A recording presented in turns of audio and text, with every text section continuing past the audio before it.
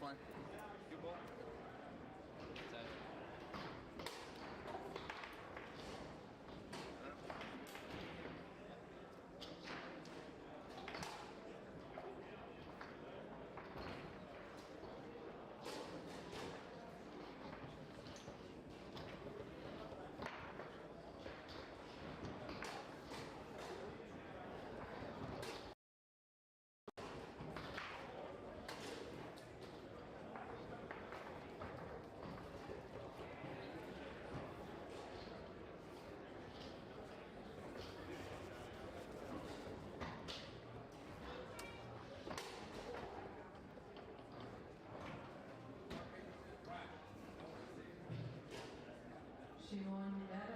Thank you.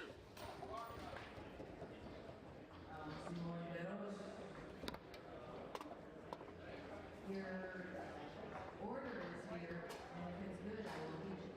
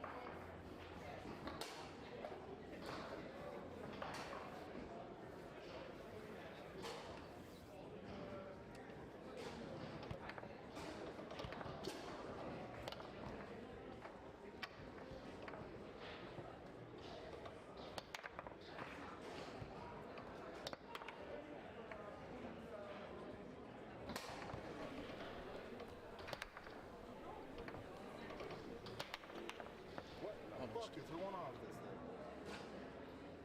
Probably just me.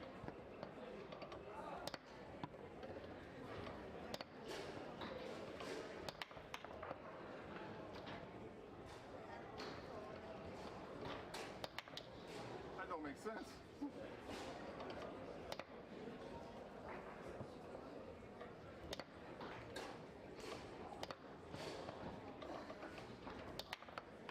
Something weird, man.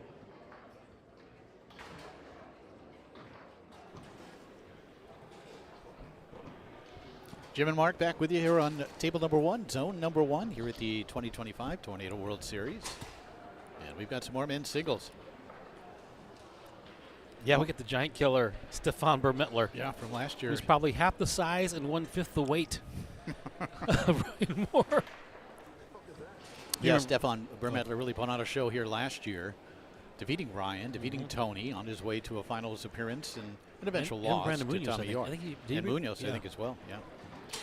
But what he did to Ryan got Ryan's applause because Stefan Bermittler destroyed him from the goal. He beat the hell out of him from the 2-bar. And so we're going to see if the magic, because we know he's fearless. We know he's not concerned. There's just some great things I love about this kid, Stefan Bermittler. He, look at his pull shot form. Yeah. He gets in his stance. He sets the ball up. He's absolutely still, motionless, and then crushes. All the holes look the same. Yeah. And then he'll bust out a slingshot or a push kick on you. This is round of 16 action, so the winner of this one would advance to the quarterfinals. Let's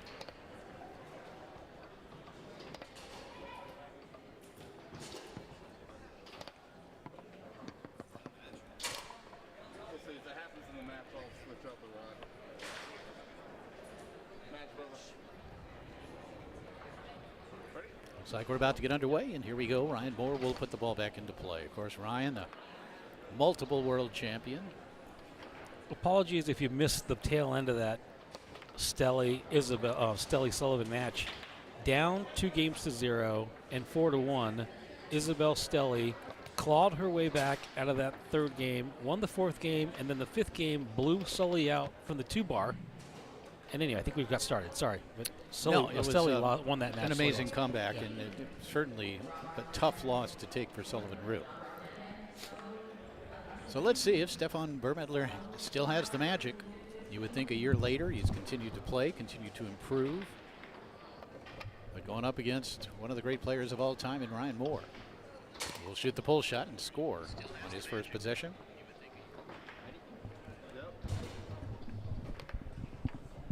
Back comes Burmettler. Yeah, there's something to be said. And Stefan Burmettler, I think, still very much a teenager. Last year he was almost unconscious. Oh, look at that block there. He showed him the standard, baited the split, came back with that forehand to make the block and take it away. But last year he didn't know any better. He just came out here, played his game, did his thing, no pressure.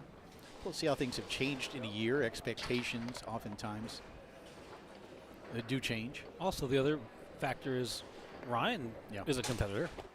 Ryan's knows that Stefan has a notch in his belt with Ryan's head on it. So it's kind of like, hey, let me.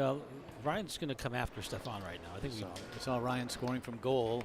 So he took it to that short corner. Then Burmettler came back to score off a pull shot down the middle. And again, watch how fundamentally sound of a pull shooter Stefan Burmettler is, as Mark talked about. And it looks like Ryan also will be shooting the pull shot, which is always fun to watch.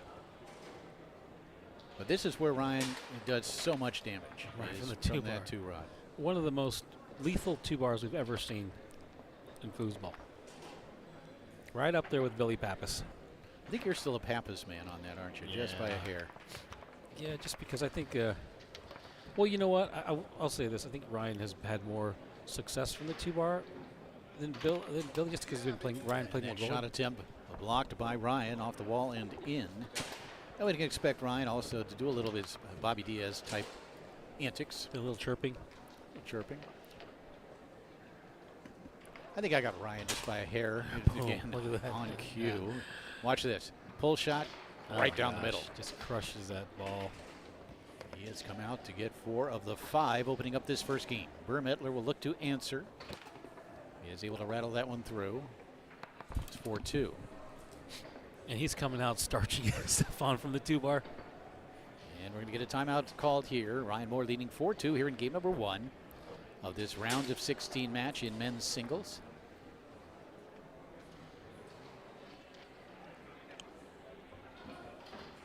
I guess the best way to describe it would be if I needed a shot to win a match, I'd probably want Ryan to shoot it. But if I needed someone to win goalie wars, I'd want Billy to play. That's interesting. Yeah, I can see that.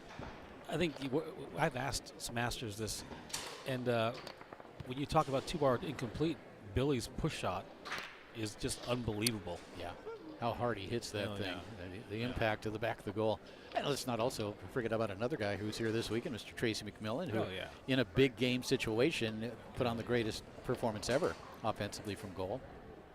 That 2006 World Championship run with his partner Dave Gummison. And there's something to be said for that. Certainly Ryan Moore has hit big shots in big situations. Billy Pappas too. But that performance by Dave Gummison and Tracy McMillan, and McMillan in particular, I think really second to none when it comes to individual goalie shooting performances. Let me add another layer. If I needed someone to make a block and a decision, it'd probably be Todd Lafredo. Okay. In his peak, make a block and a decision. Like a decision is a pass, a bank shot. I don't disagree with that. Yeah. And Burmettler able to send this one in with a 5. He's back within 1 at 4-3 as he quickly converts with the right hand on that 5-row. Now, if I needed someone to race a shot, it'd be Frederic Collignon. Yes, it would. I don't think there's any question about that one.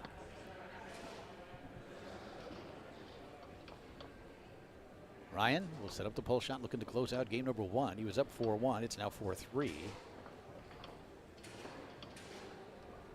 And he'll call timeout. Here's a question in chat.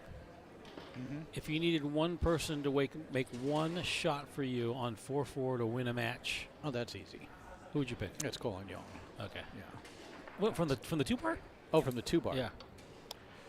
No, that's easy. 3-bar. I think it's probably Ryan. I think it's probably Ryan. He's got so many options. He's so explosive and staying home on that John Wayne nicely with Barnett, but then back comes Ryan with a standard split pull shot off that standard defense, and he wins game number 1. So Ryan Moore comes out with a strong opening game performance. I think it was 5-3.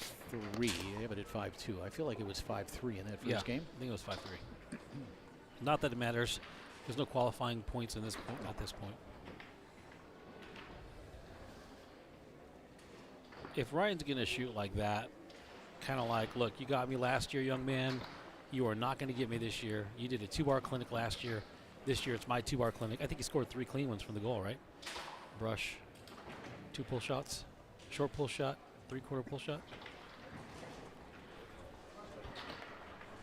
Yeah, I just got a video from my wife of my 13-year-old daughter driving our car.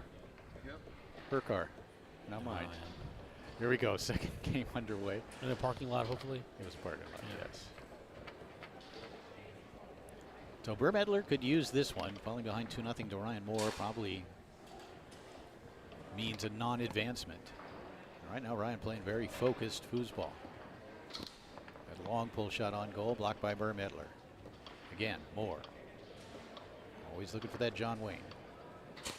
Yeah, that angling long pull shot. Right now, Ryan, you can tell with the body language and what's happening on the table, he's feeling it. Feeling very good about the way things are going. Barnett needs to find himself here. He's yet to really get into the match. A 7-second pull shot here would help. Like that. Tied up at 1 here in game number 2. 1-0 lead for Ryan Moore.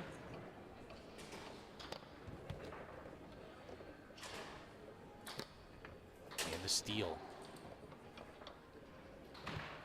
And again, when you're going up against a guy that's kind of rolling, kind of doing what he wants on the table, it really, I think, pays dividends to slow things down. When you get that ball, let's take our time, let's use the clock, let's execute something smart and with authority. But if you kind of get caught up and play the game at the opponent's rhythm and pace, it could be dangerous for you. Paul, we saw Sully do that. I think she got caught up a little bit. Out of character for her. Here's Barnett, who can be dangerous back here as well. That one sliced to that short corner. That's a beauty. Watch this. He waited and then found. It looks like it might have hit off the man. Either way, a goal and a lead now for Barnett here in game number 2. Stefan out of the nation of Austria with a great table soccer tradition. They won the first World Cup way back in 2006 and have produced some great players. Kevin Hundstorfer, probably the best Austrian player ever. Again, there's Ryan. Again, Barnett quickly through the lane. Stefan Justin, we noticed this last year, looked so comfortable on a tornado table.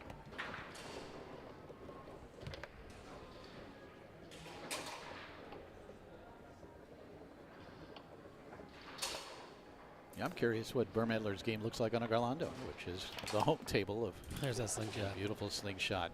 Watch this, looks like a pull shot, turns into a slinger.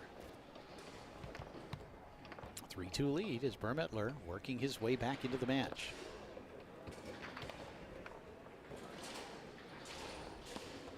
Ooh, that's not going to help, man. And then sent right back to on his own goal. So both players fumbling the ball a little bit. Good question from Holger SCH. From the 2-bar, would you still, I think he's saying, would you still take Ryan Moore if it is not a tornado table? No, probably not. And again, I talked about this last night, I think, with you on the air. And Billy Pappas, when he won the Garlando World Championship, 2012, 2013, one of those years, scored 3 a game from goal on the Garlando table and was just ridiculously good. And so no, and of course on Bontini, you're not going to see a lot of scoring from goal, period. That's a great question. And there's, of course, some great German and European banking goalies. And Kobitz out of Netherlands was always such a great banker. In fact, that's what he did for a living. He was a banker. Yeah. Also a hobbit. That's what I thought you said. And Kobitz, yeah. Oh, hobbits. Like bring the ring to Mordor? Spelled differently, Okay. but yeah. Habets. So Stefan cannot afford to give this one away. He had a 4-2 lead. Ryan is a real champion. He's a multi-table singles champion, and World doubles Cup champion, World Cup champion, Tornado World champion, tripled at the Roberto Sport World Championships back in 2012.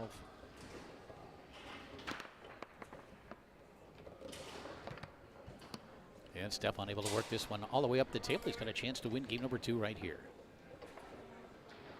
And he does. He sets it up, strokes it home. Yeah. An answering performance in this second game from Stefan Burmettler of Austria, as he has now evened it up at 1 game apiece with a 5-3 win over Ryan Moore. These are great. The ebb and flow of 2 incredible physical talents in foosball. It's always so fun to watch. And Stefan, as far as I know, he's 1-0 on Ryan. He's 1-0 against Ryan.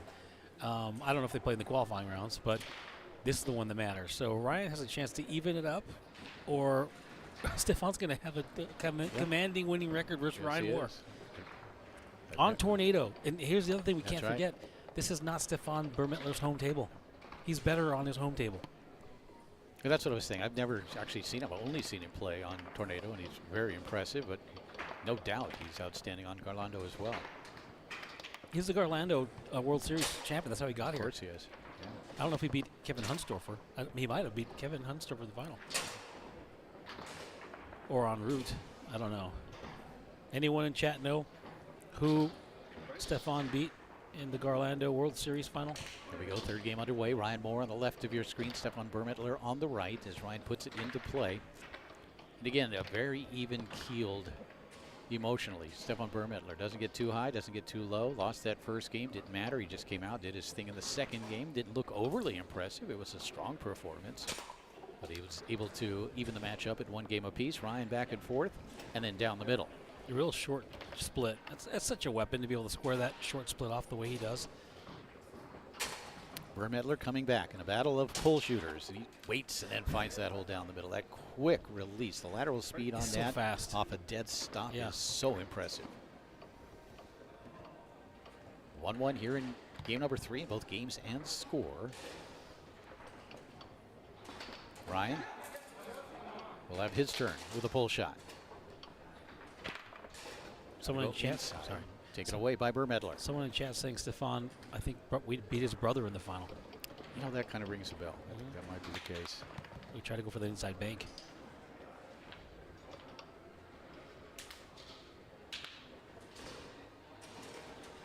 Ryan has been held in check for the most part from that 2-rod, except for early in that first game by Burmettler. And again to that short corner.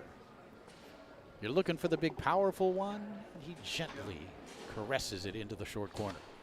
That's what makes Ryan a threat. He's got the finesse, too. He's got all the... Yeah, he's got it all. There is no weakness in his game. Stefan's getting hot from the 2-bar, though. I'm sorry, hot from his 3-bar. We're tied up at 2 here. Another 2-1 lead now for Burmettler. No, we are tied at 2.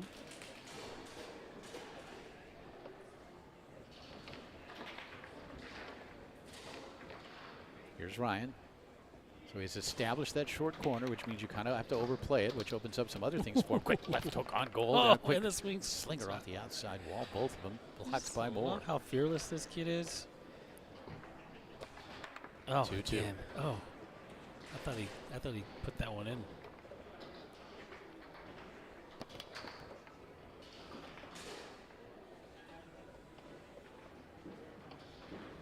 Chance to take the lead here in game number 3. But that one blocked all the way back the other way and into the goal, much to the dismay of Stefan Burmettler.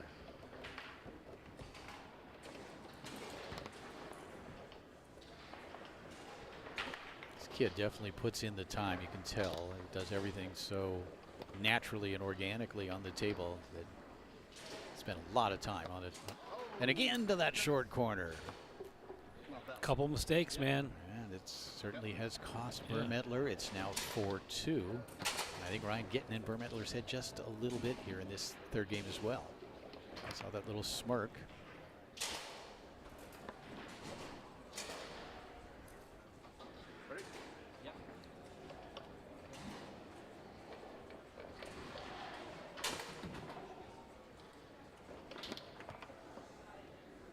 So much torque, so much.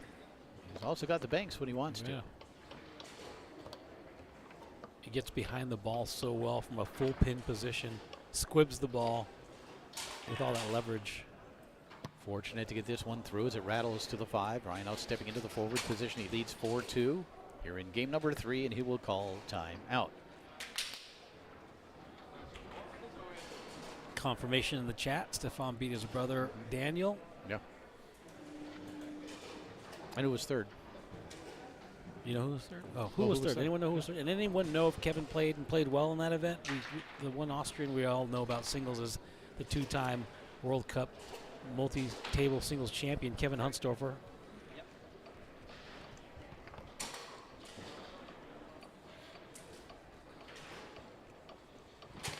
Ryan, tic-tacs, goes back and forth, trying to come along the wall, blocked by Vermittler.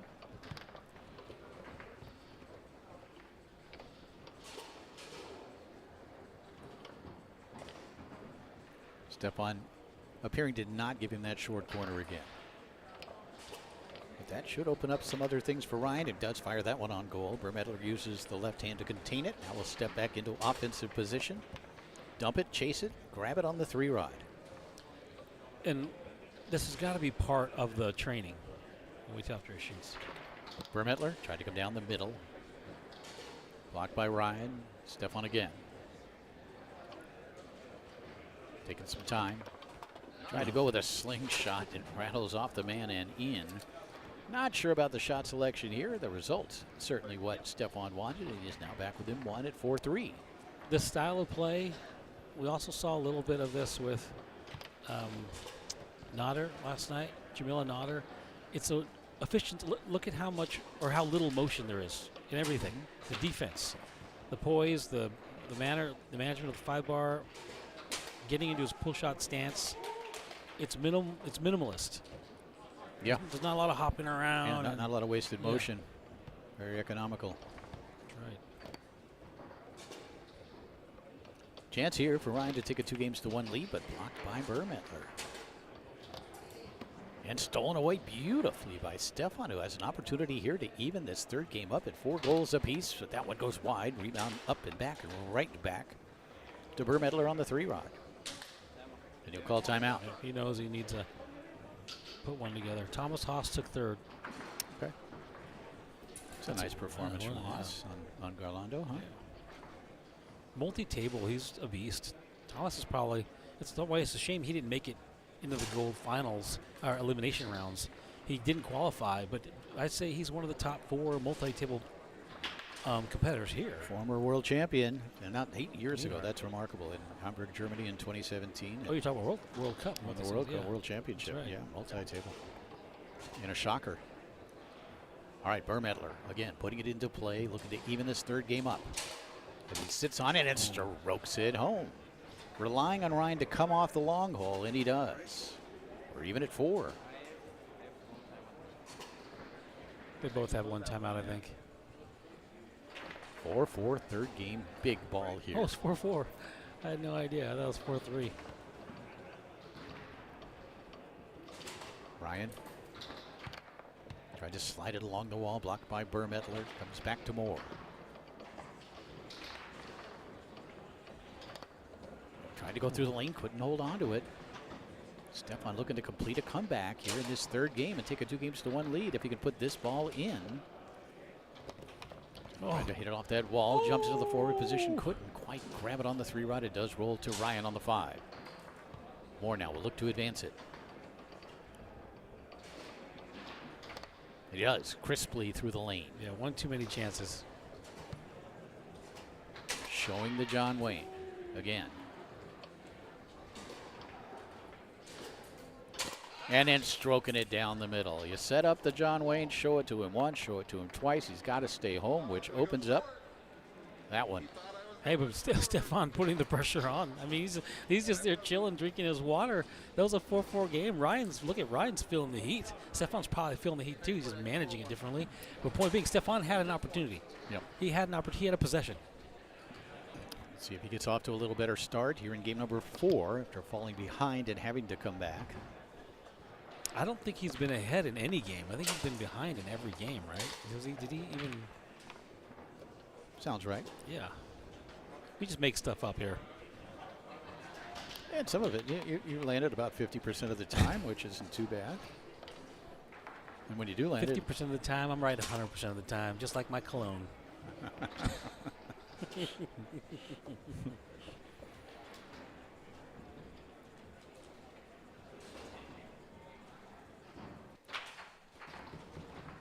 Ryan Moore won the first game. Stefan Burmettler won game number 2. You get the feeling that Stefan's not going anywhere. He's just going to keep doing his thing. And Ryan's going to have to put him away. Now, there are adjustments that need to be made.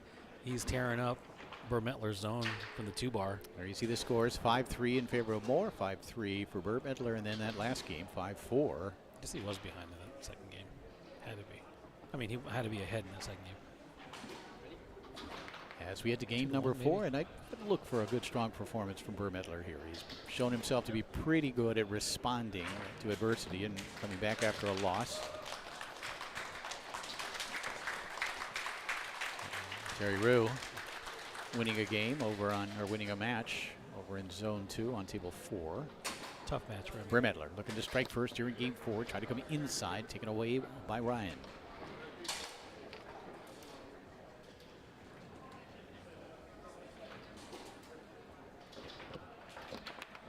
Ryan slides that one on goal, but the rebound comes right back to Burmettler.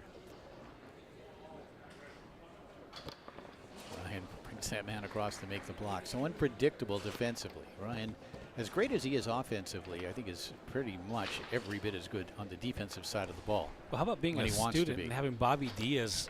Yeah. When talking about economy of movement, yeah, that defense is a shell game. And setting it up, stroking it home is Ryan, who's trying to bring this one home and advance to the quarterfinals.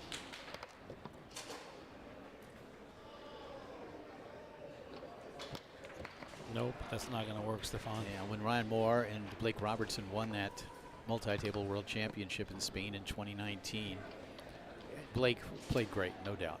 But Ryan showed himself to be defensively maybe the best goalie in the world, using that Bobby Diaz approach. While also providing some offense. And then just flicking it home to that short side is Moore, who's feeling it. Yep. He's up 2-0, up 2 games to 1.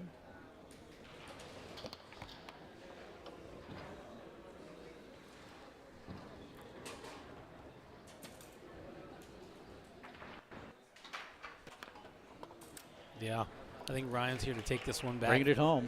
Yep. And a timeout called here by Burmettler.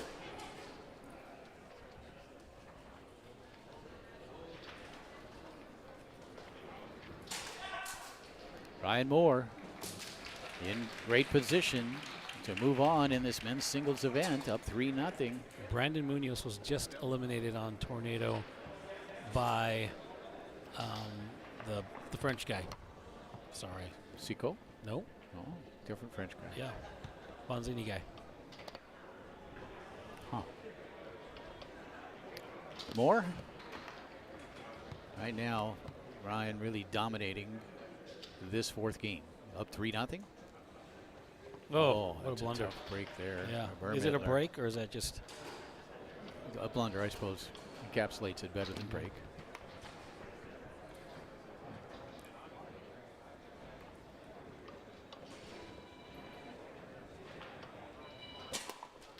It's match point. Ryan Moore doing it on every rod. Showed you again why that 2-rod is so lethal. What a difference a year makes, Mark. Yeah, and now Burmettler's not a surprise. They can prepare, like it's on his mind. He knows what he's dealing with, and he's not playing around. Burmettler did not score nearly as well as he did on the And that's it. Yeah. In 4 games, Ryan Moore with a 5-0 win in this 4th game advances to the quarterfinals with a 3-1 victory over the Austrian Stefan Burmettler, who will finish 9th. Great performance from Ryan Moore, who certainly is a guy that could very well win this championship. And as we get into the quarterfinals and semifinals, we are looking forward to some great matchups as Ryan Moore closes out Burmettler to advance. We'll take a short break here. we're not sure. We'll be right back as soon as they call the next matchup. In the meantime, we'll be stuffing our face with Hawaiian food. Our faces with Hawaiian food. Yeah. See you soon. Thanks.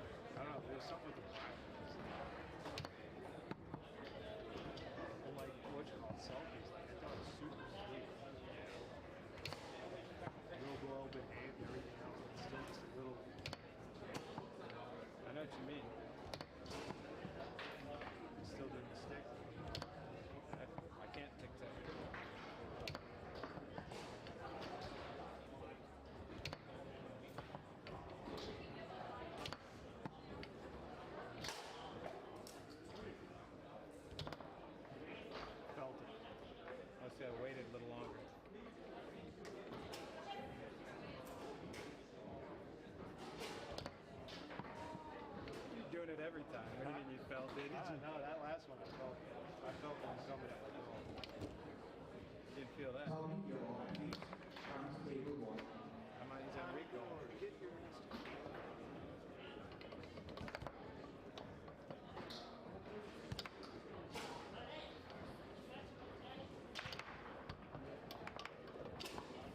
Mark Klaus,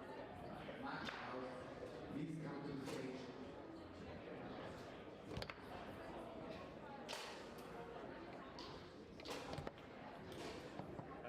That's a good one. Snakery. I like that. It's a good one. So it's a middle guy.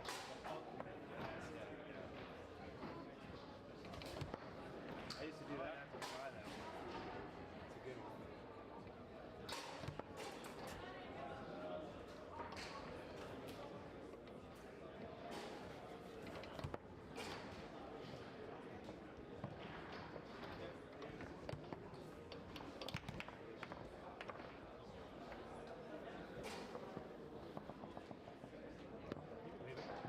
I'm okay.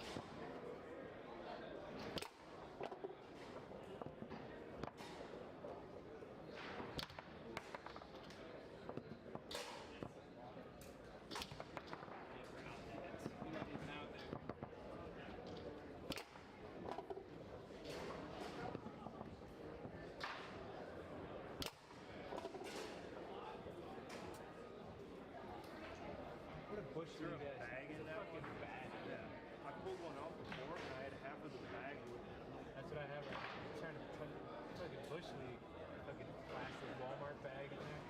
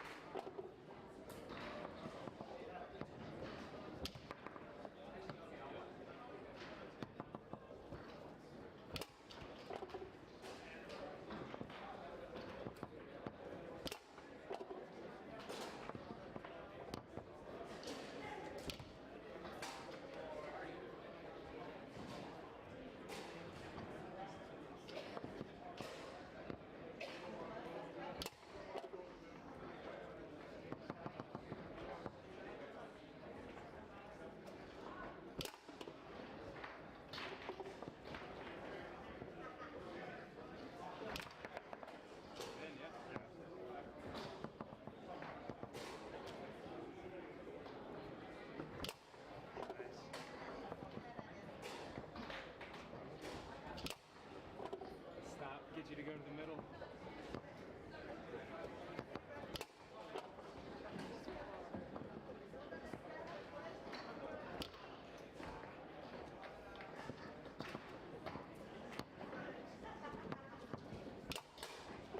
Alright, go ahead. Good match, guys. Okay, so first things first, I'm never going to remember to hit that thing. So, just so you know. I remember. I know, because you're new. But that wasn't there last time. It's here also. It's a different tip. Oh, really? But yeah, just so you know, Oh, I'll remind you. okay, that's fine. Do you have those two new balls? Are those like two brand new? Yeah. Okay. They're probably newer than mine. Or, huh? I haven't played with them yet, so Okay, good. definitely new. I'm gonna go get water real quick. Who do you want to rep? Let's get a rep. Yeah, I'm down.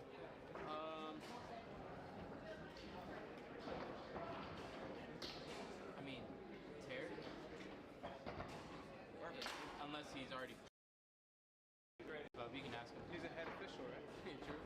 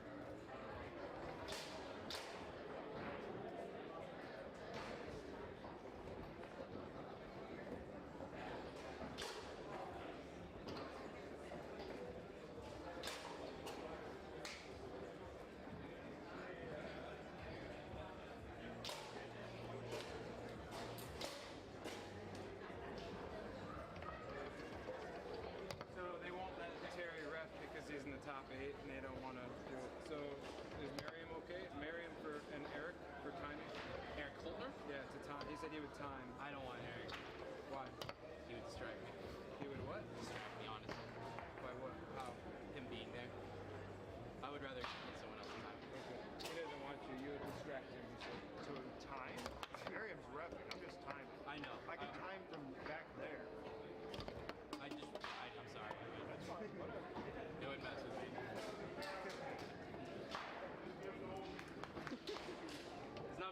It's not for a bad reason. It sounds personal. Right? No, it's not bad. He hates you. I know.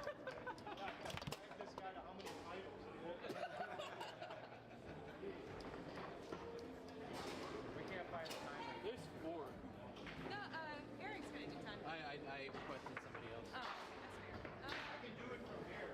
He hates Eric. Yeah, I get it. That puts I said he hates Let me Eric tell and Frank Eric now. is like. Oh, Reed. Reed's good. Reed Rector. Tony, I think I accidentally mixed it up. These are 2 other ones. I need a timer. Got you. Sweet. Yeah, that's sure good. I'm good with whatever you want. Because I'm the one that mixed it up. Yeah, these two look like newbies. That's good. They're all pretty decent. Did you how do you feel on the the sides and everything? Did you check the sides? Should we flip? Yeah, we can flip. I haven't checked that side very good yet, though. Alright. Let's flip and figure it out. Yeah.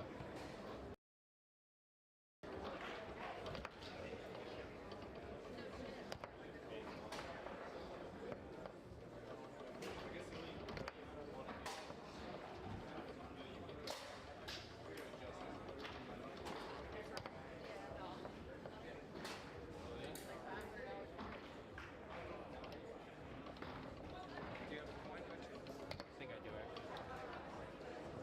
Yeah. I don't know if it's on the table.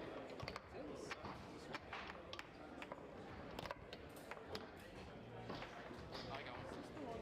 This was the original table 1 I did.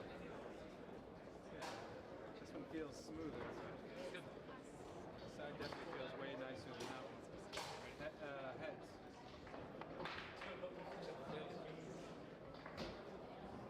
What you want? The 5 bar is dragging, but isn't it? Really? Compared to the black side? I've never.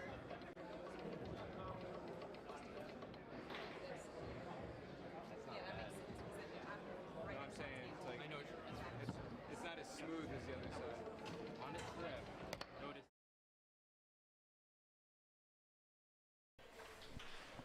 And hey again, everybody. Jim Stevens, Mark Torres, and boy, do we have a good one for you in zone number 1 coming up here. 2 of the best players in the world, 2 of the best tornado players in the world. An argument could be made, maybe throw Ryan Moore into that mix as well. And we're talking about the elite of the elite, and it's going to be Tony Spreman versus Tommy Yor. What has become one of the great matchups in the sport over the last half decade or so. And we are certainly looking forward to it. 2 similar players, although maybe as the years have gone by, while in some ways they're still similar, in other ways they have certainly moved in different directions in terms of how they play the game. There's so much going on here. So we saw Tony come onto the scene 2001, 2001 with his far wall tic-tac, and then the rolling pull kick, and then the walking snake. And then after he bust on the scene, a high performance, winning Open Singles World Championship the following year, we saw all these clones of him. We saw various people try to duplicate yeah. but no one. The only person that we know of that Tony took under his wing, and with compassion and caretaking, like a protege, was Tommy Yor. And Tommy Yor has taken that style of play and evolved it into his own. Now we have Tommy Yor, who just won the gold final, 5,000 euros. That's yesterday. We've seen Tommy Yor double dip Tony Spreman at the Texas State Championships in open singles. Double dip 2 Scoopies, the most rare of all phenomena. There's a lot of history. There's a lot of story. Tony failed to make it to the finals of the gold final. Tony's the consummate competitor. All that's happening in real time. We're going to see how that plays out here on this stage. That should be a lot of fun. It always is with these 2.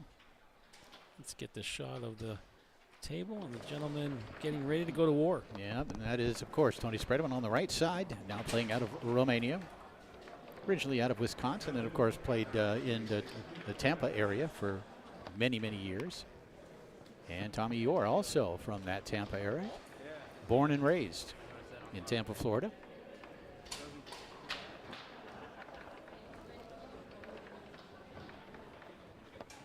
So let's look at questions in chat. Jeremy, they're going through Monday. If you're that close, man, swing by. A lot of people are just swinging by to check it out. We got someone who's very excited to be from Brazil. Lucas Daniel Montero dos Santos.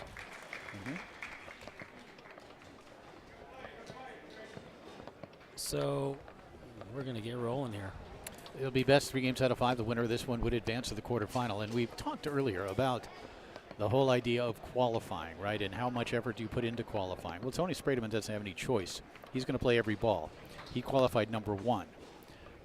Tommy Orr, despite winning yesterday, despite being one of the top 2 or 3 tornado players on the planet, qualified, I believe, at number 17, which means that he's having to face Tony Spreman in the quarterfinals as opposed to in the semis or even in the finals. And that's, if you think about it as a player, if you think about the fact that I don't want to have to face the top seeds, the other top seeds, that early in the event, then maybe that is enough of a motivator. It should be.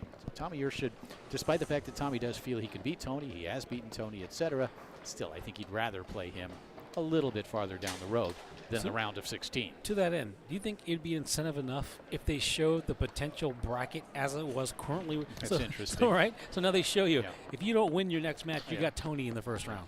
Now people are like, I want to win my next match. I do not want Tony. That's interesting, sure. And you can kind of make those sorts of calculations. The Coral does have the ability to sort of follow that as it's in process, but again, again, and Tommy Orr, knowing who he is, he feels he has to beat everybody anyway. It doesn't matter when he plays them, I suppose. But ideally, I think he would rather face him in a semi or in a final. And really, all things considered, Tommy should have been a second or third qualifier at the very least. These guys are just testing the surface and the balls, and they know all the detail of every little thing in ways that I never had the skill set or experience to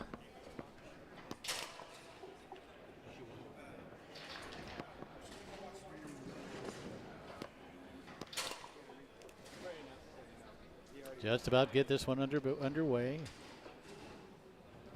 A couple of officials over there. One of them is Mariam Ali. Can't see the other.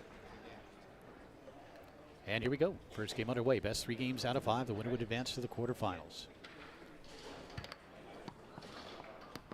Tony Spreman will have the first scoring opportunity here in game number 1. And again, these 2 players know each other so well. Both really good defensive players. Generally, the shooting percentages when these 2 play are pretty low, just because of the outstanding defense and the familiarity with the opponent. Tony's had a shot. It was blocked by Tommy. Now Tommy's going to get an offensive effort, and it'll be blocked by Spreman. And this is kind of how these battles go, which is what makes them such great matchups each and every time these 2 guys face off against each other. If you could crawl in between their ears and hear what they were talking about in their own heads, it's so many layers deep on each other, what they're anticipating, who's good at what, where, when, why, how. It's that deep between these guys. Again, 2 guys with such quick hands, such great defensive players, such great offensive players, and Tony is able to find that tight hole near side to make it 1-0. Spreman in your corner. Both practitioners of that opposite wall tic-tac series. Tommy able to go through that high lane and stroke it home near side. So each player so far has been effective to that near corner. And we're tied at 1 goal apiece. Back comes Tony, though, with a quick one to make it 2-1. A lot of times with these 2, it isn't about who scores better on the 3-rod. It's some of the in-between things that happen. And Tommy grabbed that. It would be his ball if it rolls to a dead stop, which I think he's going to allow it to do or encourage it to do. And Tony says, let's just get with it. Let's go ahead, put it back into play, Tommy. And first, Tony's going to call timeout. An early first game timeout called by Tony Spreman, who is up 2-1. Such respect between these 2 and actual affection. I think these 2 guys really like each other. Yeah. Both great guys. I've heard Tony talk about Tommy in the most glowing of terms. Yep. 10 seconds. Well, they both do it the way you should do it. And, you know, Tommy, a result of his parents, a result of his approach to life, is not only a great player, but a quality human being as well, no doubt. Both these guys. And successful. Graduated with his degree. Now has a great job up in the Northeast. And Tony's successful. He's a professional foosball player, Yep. sponsored now, living overseas.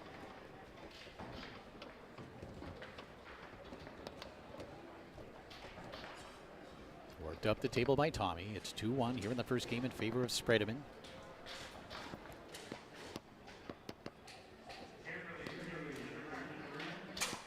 You're able to find the whole far side here. It's 2-2.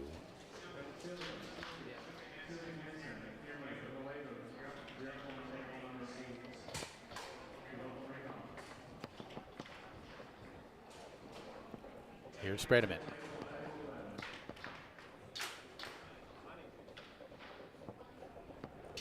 And Tony back down the middle, it looks like, as he brought it across, and I believe cut it between the defensive men of Tommy Orr. Now, last year, the winner of this event qualified for the gold final and then a year later. And I'm assuming it's the same. Whoever wins this singles event will get a berth into the gold final. Assuming there's a gold final and a gold final sponsor, all those things. All those things, of course. That's a big if, potentially. Wait, what happened? And we're going to have some questions here. We're going to talk about it, and they will come to a good conclusion. But that ball, Tommy couldn't quite get to it, or Tony couldn't quite get to it on the three. But you know they're going to err on the side of the other player. If it's going to come to a... In Mariam Ali, there's a very experienced ref, international competitions, all table types, ITSF certified judge. Ball put back into play by Tommy, who's going to bounce it off that outside wall. Knocked down by Tony, and he'll pick it up back in that goal area. Tony leading 3-2 here in game number 1. Pass 2 to the 5 by Spreman.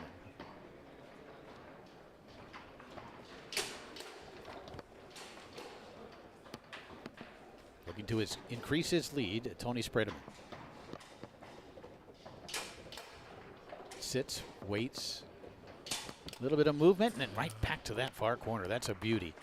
Gave a little bit of a hitch one way and then stayed in that direction, taking it all the way out to that far corner. It's 4-2, and every little incremental movement by Tony Spreman has meaning, and you really saw it on that last possession. His 5-bar, though, his 5-bar is so nuanced. Remember when it was just off the wall up, off the wall down, wall pass, lane pass, and really it was more wall pass, off the wall up back in the early days? The little brushy up pass and the little brushy down pass. And well, he's reading the situation. He's reading the table and going with what reading Tommy. And reading Tommy. Yeah, he's playing the man. It's true artistic genius. It really is. It's such a high level of foosball. It is a wildly high level of foosball. It's way out there. Because you can have all that stuff, and a lot of people do have all kinds of stuff, but then it's the when to do it. It's the situation choosing, and he knows there's no guessing here. Like he knows that pass is going to be there. They were both in one spot for so long. I was convinced our stream was frozen. Tommy will put the ball back into play. Down 4-2 here in the first game. Try to go along the wall. Knocked down by Tony. Angled towards the goal with that reaction on the 3-rod. Tony can't hold on to it. He'll grab it at the goal area, put his left hand on that 2-rod, and look to work it up the table. He does along the outside wall, 2 to the 5. Now steps into the forward position. And goes back with a similar pass, 5-3. Looking for a first game win, Tony Spreman. Quick shot here. You're with a block and the takeaway. Tommy will be able to work it back the other way. Can't connect on the 5-3 segment of it. Tony with a left-handed shot attempt. Good grab. Reeled that one back in.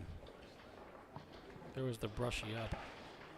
Yeah, where's the old Tony tic-tac lane wall, huh? Yeah. Think of the past. And I think some of that comes from the fact he had to adapt to other tables. Couldn't really use that tic-tac. Another chance here for Tony. Another block for Tommy. Spreman leading 4-2 here in game number 1.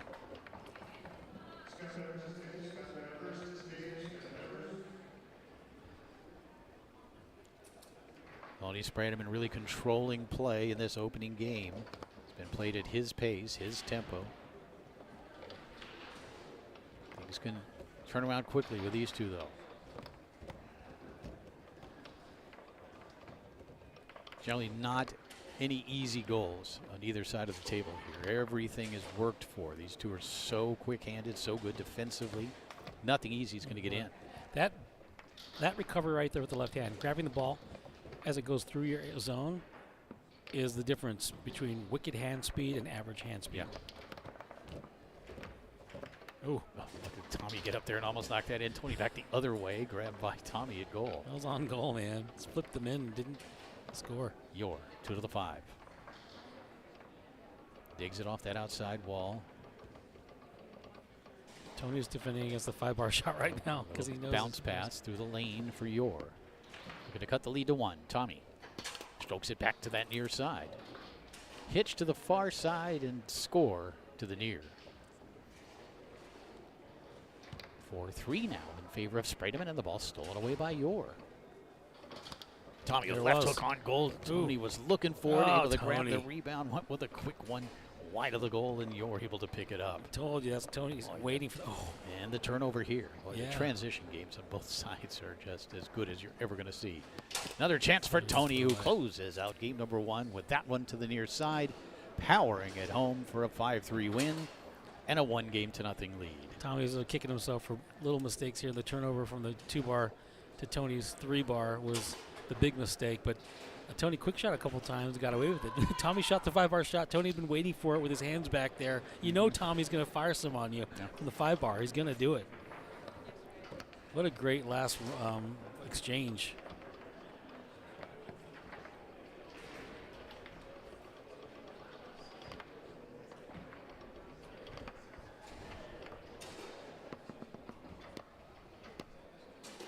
Jim and I have been doing commentary together off and on for a long time. Yeah. Been 20 years? Seems like longer. Well, it was 2001. Yeah. A little more than 20. Yeah. We did that 2003 World Championship final together. Yeah. It's very off and on for that long. Yeah. There was a huge gap where I didn't want anything to do with foosball ever. I was like, I'm never going to do anything with foosball ever. And then, you know, a pandemic happens, and here we are. Yeah, that's kind of how it went. That's how it went, man. All right, 1-0 lead for Tony Spreman as Tommy will put the ball into play, opening up game 2. See what kind of adjustments Tommy makes. Tony defensively with the right hand on the 5. The left hand on both goalie rods.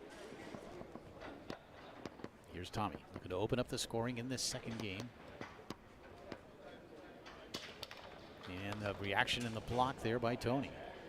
You look at that defense, and there's freezing, complete stopping before movement to absolute positional defensive locations. All that defense is designed to compensate for the counter movement, the big fakes, the big leaps. That's a great take. That's so true. And he is able to find the hole here. Did he cut it back down the middle? He did. Yeah. A very tight hole. And that was the one that was open.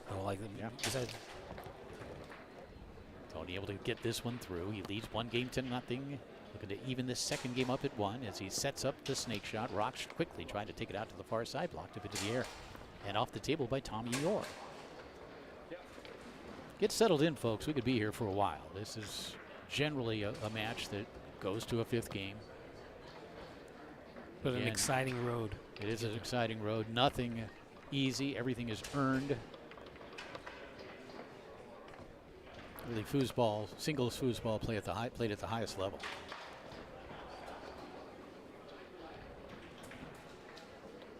Again, this is round of 16 action. Spreman, the #1 seed after qualifying. And quickly to that near corner. Spreman makes it 1-1. Hey, Dwayne, thanks for the kind remarks. We are still having fun out here. We're working less than ever, but that's by choice as much as anything. A lot of it's by choice.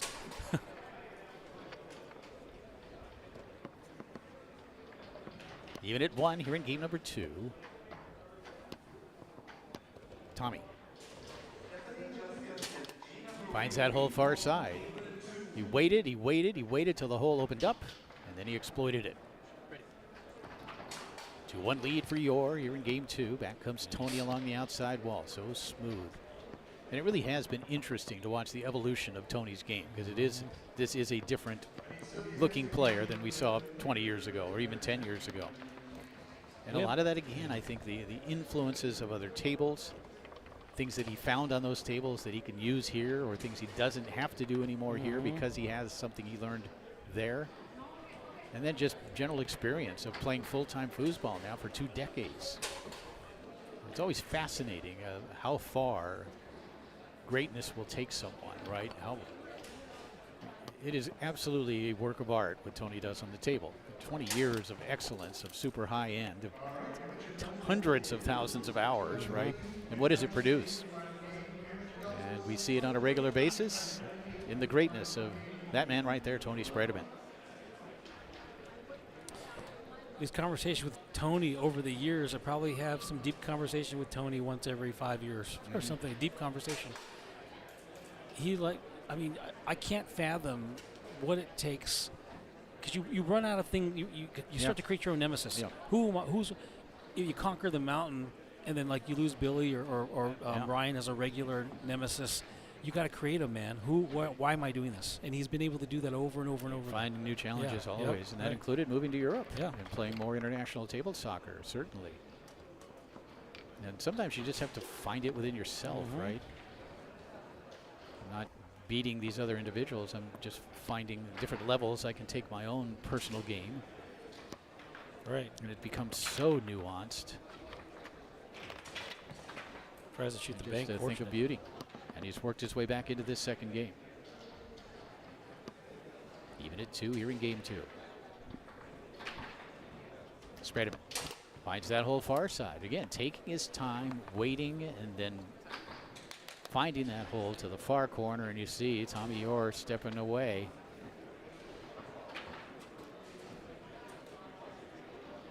No matter how this plays out for Tommy, and it's still coin flip if he wins or loses this match. He won 5,000 gold ingots. Yeah, yes, he did. And I'm going to smell. I'm not sure how many ingots that is, but it's 5,000 euros worth. Yes, that's true. But that almost doesn't matter to him, right? He still wants to claim every ball. He still wants to get out there and put his high-end product on the table every single ball. Right now, he's just going up against the better player, at least so far here in this match. Tony has been flawless. Tommy's still in it, just down 3-2 here in this second game. And he comes back down the middle. So he's finding those tight middle holes so far. He has such great touch. We're even at 3 here in game 2. Back comes Tony through that far lane.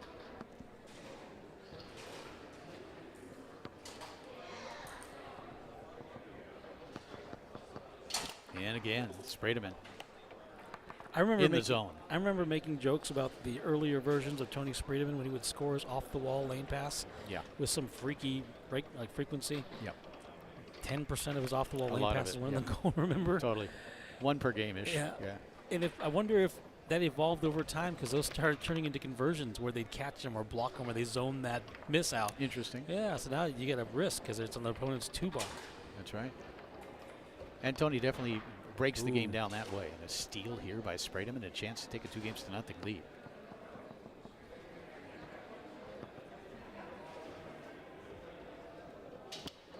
Nice switch and block there by Yor. Ooh, he grabbed it. Toenail grab. Tried to, but then couldn't. Great effort there. Yeah. But it's going to go to Tommy. Yep.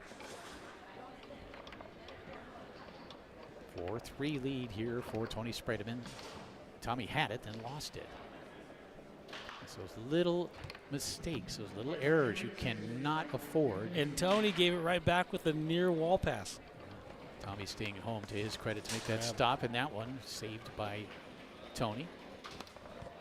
Tony looking to shoot the ball there, or at least dump it and chase it. Something's going on here. Hold on. I didn't know what he was doing. He was moving a cart. The orange trolley bugged. The orange trolley. Come in and move a table out. We are replacing table 4 over here apparently, and that caught the corner of Tony's eye. Tony can be susceptible to certain things. I bet you if I put on a clown outfit and did a cartwheel past that table, Tony would be like, I'm not playing until the clown continues on his cartwheel. Out of my line of sight. Undoubtedly. Of course, he did that late last night. I'm not sure to remember. Actually, Miriam's challenging the distraction. Letter of the law here. Yeah. That would be a delay of game warning is what I'm thinking she's going to give him. But, yeah. She's probably saying, Tony, if a clown does a cartwheel past you, you cannot stop play. You are not allowed to stop play. Yeah. Yeah, just because something, and that's true. I have to think that that did not merit a stoppage in play. Here's Tony. Let's see if how that changes things a little bit. You see Tony now. Shake it off, Tony. Yeah.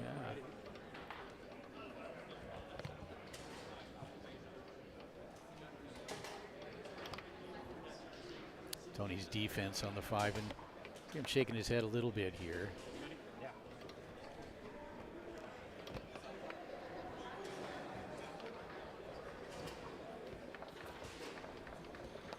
Tony working it up the table on that outside wall.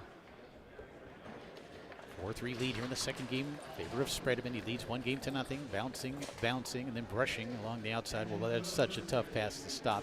Sometimes you just don't even want to waste the effort defensively because not much you can do. Tony will have a chance again here to win game number 2 from snake shot position. Quick shot near side, blocked and taken away by Yor. Tony almost able to block that one back in. It rolls to a dead stop, which means Tommy will put it back into play. And jump up into the forward position, grabbing the ball on the 3-rod, and a chance here to tie it at 4. Tommy Yor. Able to stroke that one home deep to that near corner. We're even at 4 here in game number 2.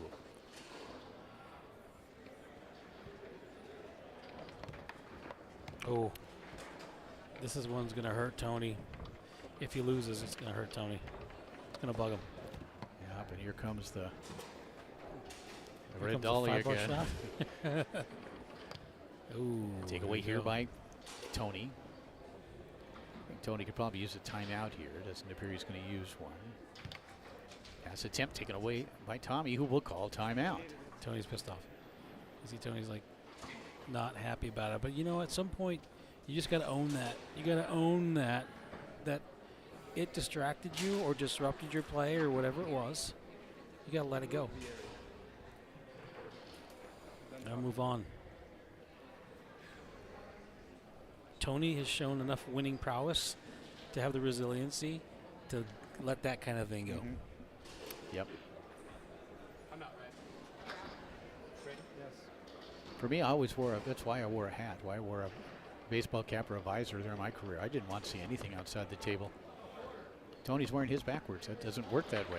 Tommy able to get this one through with a chance to even the match up at a game apiece. Just when it looked like Tony was going to run away with game number 2 and take a 2-0 lead, it's Tommy Yor who responds. Comes back from a deficit to win game number 2, and we are tied at 1 game apiece.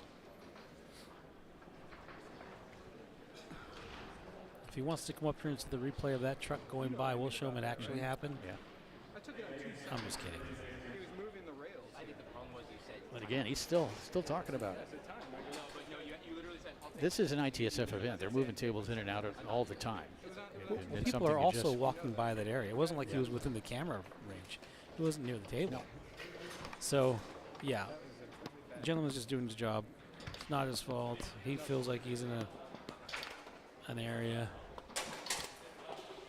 that's not in play.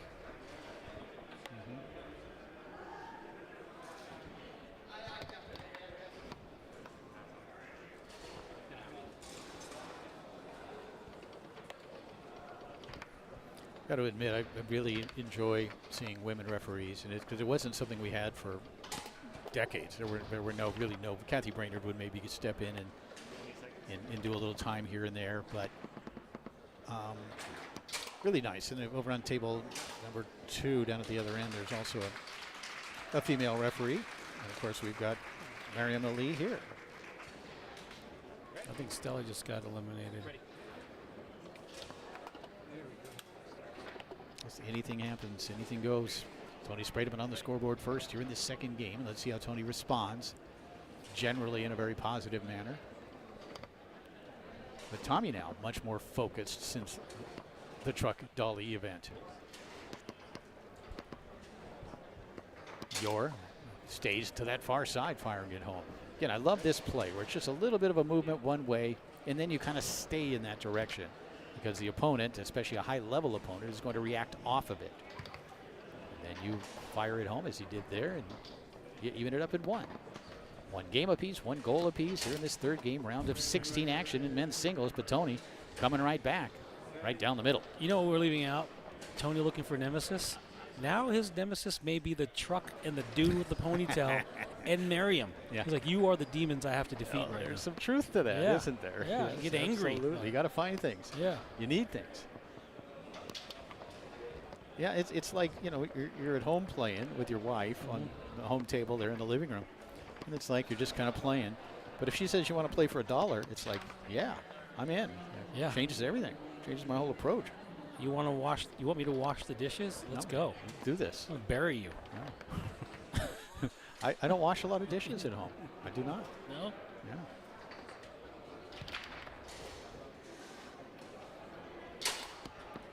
So Spreman seemed to be in control for the first game and a half, game and 2/3.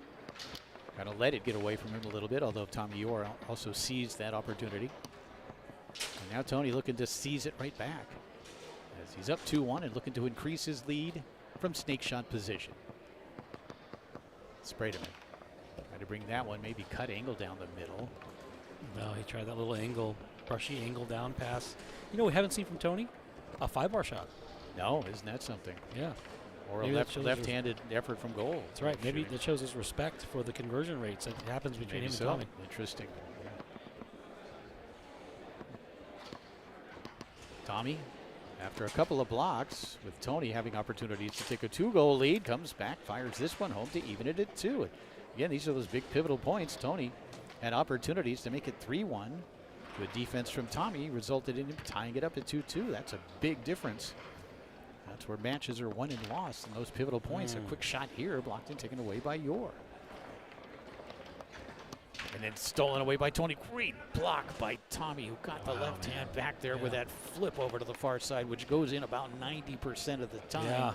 But Tommy got a man on it, made the block, and eventually able to grab the rebound. And then sends it in. Another pivotal play here. The block at the other end, eventually resulting in the score here with the 5, and it's 3-2. Wow.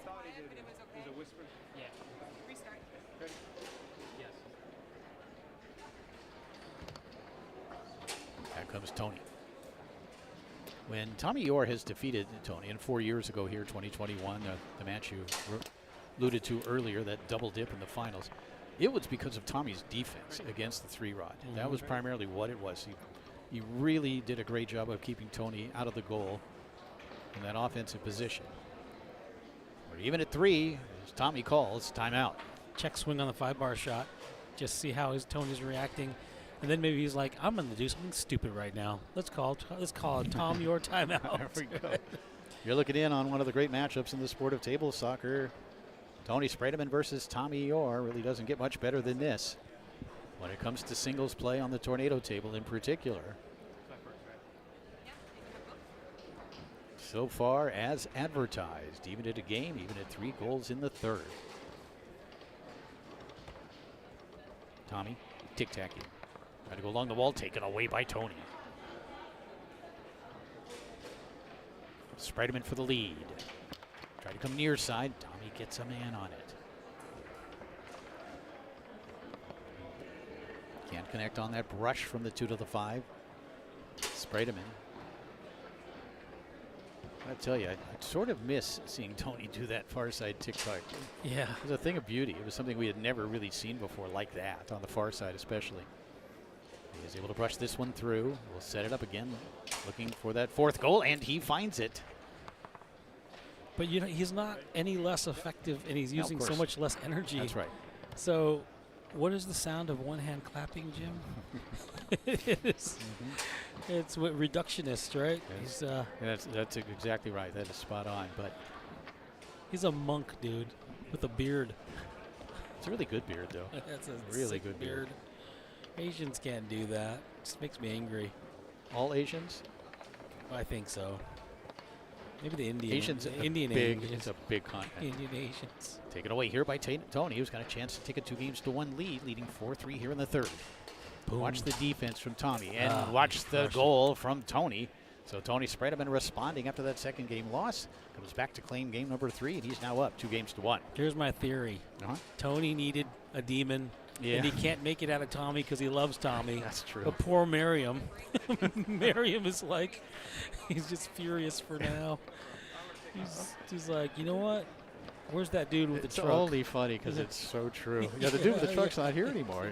And really, the dude with the truck was moving a table in and out, and that he's not here. But Miriam's still right there at the end of the table, and he is totally focused on her being the demon. If you're missing it, you got to rewind it. Tony saw a dude with a truck and decided, you're the reason why I'm angry right now. I'm gonna ignite. Now he's full on rage mode. You know, he used to do that too. Steve Murray. He's sitting right next to me. And I tell this story about Steve Murray. I was one time. It was like 1990, and I was playing the year I won the amateur doubles world championship. You won a world championship? Yeah, with a goalie named Fernando. Anyway, I was playing the piano in the lobby of a match, and he saw me, and he was so sweet. He was like, "Hey, that was a great play." And then he had to play Fernando in singles, and I said one thing. I said, like, great shot, and he looked at me like I had slapped his children. And he wanted to set me on fire. If he had gasoline, he would have set me on fire. But he was that guy who needed that thing to get angry, to get fired up. No, it's so true. And there are other examples of it, of course. Yeah. Got to find something, right? You got to find something, whatever You've it is. conquered the world like Tony has, and you need that reason to spark you.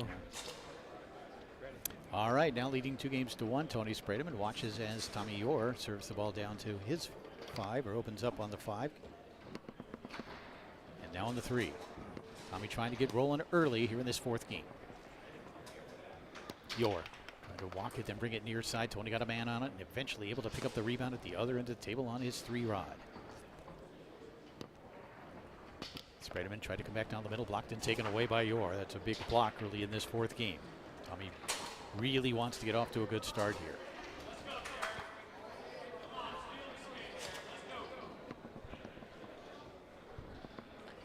Steve Murray's rooting for Terry Rue, and he can't even see the score or the table or anything. He's yelling random stuff. That's the noise next to us. Tommy on the scoreboard first. Everybody roots for Terry Rue, though, right? Oh, yeah.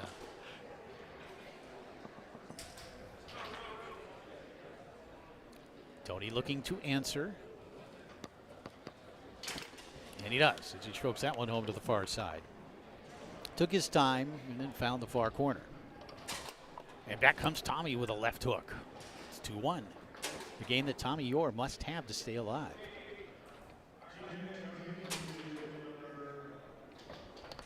Now this is, it would be interesting if, and of course Tommy Orr can come back and win this, but it would be interesting if both gold final winners, the Flora Gold final winners, and Sullivan Rue and Tommy Orr ended up finishing 9th. Oh, man. In singles.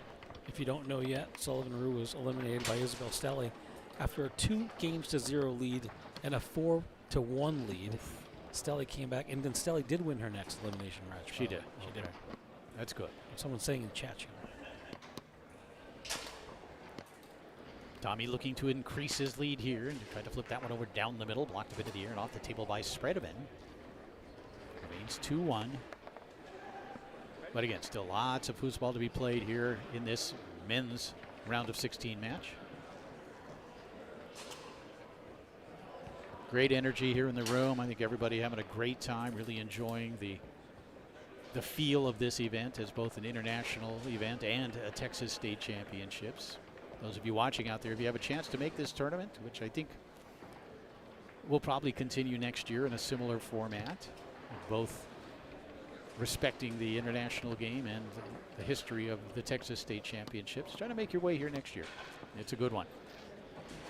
And if you've never experienced international foosball at the highest level, you certainly get that feel here. And Tony, again, working the corners, this time near side.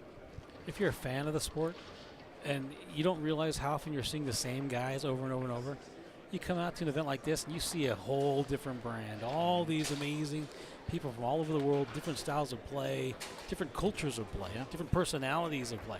So it's great to diversify your foosball experience by getting exposed to this gigantic world of foosball. And then, of course, that multi-table event yesterday. And I was trying to think back, has there been a multi-table event with all 5 tables here in the United States before? I don't think so. I don't think so. I think that was it. And you would think someday, maybe, there is a possibility the World Cup would come to the United States. Even at 2. You're in game number 4. 2-1 lead for this man here, Tony Spreman, who can't connect on that 2 to the 5 pass. Tommy tried to come down the middle, blocked, and then eventually taken away by Spreman. Tony fired that one on goal. Rebound Karamis back to the 5 of Yor.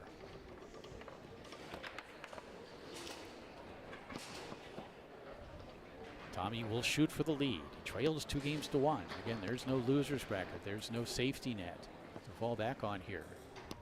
It's win or go home, and he drills that one to the near corner. Watch this. He sits, and then that lateral speed off the charts as he finds that near corner.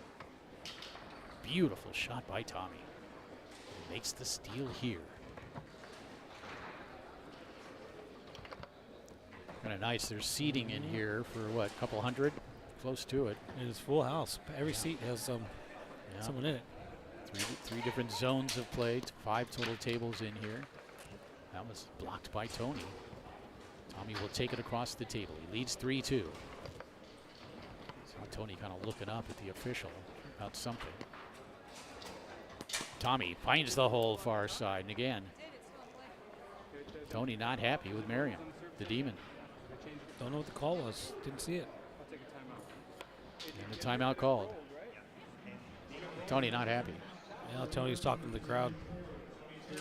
Tony's asking the crowd, do you think this happened? Tony, I think you're not part of the service. This is the surface. When it does this, It can technically do this and go all the way to the There's 2 judges. No, it's They're both doing everything. saying years ago, it was 100%. the December 23, that's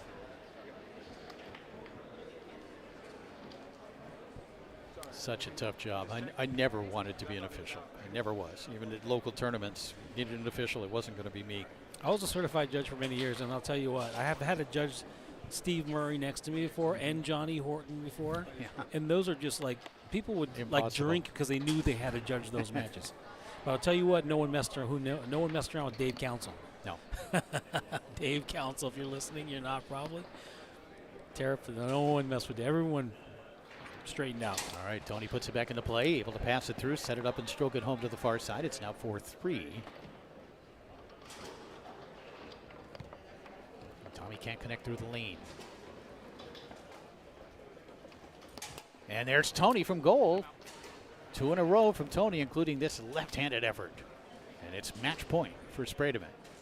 Timeout. We'll call timeout. Disconcerting that Tony may need to yell at Merriam again Okay, to get fired up for the next game. If it goes 5 games, Merriam are one of the sweetest human beings on the planet. And Tony has decided he's going to be the object of she will be the object of his ire to close out this match. I'm only laughing because it's so true. Here we go, tied up at 4 and a ball that Tommy Yor must have, and he is able to work it along that outside wall. Setting it up, looking to send this one to a 5th and final game. Tommy Yor stokes it home to the far side. It all comes down It's to 2 this. games apiece. Wow. What a match, folks. It's a good one here on table number 1. Tommy Yor was up 4-2 in that 4th game. Tony comes out, scores 2 in a row. As we look at some of the highlights of that last game, that was the one that tied it at 4. Tony's so good with that left hand. Tony is building up the fire, and if he could channel and focus that fire, if he could it's a call back to the 25-year-old Tony. And there you see the celebration after that 4th game win for Tommy Yore, who returns immediately to the table to work on a couple of things.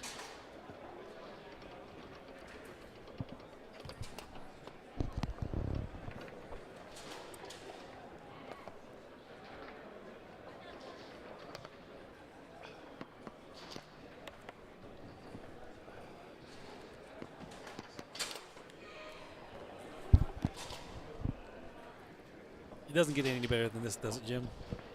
It's fantastic. We're having a great time up here. I don't know if you can tell, but Well, when you have quality foosball like this in a setting like this, it doesn't get any better than this. You're right, Mark. 5th game. Tony Spreman on the right. Tommy Yore on the left. packed stadium here. Packed seating. Tony puts it into play. Trying to knock that one towards the goal. He does grab the rebound, and Spreman will set it up, looking to strike first here in the 5th. Tony tried to come near side, and Tommy there to make the block and take it away. Working it up the table, 2 to the 5.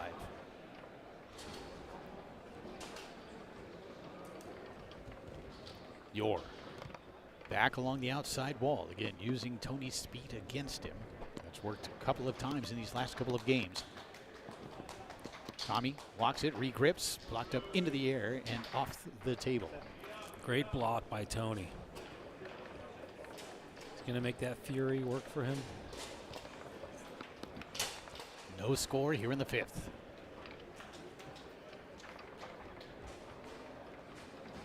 Yore tried to brush it down the middle, stolen away by Spreman. Tony fires it home far side. Tony not messing around, rocks, and then drills that far corner. Again, same pass, same result. You know, we like to, well, let's watch the shot. You're able to drill that near corner. It's 1-1. If you've ever played high-level foosball, which I've been fortunate to do just a handful of times in my career, it is like chess. It is absolutely like chess. There's all this building off of history, and history could be the prior moment. You're building off it. You're building a story. You're building what you're going to do next, how you're going to counter. There's all this chess going on at high speed. Yeah, and we're in the 5th chapter of this one because, like you said, all those first 4 games, everything that happened there is now used and learned from and adapted to. And then here we are in game number 5. We're even at 1. And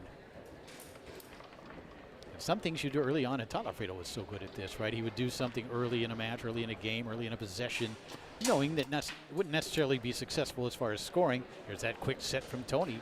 He's up 2-1. But it would set up something later, and that's totally what chess is about, right? Setting things up 2, 3, 4 moves ahead. Let's see how Tommy responds. Looking to even it at 2 here in game number 5.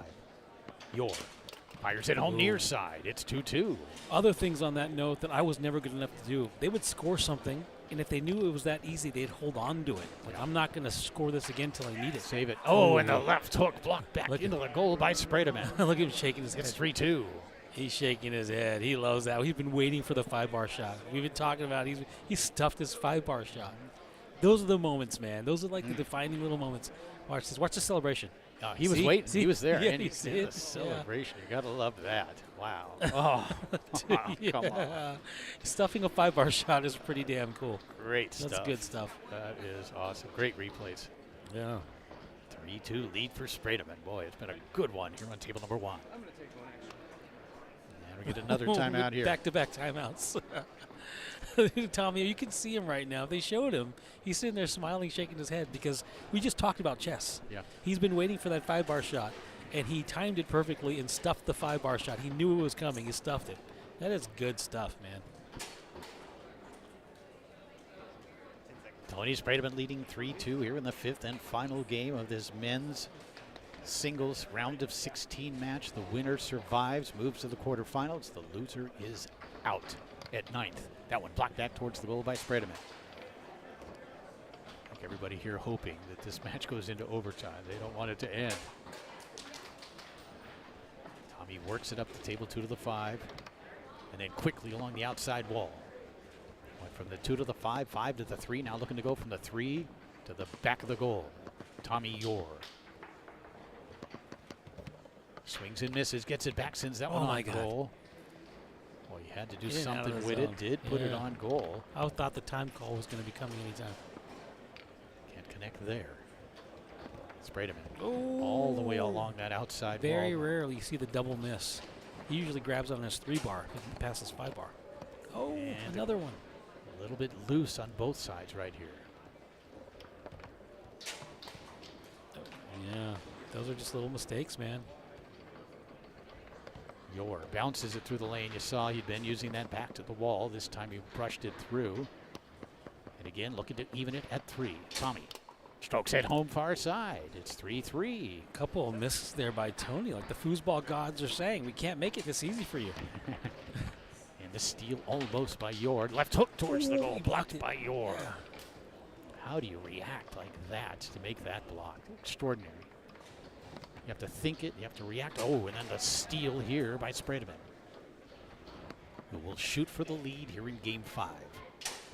And he finds it. Dead bar poolside. Match point for Tony Spreman, up 4-3 here in the 5th.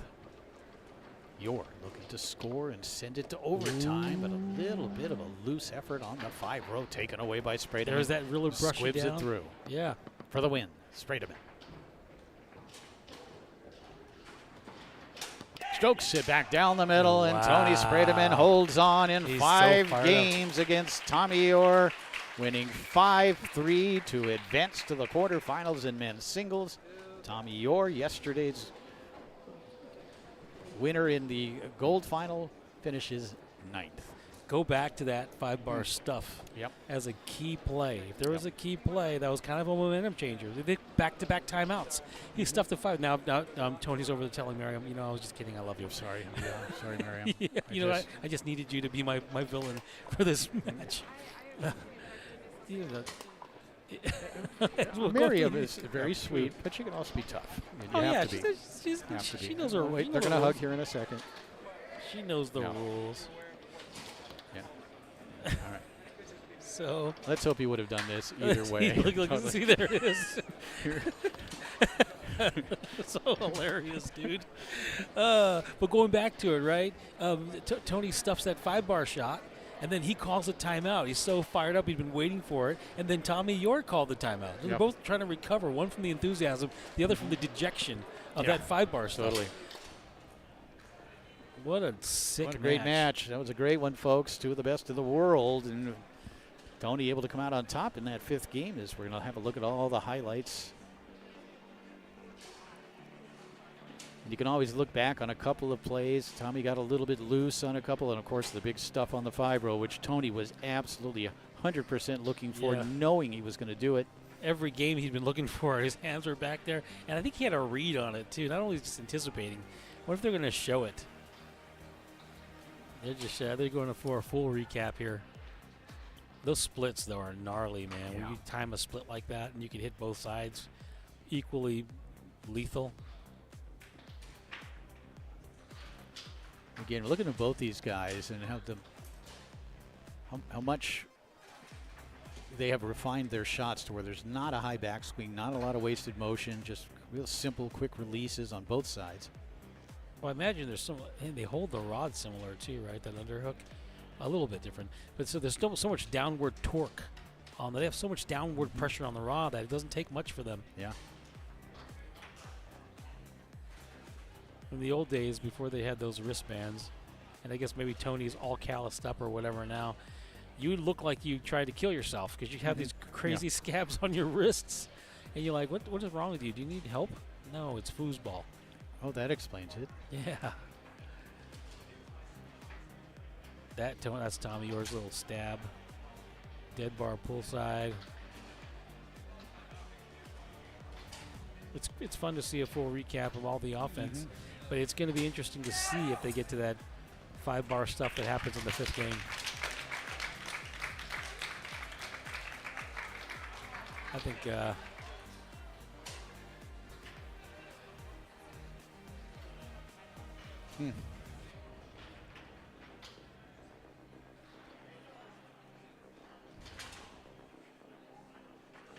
What game are we in here? Are we 4th game? I think they went through almost every single point, man. Yeah. I think we're in the 4th game right now. you're watching along with us. Because we don't have any direct communication with the great gentlemen who are engineering this, we are waiting patiently for them to arrive to the 5th game. For those who joined the broadcast in the middle, you're seeing how we got here. Still in the 4th game. All right, now that's it. Right into the 5th. Yeah. Tony struck first. Exchanged, yeah. I think they went to 2-2 eventually, and then came the ill-fated left hook. That open-handed. So it's coming up here. Side. Watch here. Yeah. Tommy with the left hook here. There it is. Look at that. That was the difference. That's what turned it around right there, folks. That was the play, and they all knew it. Yeah. He said, what the heck? And then back-to-back timeouts.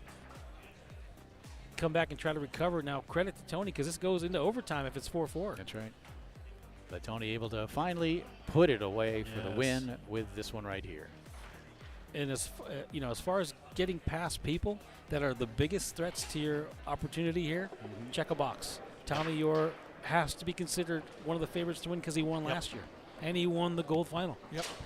But I don't know. We could take a look at that bracket and see at what point this sets up.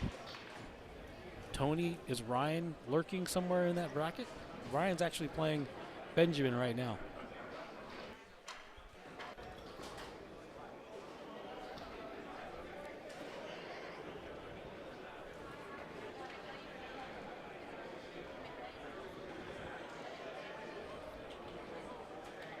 Jim's taking a look at that bracket for us.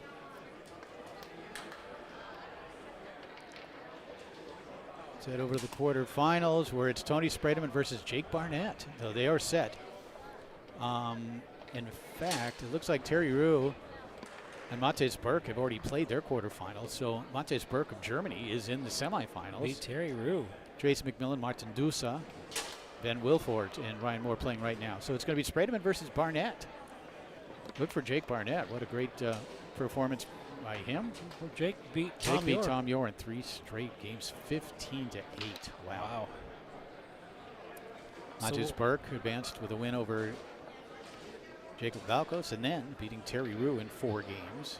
We got to advance to the semifinals. Yikes, man. We got to call Tony Spreman the heavy favorite to beat Jake Barnett. It is kind of looking like a very much, if things go to form, it is going to be a Tony Spreman versus Ryan Moore final. If things go to form. Amazing. Yep. Amazing.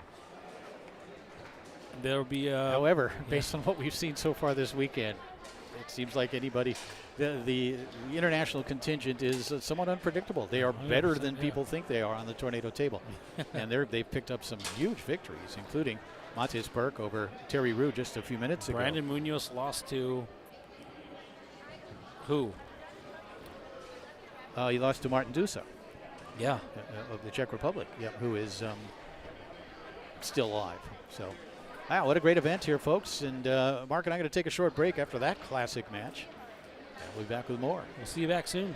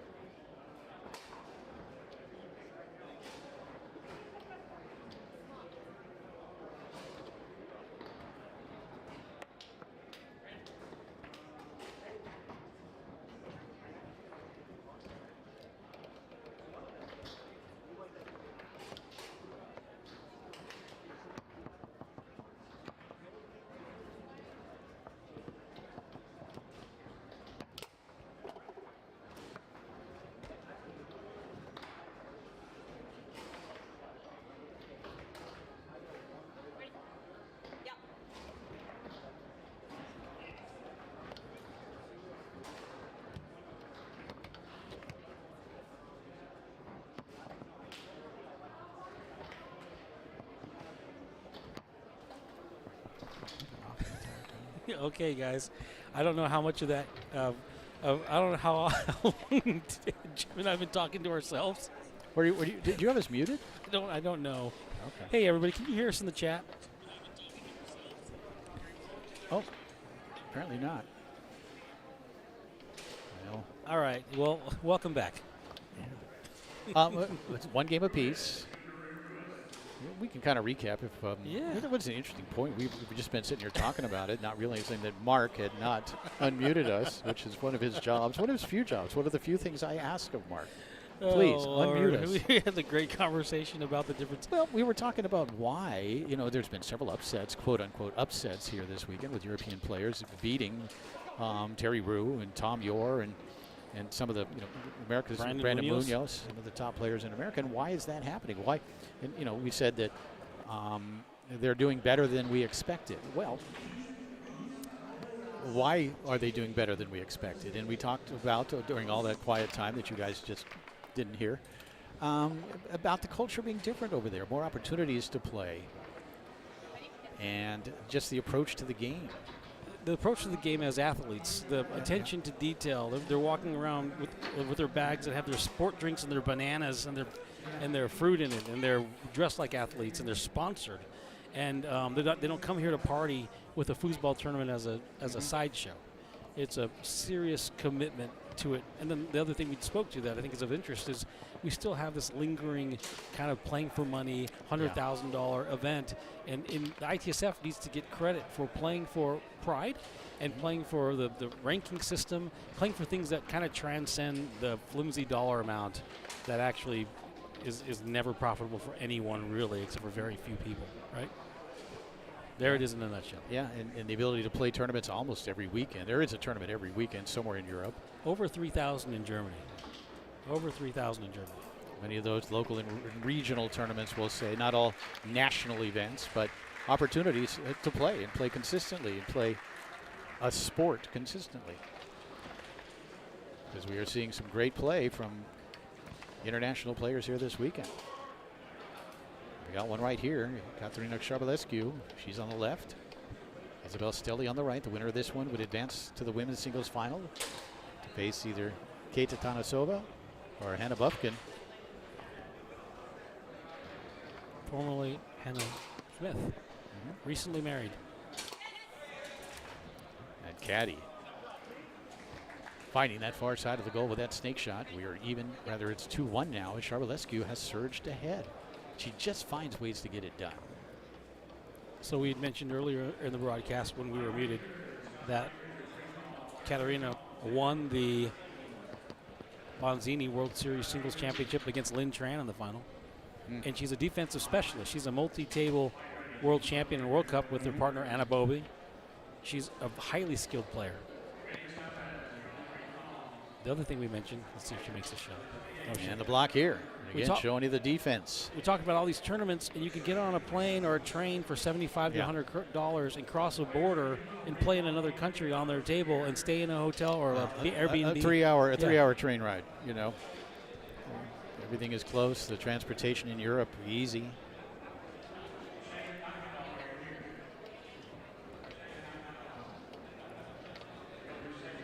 And because of the numbers of players, especially in Germany, there are plenty of sponsors, plenty of opportunities to be subsidized, at least to some degree. Yep. Filoro, the sponsor of this gold final series, sponsors Tony Spreman, sponsors Stefan and Daniel Burmettler. Taken away here by Charbulescu, who has really turned things around after losing that first game.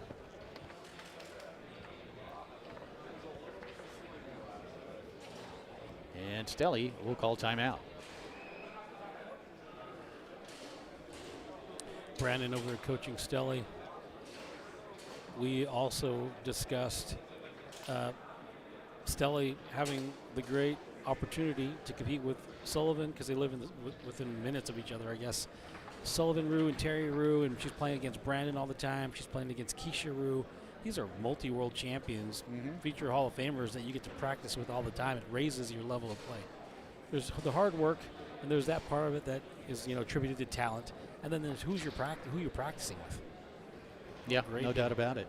And then there's that, and then playing locals, playing regionals, playing national events, and then, of course, international events for most of those players you mentioned, if not all. Big possession here for Isabel, who has seen things turn around on her a little bit. Charbelescu with that shuffling defense, really not much of a hole to identify there. Who does that kind of remind you of, that shuffle? On the outside, off that outside wall and in. Ooh. Beautiful bank here by Charbelescu. Nice. 3-1. That shuffle, that sort of half shuffle there. I mean, it's not a Lewis. It's not a Lewis shuffle. That's what I was going for. You're going Lewis. It wasn't a full Lewis shuffle. Well, Lewis is borderline jarring the table, but look, she's picking. So that's very, very deceptive. The Lewis shuffle is very deceptive because it seems like he's everywhere at once, and he's a dear friend of mine. We've talked about this defense. He's actually picking And the that one's side. going to rattle in. And all of a sudden, Outside Stelly's in bank trouble. attempt. It's off the man, drops in. 4-1 lead here in game 3. Make it 4-2. Fortunate there. But against that defense, that shuffling defense, let them work a little bit, take some time, and then you have to be able to hit those deep corners or the tap middle. You hit those corners and come back with that tap middle. But you almost have to ignore the defense and just focus on executing. Yeah, pick a side and hit holds. it hard. Yeah. Switching to the pull shot and some success as she quickly rattles this one home down the middle. 4-3. 2 in a row from Stelly. Watch out here, though. Charbelescu very good shooting the ball back here. She showed you that bank just a few minutes ago.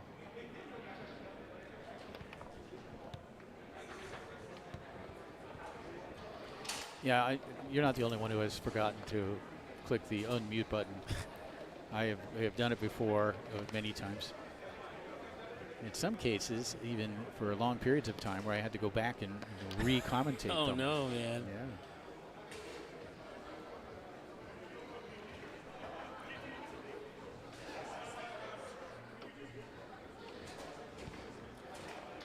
Still 4-3.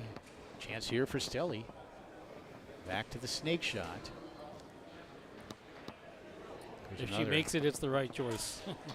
We'll leave it at that. That one all the way back the other way after the block and into the goal. And Ekaterina Charbelescu now up 2-1 here in this semifinal of women's singles. I can't recall now if we talked about Kathy is a world-class goalie for women in women's event. Well, world-class period, which has won multiple equivalent of tour events internationally as a goalie, including playing goalie for Anna Bobby and shutting people down with her defense. She shut Sully down in Nantes-France. Now, she's very well thought out defensively. It's something she thinks about. Something she prides herself in. Yeah. And Stelly has got these defenses are a riddle, and you have to if you got coaching there, but you have the presence of mind to unravel the riddle. How do you? She can't be everywhere at once. Something is open.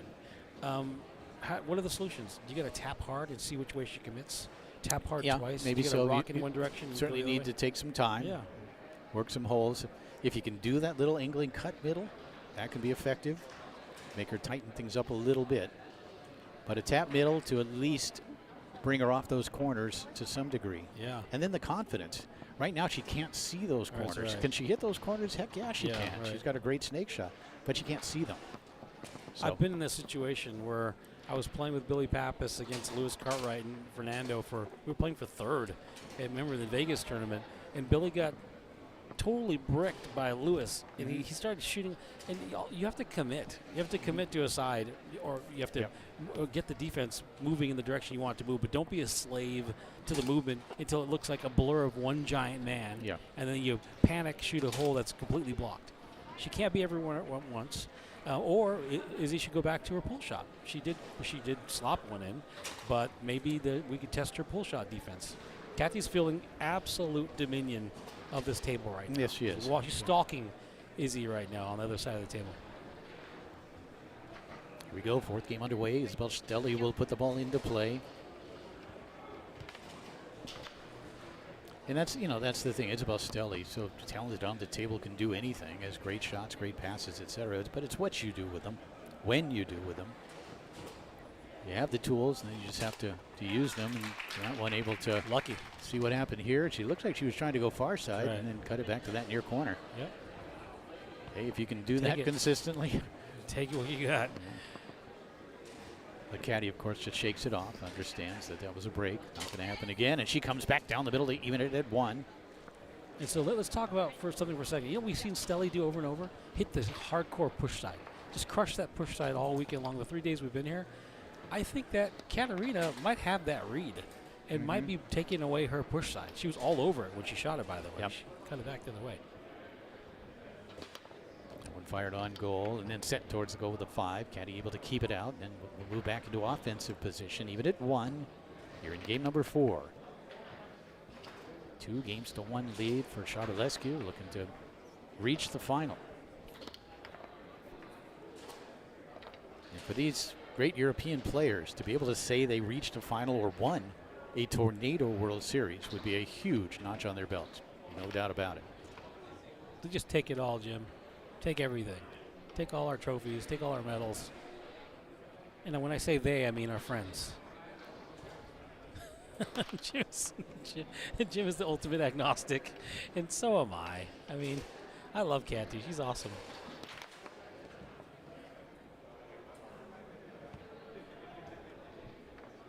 Tied up at 1 here in the 4th.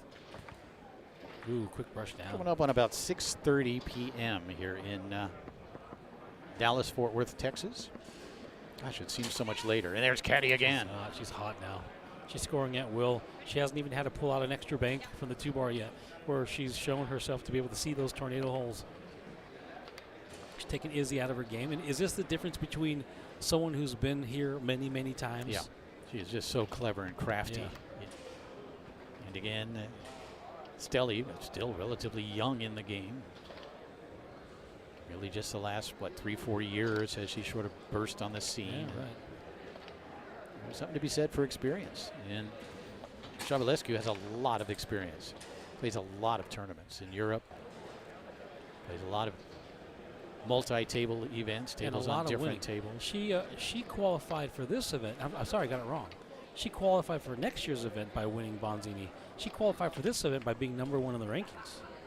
So she's into the bracket next year because she won the Bonzini World Series. But she was #1 in the rankings. You get to #1 in the rankings by playing a lot but winning a lot. So and so much of what she does is just playing smart foosball, playing good defensive foosball. Doesn't have the overpowering 3-rod, doesn't have the tremendous 5-roll, but she can do this. She's on fire, dude. We talked about this bank a second ago. And I've seen her do this, but never on a tornado table. So it's kind of impressive that she can do it on this American style table as well. 3-1 lead here in game 4 for Katarina Charbelescu. And in total control. Yeah. Huge shot here for Stelly, but no hole there. Right? Izzy's got is she going to shoot a pull side now? Push side again. So maybe the push side is the tell. Izzy might have to just hit a really good pull side just to see if it's there.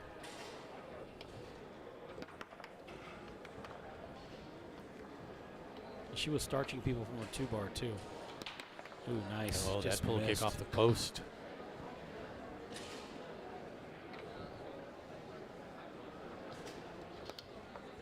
Taken away here by Caddy.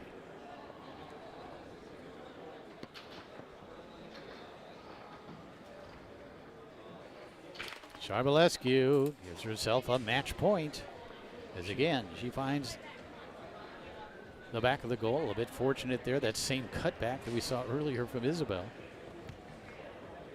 It's 4-1. Stelly won the first game, but it's been all Charbelescu since then. And Kati just a goal away from advancing to the women's singles final. She tried to go push side again. It's now 4-2.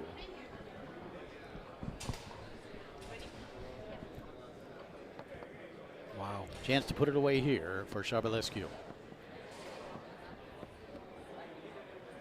And there it is.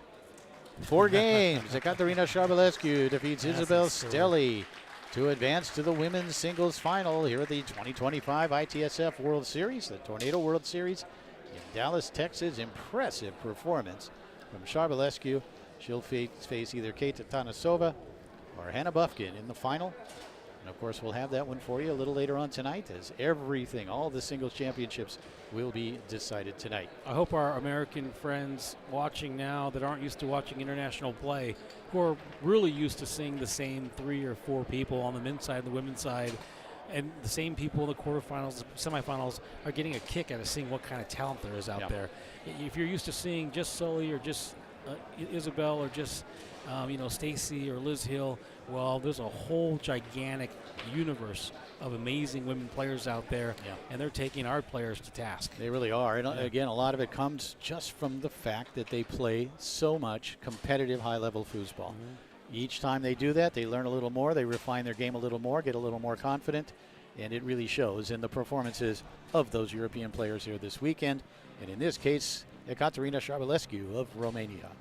We're going to take a short break until they call the next matchup, which will probably be soon, and we'll be right back as soon as they get started.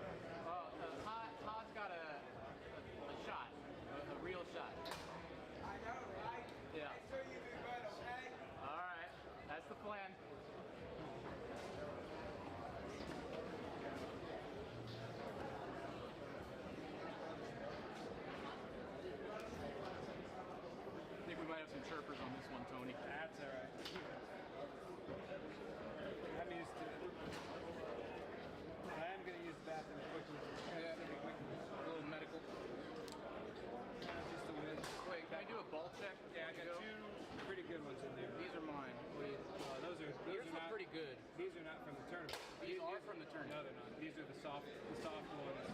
Well, I got these from that stand over there. I don't believe you. They don't sell those ones. they don't. They sold me the last two. Okay, those are not from this tournament for sure. Not. Those are the old ones. They're softer. You can see it's a different compound. You can see the difference. Yeah. These are maybe you got it from the booth.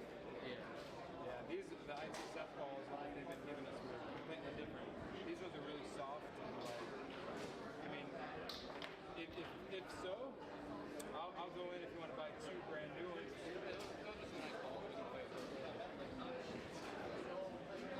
Yeah, I mean, or we just go get 2 brand new ones together. Let's do that.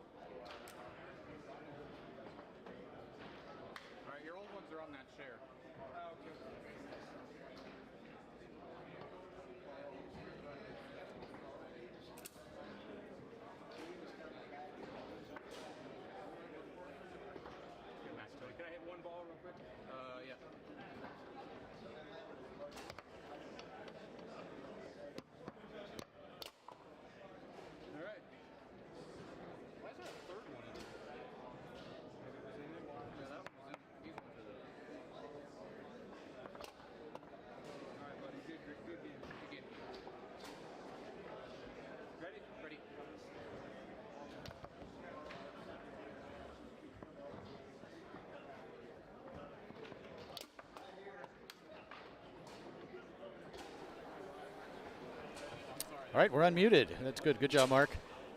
We've got quarterfinal action on table number 1 for you in men's singles. It should be a fun one. As again, we get to see Tony Spreman going up against Jake Barnett. And what a great performance this weekend for Barnett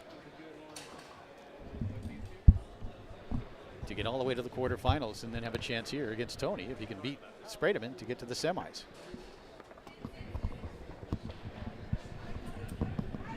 And I think Mark's going to jump on us with us briefly here and give his insights on this particular matchup as we get it underway here in game number 1. Best 3 games out of 5. The winner again would advance to the semifinals. Jake is such an interesting property. If you look up Jake Barnett IQ, I think he's one of the top 5 IQs in the country. He's a super brainiac, like master of calculus when he was 9, that kind of thing. Yeah. I've never really watched him play foosball, so kind of seeing how his game I know he's won at many different levels, but very, very interesting early life for Jake Barnett. And we do encourage you to Google him and to kind of see all the various layers of this foosball player. Originally from the United States. Has also played out of Canada for a while, but going up against Tony Spreman here. And Tony quickly coming out with a couple of them, including this one, the slingshot. Do we want to guess who the favorite is in this match? How about this? If we were to make odds on the match. That's a tough one, and that's not really something I want to do at this All right, let's stage. ask the crowd. Hey, if you're listening in the chat, this is awesome that Jake's gotten this far. Qualified, won his first round. Did he have to win 2 rounds to get here? 3, I think even. Yeah. So he's playing hot. Yeah. No, he's playing really well, and he's a talented player, no doubt about it. And he used the left hand here. But if you're an odds maker, beautiful pass 2 to the 5 by Barnett. You got this underdog against this Mustang. What are your odds on Jake Barnett winning this match? You know, and Tony Spreman's going to be favored in pretty much any match, really in any match that he plays. Is it 300 to 1? I don't know. I'll let you assign that. Is it Jim? Is it 500 to 1? Jim doesn't play these games because he's too much of a professional. Professional in air quotes. Here's Barnett. Jake will rock it. Trying to take it out to that far side. Tony with a rebound. Nothing would bring me more joy, though, than to see a 5th game with Jake Barnett and Tony Spreman. Fantastic. And Jake, I think this is really, he's got to be very pleased with his performance so far here, reaching the quarterfinals of a World Series event. Dances with the ball, then Tony there to make the steal. He's looking at the pull kick. Been a while since we've seen a Spreman pull kick. That shot attempt up into the air and off the table. And after the block by Barnett, who will put it back into play at goal. It makes you wonder, though. We haven't seen a lot of things. We haven't seen a ton of Tony 5-bar shots. We haven't seen a ton of pull kicks. Does playing multi-table play make you, in some ways, more risk-averse? Yeah, potentially, I think. Or it's just a different approach. A lot of it, I think, oftentimes is Tony wanting to be creative, wanting to have fun. There's that quick push kick. Went a bit wide off that far post. Rebound picked up nicely by Barnett. That wasn't risk-averse at all. Jake rocks it and fires it home to that far side to make it 3-1. Watch here as Barnett gets it and rips it.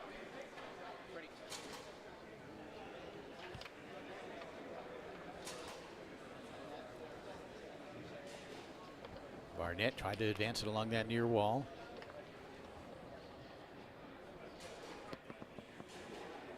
Tony, nice reaction and block there from Jake the Snake.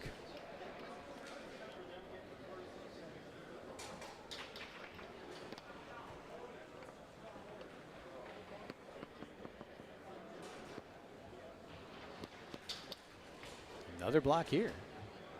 Barnett showing you some hand speed defensively as he makes that block up into the air and off the table. It remains 3-1 here in the first game. Again, the winner would advance to the semifinals. Do we know who won that McMillan-Dusha match?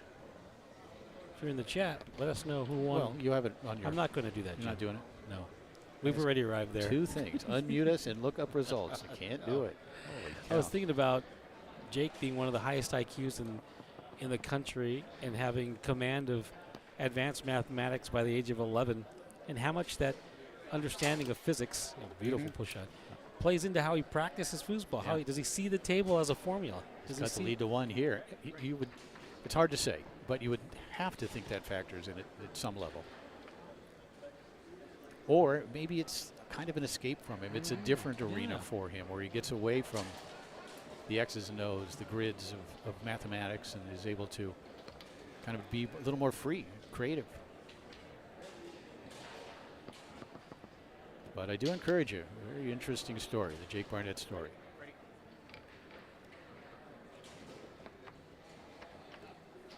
Nice pass by Tony, who has put it back into play. He's leading 3-2. So you're too lazy to look up a result, and so you ask the chat group. Hey, right there. Is it right there? The Foosiverse. No, it's not there.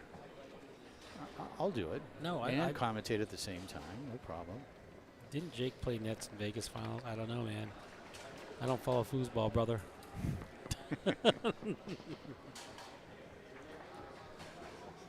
And I wasn't there. That was a trip if he meant that. I don't think he meant that. A little pullover angle attempt. Now, for Jake to get this far, to qualify and win 3 rounds, right? With the run. Yeah, Martin Dusha beat Tracy McMillan in 4 games. To advance to the semifinals, he'll face Ryan Moore in 1 semifinal. The winner of this will face Matthias Berg of Germany in the other semifinal. So how many international players have made it into the top 8? Well, apparently Jake is playing out of Canada based on what we see here. Yeah. So 4. Benjamin Vilfort of Austria also in the quarterfinal round. Oh, he lost, I think, in a tight one, 5th game. Lost to Ryan. Yeah. Who was down 2 games to 1. Yeah. And then outscored him 10-3 the last 2 games. And there's Jake. There's Tony. Still 3-2 here in game 1. A chance for Barnett to tie it up quickly. Try to come to that near side. Rebound picked up here by Tony.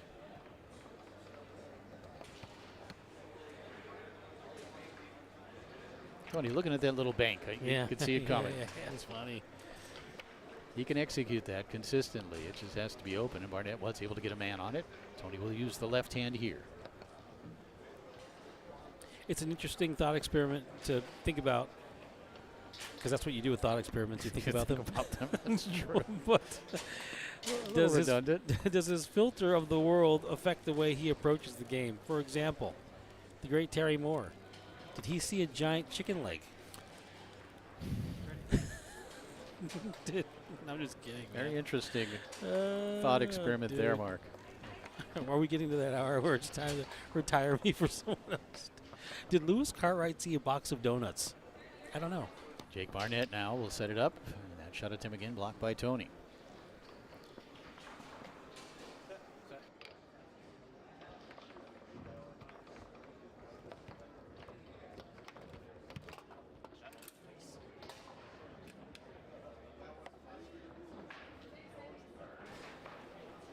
Spreman able to fire that one home. He's now up 4-2 here in this first game. Actually 5-2 as game number 1 goes to Tony Spreman. We should just pay. I should pay the same respect I've been paying the other competitors. Hey, we're getting the after night foosball. We don't do that anymore. So let's just after the after hours. Yeah, after foosball after dark. You never know what happens, but it's still only 7 o'clock. Oh Lord. Central Time. This has been a long day. Gosh. Tony won that game handily, but I mean, you don't get the impression that Tony is all in right now. I don't think he's feeling the heat right now. It's not that he's not taking him seriously. It's just that Tony, again, this is kind of what we talked about earlier. Tony just sort of takes the approach, I'm going to play every ball. I want to make sure I'm finding things either to have fun or to fire me up and motivate me. And he is so far so good. He's up 5-2. But it was a pretty good effort from Jake Barnett, who had 3 shots, I believe, to get the 3 goals.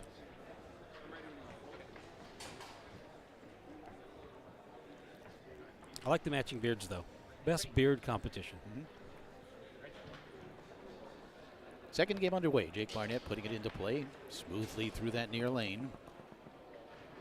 Jake will set it up, looking to strike first here in game number 2. Shot attempt just wide of the goal. Rebound grabbed by Spreman.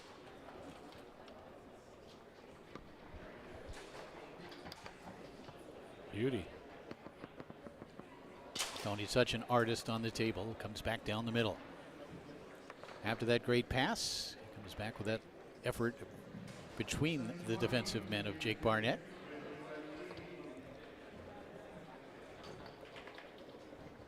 He hasn't shown a ton of success here. I love to see, because he got here with that series, and maybe that's a little bit how. But love to see him start executing with that near wall 2 to the 5 series. You know, we talked earlier about how the European players, they play so much competitive foosball, right? Which can only be beneficial, and especially with the little things in a game, right? But that was also Tony Spreman early in his career when he was playing a lot of regional events or traveling to Chicago to train with Terry Moore, or constantly just working on his foosball against better competition or a lot of good competition. And these days, I'm not sure that the American players have that edge that these European, and we're seeing it. We're seeing it play out right in front of us with the success. And of course, we saw Tommy Orr and Sullivan Rue, 2 incredible players, do what they did yesterday. But today, it's been quite remarkable to see the performances of these international players. And again, a lot of that is simply because they play so much competitive high-end foosball. And they don't need to play the locals or their local leagues. They're playing somewhere every weekend or every other weekend at a regional event. And it's the biggest difference when you approach what can be a recreational hobby as a sport. Yeah. Right. So just my own personal experience, and probably shared with you. Maybe a little bit different early on, but it was an arcade game, and we played for quarters, and we played Friday draw your partners, and then we discovered tournaments outside of our area and started to play those. But never were we in athletic gear training, eating properly, working on our mental game and our physical game with any serious. Yeah. I mean, our extent of training was reading the inner game of tennis because someone told us to read the inner game of tennis. That was the limit. These guys and gals are sponsored athletes, and they don't play around. They're not playing in their jeans either, by the way. No. Good pass here. Barnett, another opportunity, and then Tony with a rebound slides it into the goal with a 5. It's 3-0.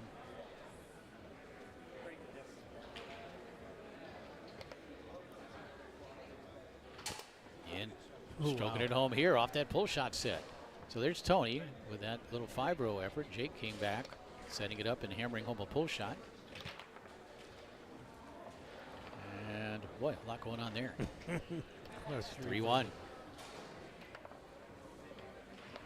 And again, over the last 20 years, Tony Spreman has continued. He's a professional player. He needs to play tournaments, right? This is what he does. And he has played a lot of tournaments. And now, living in Europe, he's playing a significant amount of. He's playing whenever he wants to, against quality competition. Jake able to sneak that one in. It's 3-2. There comes Tony. That one blocked up into the air and off the table by Barnett. Now, I've had the incredible benefit of playing Tony in doubles at a major and both winning and losing to him. And I can tell you, when you speak about the purpose he does things, he did a little drag there like he was going to do a pull kick, and he's checking. And he may not shoot it right now, but he knows how he may be saving it up. But he saw how Jake reacted to that. That's a good read. And whether it's a slingshot or a dink or a reverse pull kick, that's in the memory bank now. We'll see how that plays out. Right. Barnett with that pass attempt blocked. Comes back to Jake at goal.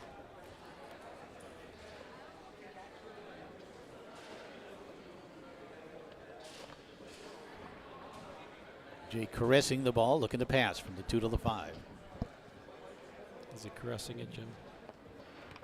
And when sprayed wide of the goal, Tony jumps back there trying to save it. Couldn't do so. And Barnett able to pick it up on the 3-water. An opportunity here to tie it up at 3 for Jake Barnett. So happy. So much joy. Barnett has tied it at 3 here in game 2. Tony slides back there quickly to make that stop.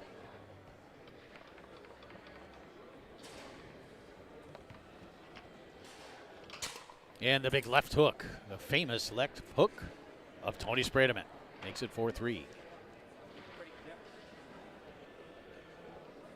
Barnett. We'll call timeout. The big left hook. We're going to have to see if Tony does something with that pull kick check he did earlier.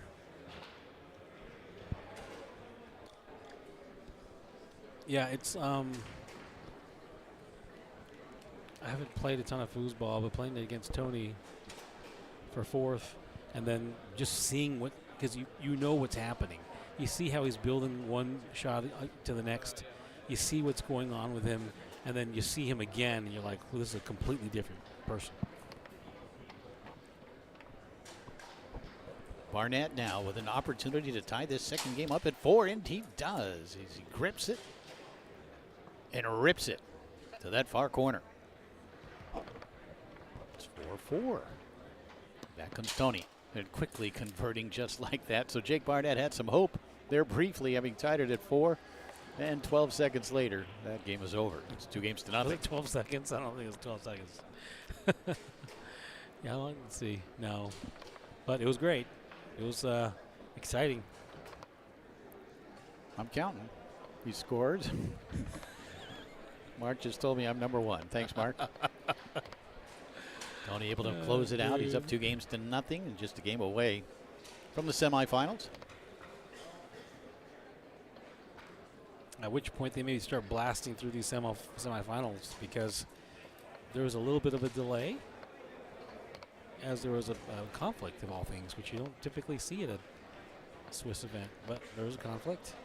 I don't think there were going to be any more conflicts from this point out. Winner of this one will face Matthias Berg of Germany.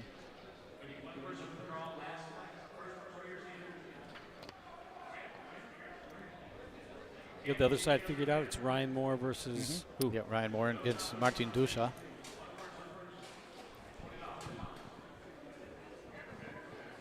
So there will be a Czech and a German in the semifinal round, and looking like a couple of Americans as well. Not just any 2 Americans, but Tony Spreman and Ryan Moore. That's a possible and actually betting odds final. Ryan Moore and Tony Spreman. But there's matches to play, and these European players are smoking hot. Third game underway. Been a good effort from Jake Barnett. He's hung in there in both games. But Tony Spreman, of course, just too much.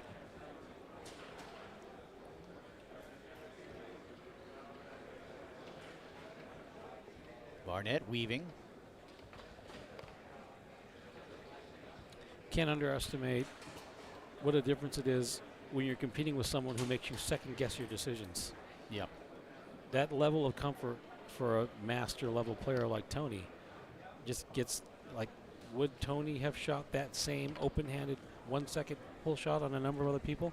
Maybe not, but it's kind of like that's what happens when you're masters versus masters. Start second guessing your decisions. But Jake putting up a great effort here.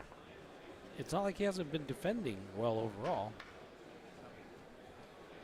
I guess you see the difference in overall experience and total skill set, Yep, right? for sure. But it's also a great learning experience for Jake Barnett to get in front of the cameras, in front of the lights at a World Series, facing maybe the best tornado player of all time. Spreman with a bit of a fortunate effort there. He's up 1-0 here in game 3.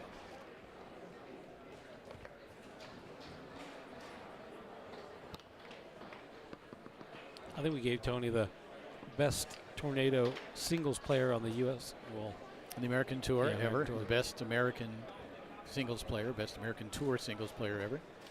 Did we do the American, the #1 American Foozer, like American? Not American, just U.S. Tour. And that, of course, was Frederic Collignon. Yeah. Yep. If we did American and we had to reshuffle that, I mean, because like, where would Lafredo end up on that list? Because goalie, forward, singles, doubles, mixed. Not a lot of doubles, or not a lot of singles, but a lot of doubles. That's right. For sure. He's got a couple, but not enough, I guess, to. Now, he has a ton of singles tour wins, not world championship. Right. And, watch him shoot here. Jake will rock, and now he'll set and then find that hole near side. That's a nice play by Jake Barnett, who sat still and then found that corner. Beauty. Tough to do. Tough to hit off that dead spot. Dead stop, and he went all the way to that corner. Yeah. Did Tony just shoot a bull kick? I missed. What I was saying, here's the odd thing about Lafredo, and this is his own fault. You can't be an apologist for this record for Lafredo. And there's Tony finding that hole down the middle to make it 3-1. But he's outright said, when I went to the World Championships, I focused on doubles. And it goes all the way back to 78 and winning with Gil Jackson, that singles was not his primary interest at the World Championships. He might have many more if he equalized his interest in singles and doubles. 77, but who's counting? Yeah, whatever. 77. 3-1. Favor of Tony here in the third game. Barnett almost loses it. Will regrip. And Jake Barnett will call timeout. Feeling the heat, but still in it. Still in it to win it, Jake Barnett. And you see Tony slamming home that bouncing ball on that replay. Barnett, dead stop to the corner. Having fun. That's what matters. But Tony with an answer. Tucking it right down the middle.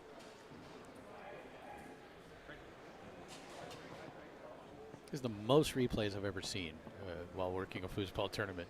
I'm not complaining. It's great. It's great. It's not always the one we thought we would see, but it's still great. Barnett again tried to go to that near corner. Tony hammered it back the other way. Still 3-1 here in game 3.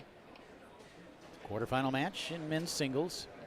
So a nice finish. If Jake is unable to come back here in this match, he will finish 5th in men's singles. Amazing with this field. That's fantastic.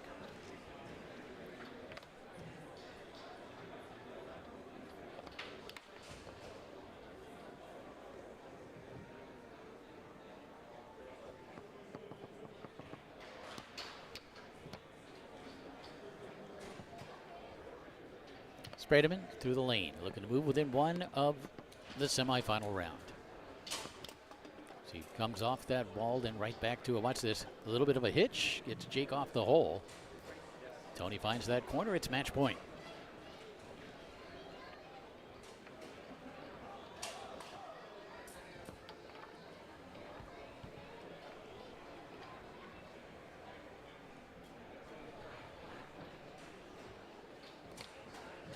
Barnett tried to go through the lane. Taken away by Tony. Tony looking to close out the match here with a little bounce, angling past the middleman. Yeah, so weird. He sets it up, strokes it home, and there it is. So in 3 straight games, Tony Spreman defeats Jake Barnett to advance to the semifinal round. Jake hopefully had a good time out there, played well, but when you're going up against Tony Spreman, your best game is probably still not going to be good enough, as he is able to defeat Barnett in 3 straight games. I'll just add, I was very impressed with Jake's overall poise and his skill set picked up on his 2-5, got better later. He started hitting some clean shots. It's just, to your point, Tony's an overwhelming beast. He's a juggernaut. Even at 95% speed, he's going to beat just about everyone. So I think upcoming we've got, I'm not sure we're going to get both semifinals. We'll get probably one of them and then the final in men's and women's singles. So maybe a semifinal in men's, semifinal in women's, and then the 2 finals still upcoming. And we'll have more of that for you here just after this brief timeout.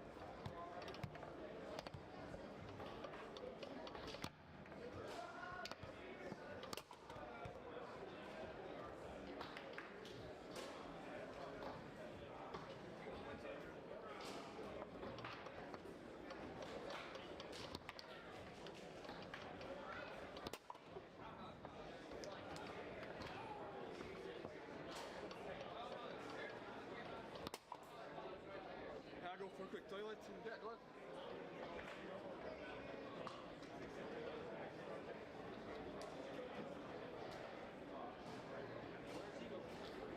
Where you just work? First I went, then you went, now he's going. Next the commentator's going.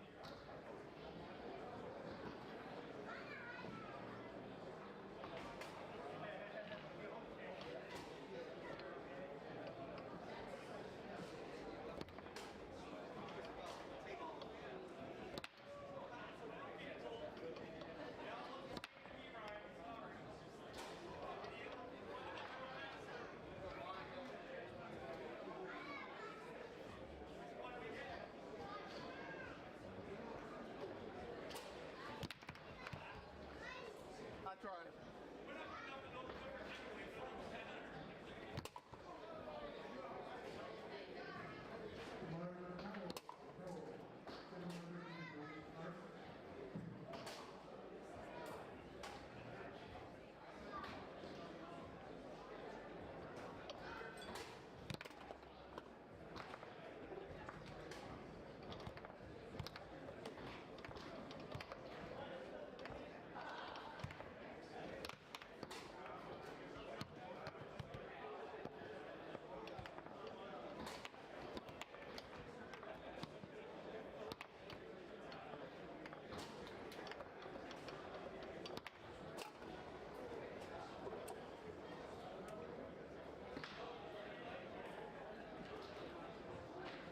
All right, 2 more.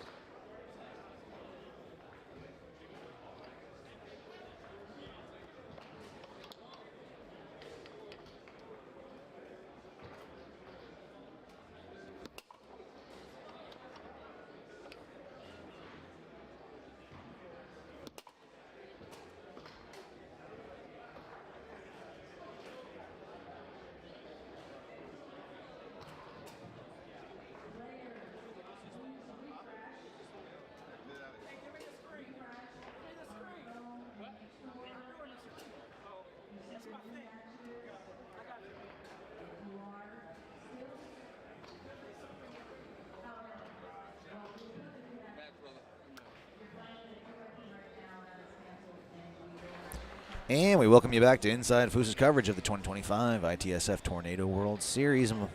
I am Keith Glenn, sitting in for Jim Stevens and Mark Torres. I am solo at the moment, but I believe I'm going to be joined in just a moment by one of my favorite people to call matches with. Got a good one for you here on table number 1 on the left of your screen. That's Ryan Moore. On the right,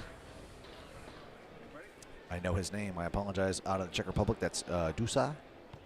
Probably mispronouncing that, but we are underway. Ryan. Ball lands under his 3. Looking to shoot a pull shot. Fires that one home. It's now 1-0 in favor of Ryan. Good little option there. I caught Dusa bouncing.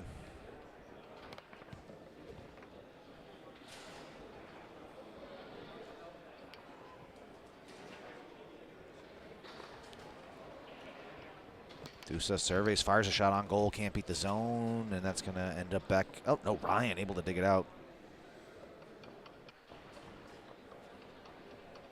Tic-tacking, tries to roll it into a tic-tac pull kick. Deflected off the table. It's now Dusa's ball. He'll put it back into play.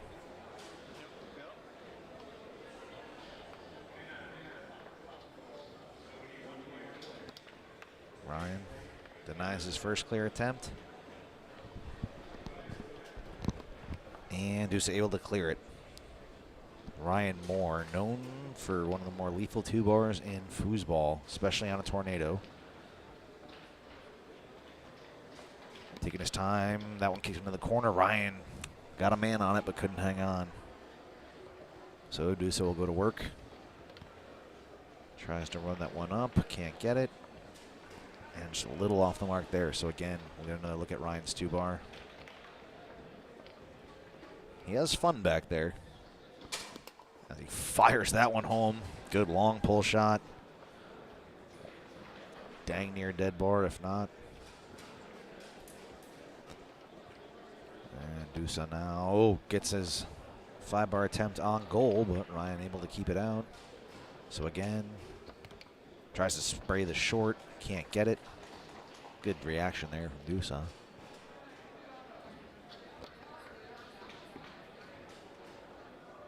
Moore back to work on the 5. Goes with the second man option. Can't get it to go. Comes to rest under Dusa's. 5-bar tries the wall. This is the semifinal of this single elimination men's bracket after the qualifying rounds earlier in the day. We're down to our final 4, and Dusa sends that one to the far corner. Gets on the board. It's now 2-1.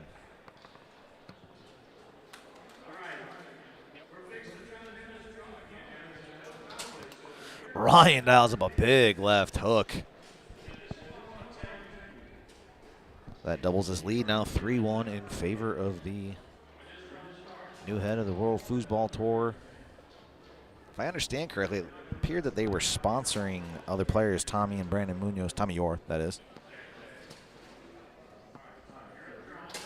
As Dusa fires that one short, good eye, that was a tight hole. And it's now 3-2.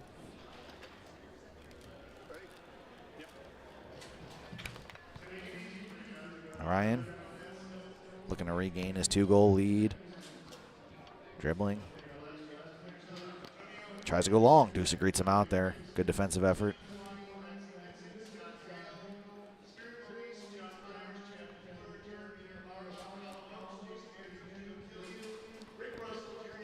And Dusa unable to clear. Ryan grabs on his 5. Ryan with a tricky little 5-bar. That was cute. That makes it 4-2. And I now have the pleasure of being joined by one of my favorite people to call matches with, Dr. Hannah Buffkin. Ooh, you're the first one that's got it right. I think I got it right last night, but I vaguely remember. That's fair. That's Anyway. fair. Good point. Hannah, thank you for joining me. I'm sorry I interrupted your break here. I know you're playing hard all weekend.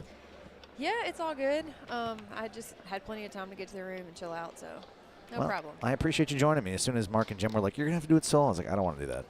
Yeah, I saw Jim on the way. He's like, "Are you headed to the booth?" I was like, "Yep, just for you." Oh, yeah, Ryan puts away game 1. That was a slider he tried to hit earlier. Do you know the gentleman on the right's name? Coral will not load for me in this banquet room. Let me see what I can do. No, as I say that, of course it does. Martin. Martin Dusa? Have you played? It's like Drosa or something like that. Dusa? I don't know how to say it. I'm sorry. Yeah, I figured Sorry, I'd Martin. be butchering names up here all weekend. There's an ITSF stream that's probably more for the international players. Cool, cool. But game 1 goes to Ryan. Again, this is the semifinal. I think, what's the other side? It's Tony and... Mateus Bork and Tony Spreman will play the winner of this. So winner of that plays this. Yeah, nice. Ridiculous field. Some of the first round matchups in the elimination round, I was like, why are they, like Tommy and Tony played each other the first elimination. Yeah, I've got mixed feelings about that. About how the seeds were done and how it's supposed to work and how everything, it really like puts the Americans at a disadvantage because we don't have any way to gain a ton of ITSF points. So for me, it's like, so it wasn't seeded off the qualifications. It was seeded. No, it was no. You just qualify, and then it's. I don't know that Jim and Mark know that because I was listening to them all day, and they. I don't believe the men played any qualification rounds. Sorry, didn't we know? All good. Oh, even better. Yeah. Okay. Perfect. There you go. As yeah. Ryan now a chance to open scoring game number 2. Yeah. No. Jim and Mark were saying like it matters how you do in the qualifications. For some, yes. Okay. That's the tricky part too, because like even in women's, they just took the top 6 and they like locked the top 6 seeds from the ITSF rankings, and then everybody else had to play. So like the best any of the Americans could have gotten was the 7 seed. Okay, I don't know that it's a lot different. We knew that up here in the booth because Isabel and Sullivan had to play as like the 7-10 matchup, I think. Yeah, no, I don't think they did anything like that because everyone here has like the top 13 seeds, 14 seeds have no points for their qualifying round. So interesting. So they didn't even have to qualify. They didn't have to play the. I don't think they did that. Ryan with the John Wayne. just what it looks like. Maybe I'm reading that wrong, but I think that's why everybody was kind of like, what's going on? Yeah. Well, at least on our side, streaming-wise. I flew here to Dallas, and I landed, and Mark was like, all right, we got to figure this out. I was like, you don't know what we're doing? You told me to get on a plane, and Ryan fires that one into the long hole. It's now 2-0. So Ryan commanding lead here, and Martin Dusa takes a timeout. Probably a good call. Ryan cooking with gas here. It's really cool in these slow-mo videos and the replays just to watch the torque of how much Ryan puts down on that rod. Yeah, and just for us, it's neat just to have replay, and I the mean, production yeah. quality from the French ITSF team has been phenomenal. For sure. They're super professional, always a nice setup, nice way to stream and view from home, too, if you're not here. I was watching up in my room, taking Yeah, it me easy too. earlier while Jim and Mark were hanging out. There's a YouTube app on all the TVs. It's a beautiful thing. Dusa now unable to connect. Obviously not a must-have ball, but just kind of feels like he needs this one, the way Ryan's playing. And That's he so tries deadly. it again. Just deadly. And gets it to go. It sounded like it clipped the corner. If they replay it, watch the torque on the rod. It's like a toy. Dusa now. Oh, nice little chip up, runner. Either way, chance for him to get on the board. Rock surveys. Ryan staying put. Baited him to that middle nicely. He was camped on that far side and then just glided over. Oh, Ryan. That was mean. That was mean. Yeah, here, watch what Hannah's talking about. Yeah. Bending that solid metal rod. Like, it's nothing. And Ryan playing good defense, too. He's not. Yeah, in matches like this where you're down a game, it's 4-0. It's like, yes, I'm always trying to come back and win, but right now is the moment where I'm trying to figure something out. You know, I've got a whole other game. If he happens to win this one somehow, you know, if he happens to get one more point, I've got another game. I've got to really get back in this. But this is a great opportunity to use it to try to figure something out and learn something. Was Ryan trying to slap a bank there as he turns it over? I think so. I don't know that I've really seen Ryan hit bank shots before. This pull kick, far wall, it's a beautiful thing. Yeah, Gets him off of definitely that. open-handed. With that, with the pull kick option, you know, the big 7, and then his pull shot is just itself, you know, an array of options. But that's really a great zone breaker, that up. Ryan with the good pickup there on the 5. And it's difficult. I mean, I've watched matches this weekend go just like this and then turn it around. Oh, yeah. And it's, you know, it's like you say, oh, yeah, you're never out of it. And you're like, oh, yeah. But if you really buy into that, you aren't ever really out of it. Like, you just have to keep grinding and figuring out a way. You're only trying to score the ball that you're playing right then and there, right? Yeah, for sure. There's Ryan now. No one's. But is the iPad gone? I don't even see it over there. I think everybody's over the iPads. I like the iPad. Well, from our perspective, it's nice to have the iPad. Actually, I think Terry's doing it. This is a way cooler way to do it, to have someone in the stands Just sitting do there. it for you. Because, Yeah. like, as a player, it's really like a momentum crusher. To have to pull your thing and then reach over and give a point, Yeah. put the ball. Oh, let me hit the button. Oh, it didn't work. Let me stop. You know, it's like, ugh. just sitting up here all weekend. It seems like some players are really enthusiastic about it, and others just ignore it completely. Yeah, a lot of times it hasn't really worked. Like this one had a little trouble with service, but As we head to game 3 here, Deuce it down 2-0. Hammers that one through the lane. Nicely done there. Chance to open scoring. great shot. Fires near side. And that's just what you have to do. You know, you're going to get the ball so many times in a game. So you have to really work on going 5 for 5 if you can to even, you know, keep it from running away in moments like this. Oh, good defensive out there. The first 5-bar attempt from Ryan that's been denied. And again, Deuce now chance to take a 2-0 lead. Working that lane nicely. Doubling up. Tries to tapped, went pole side last time. This time Tap tried the middle, couldn't get it.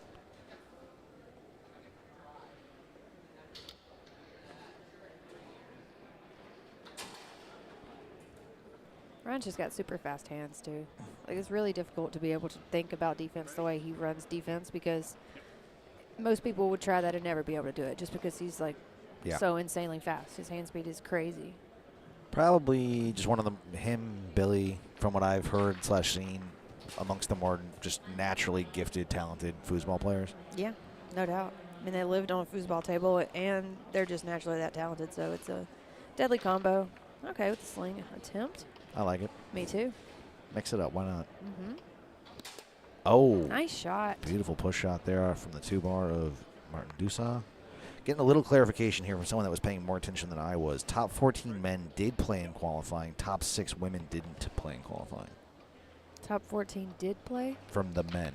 Okay. Top 6 women did not. Correct. Thank you, Okay. Wildcat. Okay, gotcha. Yes, Mark is clueless. I got to tack on text at the end there. But we love Mark. As Dusa now looking to take a 3-0 lead in a game he has to have to stay alive. He's had some really good wins through the bracket, too. I mean, yeah, the people that qualified, I mean, it's a murderer's row of top talent. So the fact that he's sitting top, last 4 says something. Absolutely. But you're playing a multi-table, multiple tornado title holding, currently runs the tour. He knocked off Brandon Munoz, who is a former tornado championship champion. Yeah. And Ryan Moore knocked off Stefan Burbettler. I watched that match. Big times there. Stefan, I think Ryan felt like he wasn't going to let that one happen again. Yeah. After I think Stefan got Ryan and Tony last year, I think, to get to the final before Tommy finally. Yep, I think you're right. Great kids. Haven't got the pleasure of meeting them, but they're a heck of a foosball, both of them. They're just a delight.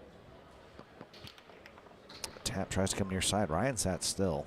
Didn't get as deep as he wanted. Was there. There's Ryan now. Had success with the long so far. Tries a little pull kick. Yeah, I haven't got to watch many of the men's matches. Those are some pretty good ones. I hope they're all on film somewhere great. I'm sure they are. Oh, they're there, and we'll be Williams, chopped up and on Inside Foos before Sweet. I get home tomorrow. Probably. Or wait, what day is it? Saturday. Ryan with another good 2-bar shot there. Ties things up. That slider is just deadly. Yeah, that was a heck of an angle. 2-2 now, and timeout called. Looks like Terry got on the iPad this time. Oh, yeah. Is he actually just like sitting in the front row working the iPad? He's like right here. Oh, okay. And they just bring Nice. the iPad stand up to whoever and let him do it. I love that. And I really love being able to be in my room and like watch all the tables and see the live scores. It's really, really nice. But again, yeah. So again, for everybody else, it's great. Yeah. For the players having to worry about working it themselves, kind of a nightmare. And even if it's like game by game, like I don't mind going in there and putting it in game by game. I guess it's just kind of different and new for us. But, we got to adapt. We get cooler toys if we learn how to use them. So this is the first. Is this the first time you've seen it? Because I know you played internationally Yeah. ITSF stuff before. So this is the first time they're doing it. Yeah, we usually have a team coach or like manager who does all of it for us. So they Gotcha. just hold there and hit the buttons. Makes sense. Dusan now. Had a good push shot earlier. Looking for it again. Ryan basically daring him. Needing to get a little bit higher on that one. Ryan with the takeaway.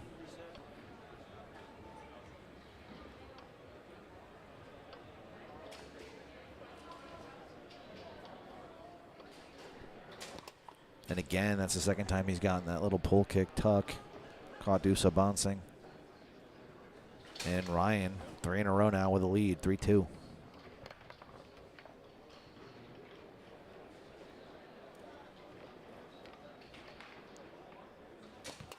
And again with the slider.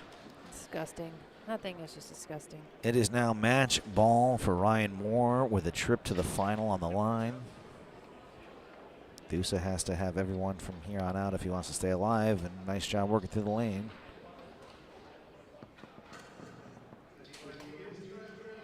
And Dusa fires down the middle. Ryan half a second late getting back.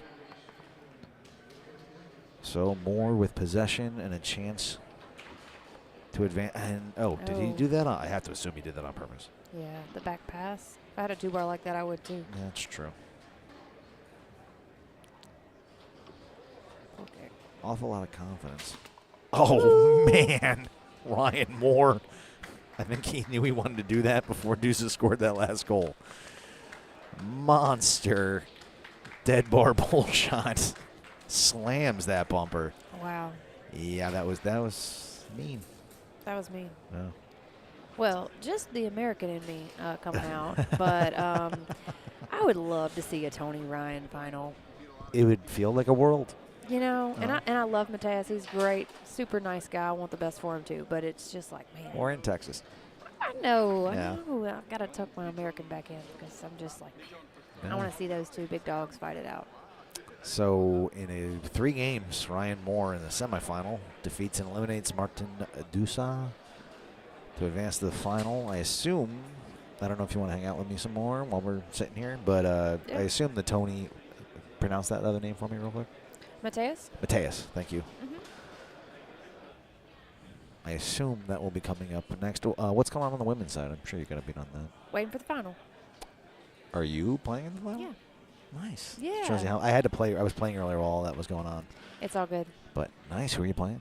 Katerina Sarbalescu. Caddy. I've never met her. I think she designed the Inside Foods website. I think that's why I know that name. Probably so. She's great. Yeah. That'll be a good one. Yeah, I'm excited. I'm sure Jim and Mark will be back for that one, but if you're not, I'll be looking forward to calling it. Oh, yeah. Excited. It's been a long day. Been a lot of tough matches. I really wish, you play so much in these qualifying days that you don't get to see a lot of foosball. And, like, as a foosball nerd, that's like a bummer because I'm like, man, I just want to watch so much foosball. There were so many great matches. And going back through the men's, like, I would have loved to have watched those matches. So. Well, that's exciting. Who did you beat to get there? Let me see. So I don't misspeak. It's been a long day. Yeah, you probably played everybody in the field, right? I played Elizabeth Pretorius first round. Then I played Stacy Fowler. Great match, 5th game. I didn't see her here. Oh, she's balling it. Like, she played so well. 5th game. My only match, 5th game today. And then I played Lynn Tran. Oh, nice. And then I played Kate Atanisova. Is that the other Katerina? So, yeah, she was playing in the gold finals. Yeah, she's actually on my team. Oh, your Berlin, nice. We're both on the Bears. That's Berlin Bears. Yeah, I heard you guys talking about. How does that work over there? Man, it's so much fun. So you have to qualify with a certain team, and you have to like level up, and that's how that kind of works. But we're in Division 1, and then you play 2 Bundesligas, and you just go and you play a lot of qualifying matches the first weekend. Then you have like a score. You have an idea of like where you're gonna fall. And then the second weekend is like Bundesliga final. And if you're still ranked number 1 after Bundesliga final, you're the Bundesliga champ. And then if you're in the top 2 or you won it the past year, or I think maybe it's like top 8. I'm not really 100% sure. So we're saying you mean the team? Yeah. If the team wins and they do good and they do that weekend, then you get to go to the ECL, the European Champions League. And that's a different weekend. And that's super cool. Is it all multi-table or is it all on one table? Okay. No, it's all multi-table. Yeah, there's no tornado. Oh, well, then it's not multi-table enough then. Yeah, right. I mean, I guess it is Europe, right? Yeah, it's great. That makes sense. No, it's great. It really gives you like a good time to like realize. Like, it makes me feel like Leo's my home table when I'm there, or and that's just a big. It's a lot different, but it's a really great time. I think I really like it. It's great. The girls are so great. It really like teaches you like what it's like to be like on a real team. Just having that camaraderie because, we don't get that a lot here in the U.S. Like, yes, we don't have anything like that. Yeah, like we have a great U.S. women's team, but like we get together and we play one tournament? Yeah. Like World Cup, that's it. It's not like we play team formats. Well, you played together this weekend. Yeah. Is it the same team that's going to the World Cup? Yeah, we missed a couple of them. They weren't here yet. Okay. But all those people that played this weekend are also on the World Cup team. Oh, are you keeping an eye on your boy here? Yeah, have you been the whole a little time? bit. I just realized, Bracklin's playing right in just front of us. Just a little bit, yeah. It's like this cat over here in pro singles is anchor doubles for the German national team. So.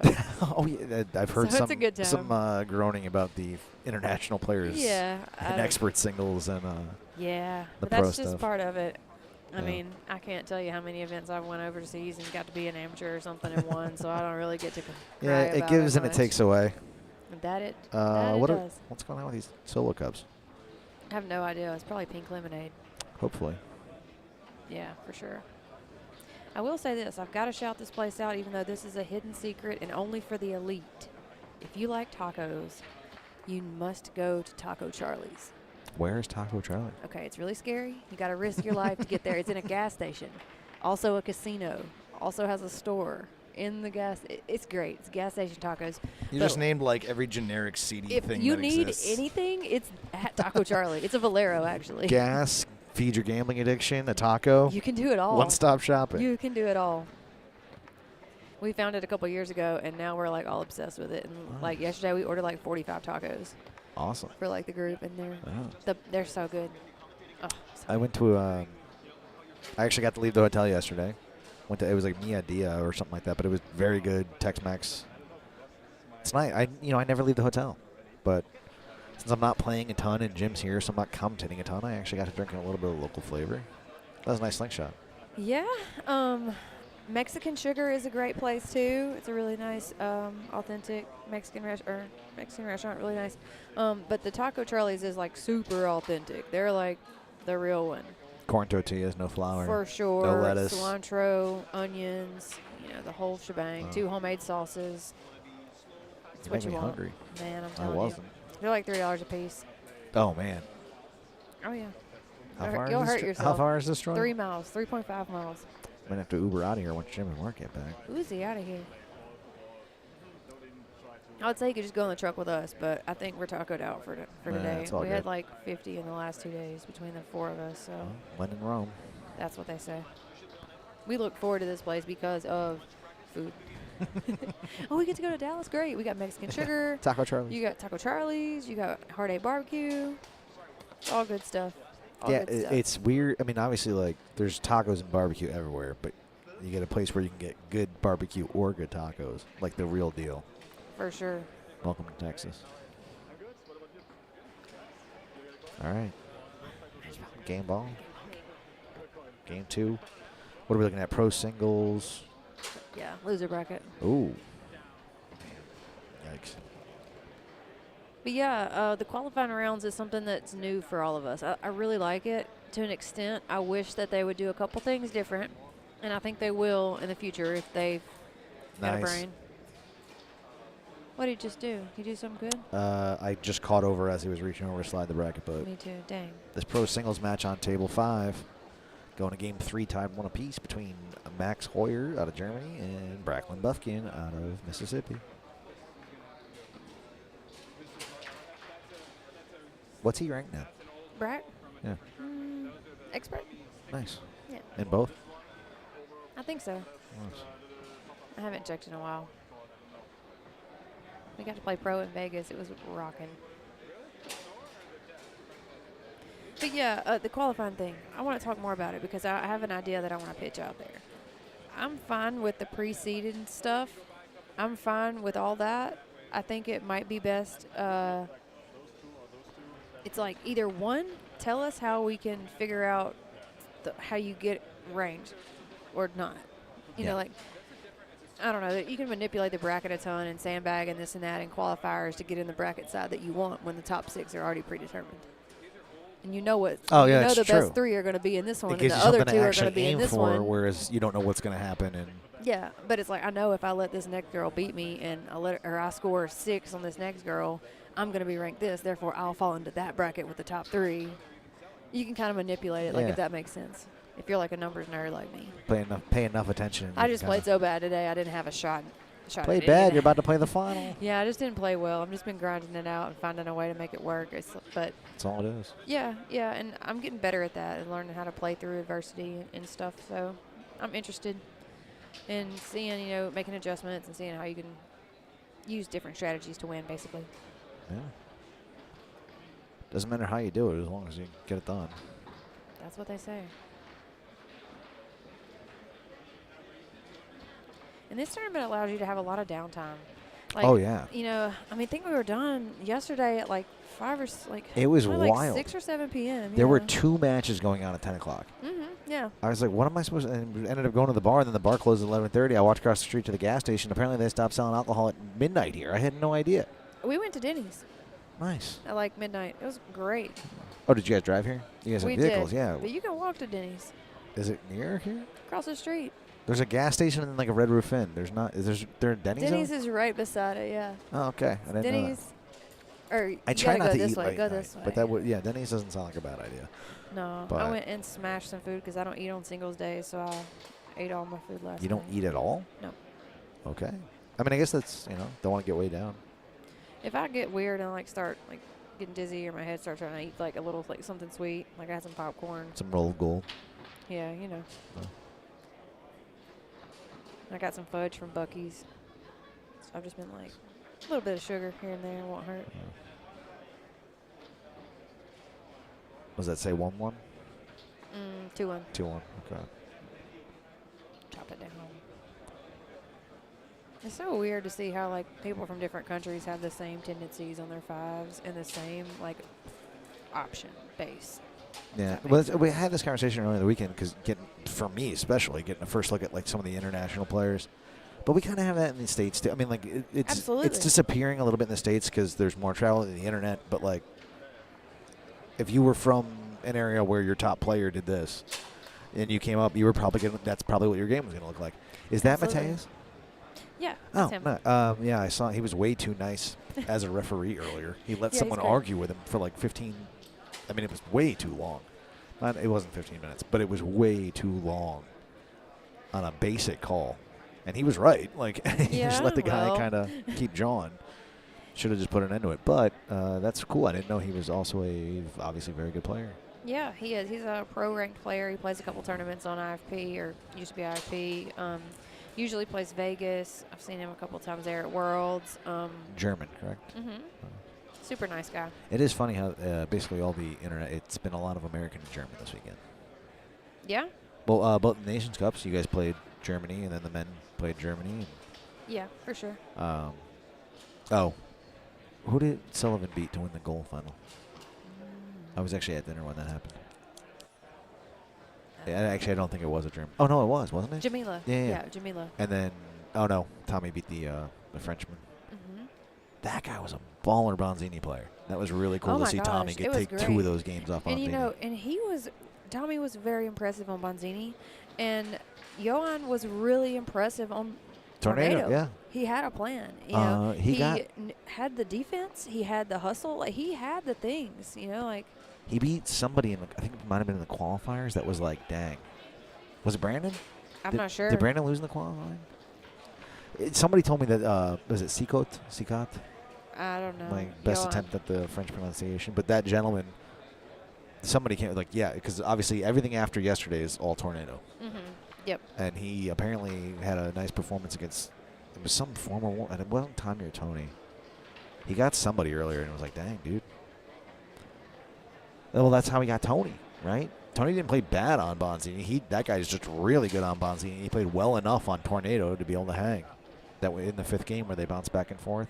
Yeah, I mean, it was just the difference maker, and he had great defense too on Bonzini and on Tornado. Mainly Tornado really stood out to me because no offense, but when you say Bonzini and Tornado, for me, that's the biggest table difference. Yeah. You know what I mean? So their styles are so different, and even usually involving defense too. It's really cool to see him close that gap. Yeah. So really, really, great play by both. I was super impressed. It's such an enjoyable match to watch. But it is an interesting thought. It's if you can be good on those 2, everything else kind of falls in the middle. Yeah, right? yeah. In a certain that's stylistic too. He shoots a pin on Bonzini, he shoots a rollover on Tornado, but it's finding that change. Finding something that you can either differentiate, or do you have the finesse where you can shoot your pull shot on Bonzini and then turn around and shoot it on Tornado? Yeah. Same way with your rollover. It's that's kind of the second layer of foosball that a lot of times people in the U.S. don't get because all they ever see is Tornado, and if they see another table, it's just for once or here and there. Or you saw it. They had one at your local state tournament, and you got to knock it around a little bit, but. Sure. Or we're going to a Bonzini tournament. Okay, great. It's all Bonzini there. Uh-oh. It's hard to see both. Old Dad, what's up? Nice. All right. What manufacturer? Yeah. What did he say? Nice. Oh, yeah. Steve Murray crashed in the booth. Old Dad getting some things done. Yeah. It's after 7 o'clock here local time, so Old Dad's enjoying himself. Old Dad. He's great, man. I told the story earlier. He gave me a really hard time for busting his chops when we were watching Tommy play the goal final yesterday. He tried to sneak around. If he sees me telling the story, he'll get mad at me. But there's like a speaker back there that's not being used behind where he's standing now, and he tried to climb up on that and then climb up the back of these bleachers. Oh my gosh. And I was standing right about where he is right now, and all of a sudden everybody just hears this loud bang. And he looks back there and he's like, "It's all right. Like, I got it. It's good." It's really funny though. But yeah. Anyway, sounds like he got a new sponsor, which is very cool. Yeah, interesting. Who got that match? Max got the match, did, but he okay. was doing the score for the match, and he's like, "Man, the whole time I was scoring Oh, this he didn't match, and I didn't even know That's I what was he about said. to play him," and I was like, "Oh." Oh, so Max just went to those. Okay, yeah, I see that. Yep, All right. yep. Good to see Logan. Saw him Yeah. hanging out at the bar yesterday. I was like, "You want me?" He's like, "I've been old enough. I'm about to be 20." It's like, okay, so you turned 21 like Chill out, bro. Yeah, like, chill. a little over a year ago. Right. I love the setup for this tournament. Oh, we are underway. Sorry, folks. Oh, sorry. We're back. We're back. Still first ball. Tony chance to open scoring, and he does. He's been getting real deep on that pool side this weekend. Clips the corner there. 1-0 now in favor of Spreman. So what insight can you share with the crowd about Mateus's game? Great pull shot.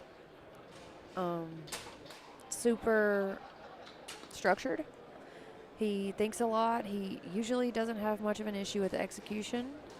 He's probably watched Tony play a match or two. And yeah, he's just a super structured guy. It's fundamental. It's super fundamentally sound. He's going to take his time, you know, not waste possessions, really just having a plan. So super strong player. Much respect. Again, made it to the last 4 in a very deep field as Tony gets that one to trickle in now 2-0 in favor of Tony Spreman.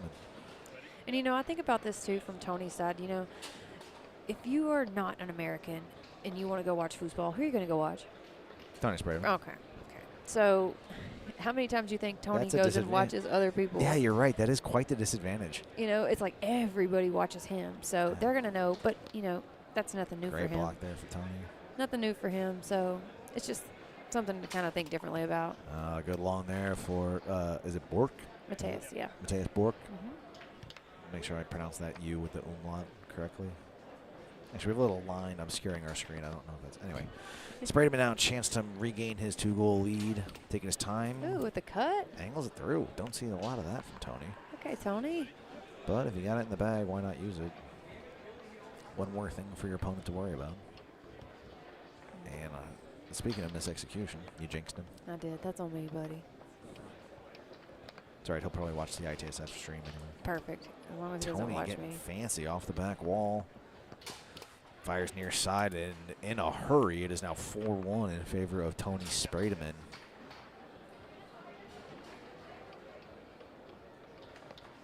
Oh, tries to go off the wall, and Tony all over it. How do you build a game plan against Tony Spreman? Well, that's I mean, that was an option pass, and Tony was ready for it. Yeah, exactly. Exactly. Surprised he didn't rip that into a pole kick the way Yeah. that went. I'm a soothsayer. Have you seen this before? He just gave it an extra second before he did it. And in a flash, game 1 goes to Tony Spreman. And, you know, it's about going 4 for 4, going 5 for 5. When you play somebody like Tony and it's 1-0 and you've got the drop, you can't mess it up. Yeah. You know, it's like it doesn't seem like that's that big of a deal in a lot of matches. Like, oh, whatever, I can always just get back. Or, you know, if you get that break and get a block and it lands on your 3 and now you can go up 2-0, that's crucial in matches like this. That was my favorite shot of the match. PSA, Tony. The chip? Yeah, Or for the sure. angle? Yeah, for sure. I like the pull kick just because I don't know that as a commentator I've ever actually been able to call something a goat was about to do. Okay, so it was about you. We're thinking the same, you know, great minds think alike, right? Well, I'm proud of you. I'm coming along. Yeah, you're moving Someday along. I'm going to figure out how to actually hit a pull kick, and I'll be like, yeah, no, I know how to do this. Yeah. I know when to do it. Exactly. I I've can seen call some it. things. Yeah. Starting off game 2. Oh. Okay, I'm confused. Nice. I thought that guy that just walked by in front of us was Hoyer. Sorry, off topic. With Mateus Brook with a chance to open scoring here. Tries the short, and Tony just seems like he's got an answer for everything at the moment.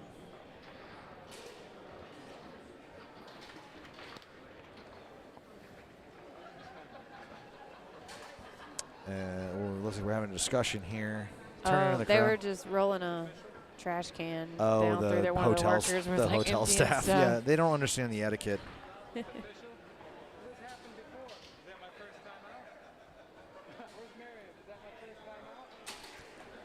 And okay, the trash can has vacated the pit area.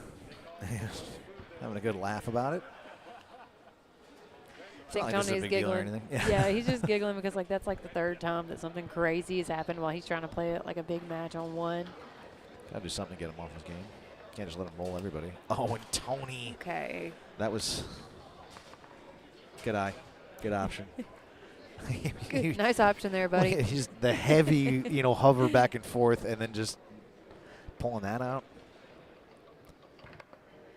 And he's another one with just insane hand speed. Yeah. Like that's why it's so hard to build a game plan, Nice. Oh, I don't think, did he tap a table? I don't think he meant to do that. Oh, no, he did. Oh, he got a piece, though. Okay. I don't know that I've ever seen Tony hit a bank. He's been to Europe now. Oh, that's true. Yeah, you're right. Okay. New I've age. been out of the commentary New game for a age while. Tony. I haven't really thought about a lot of these things. But, yeah, I guess you have to do it on those tables. What is it, Leonhardt banks really well? Yeah. Yeah, for sure.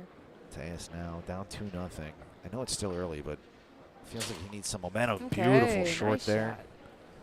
Tucked it back, a little 2-dot crunch. Yeah, Tony now. Watching him do that out of a sit still this weekend and still being lightning fast, goes with the pin shot to the near side. And these two might have matched up several times on maybe Landhard because I think they play a lot there, but I'm not sure if they've matched up before on Tornado. Oh, nice. Back to the wall there for Bork.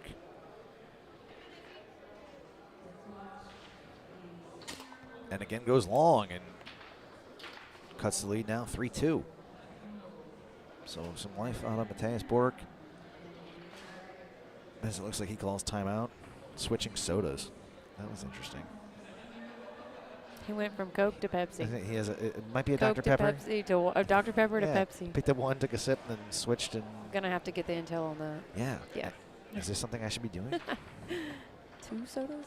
Tony with the tic-tac, dribble, tries the wall. Hammers the Yikes. Lane to the quick pull kick. On the transition, too. Yeah, it's fun to watch. Tough to be on the receiving end on. Now 4-2, game ball in favor of Tony. Up 1-0, and Mateus turns it over, and Tony goes off the back wall, tries another pull kick. He's having some fun with it now. Fires near side, or far side, excuse me.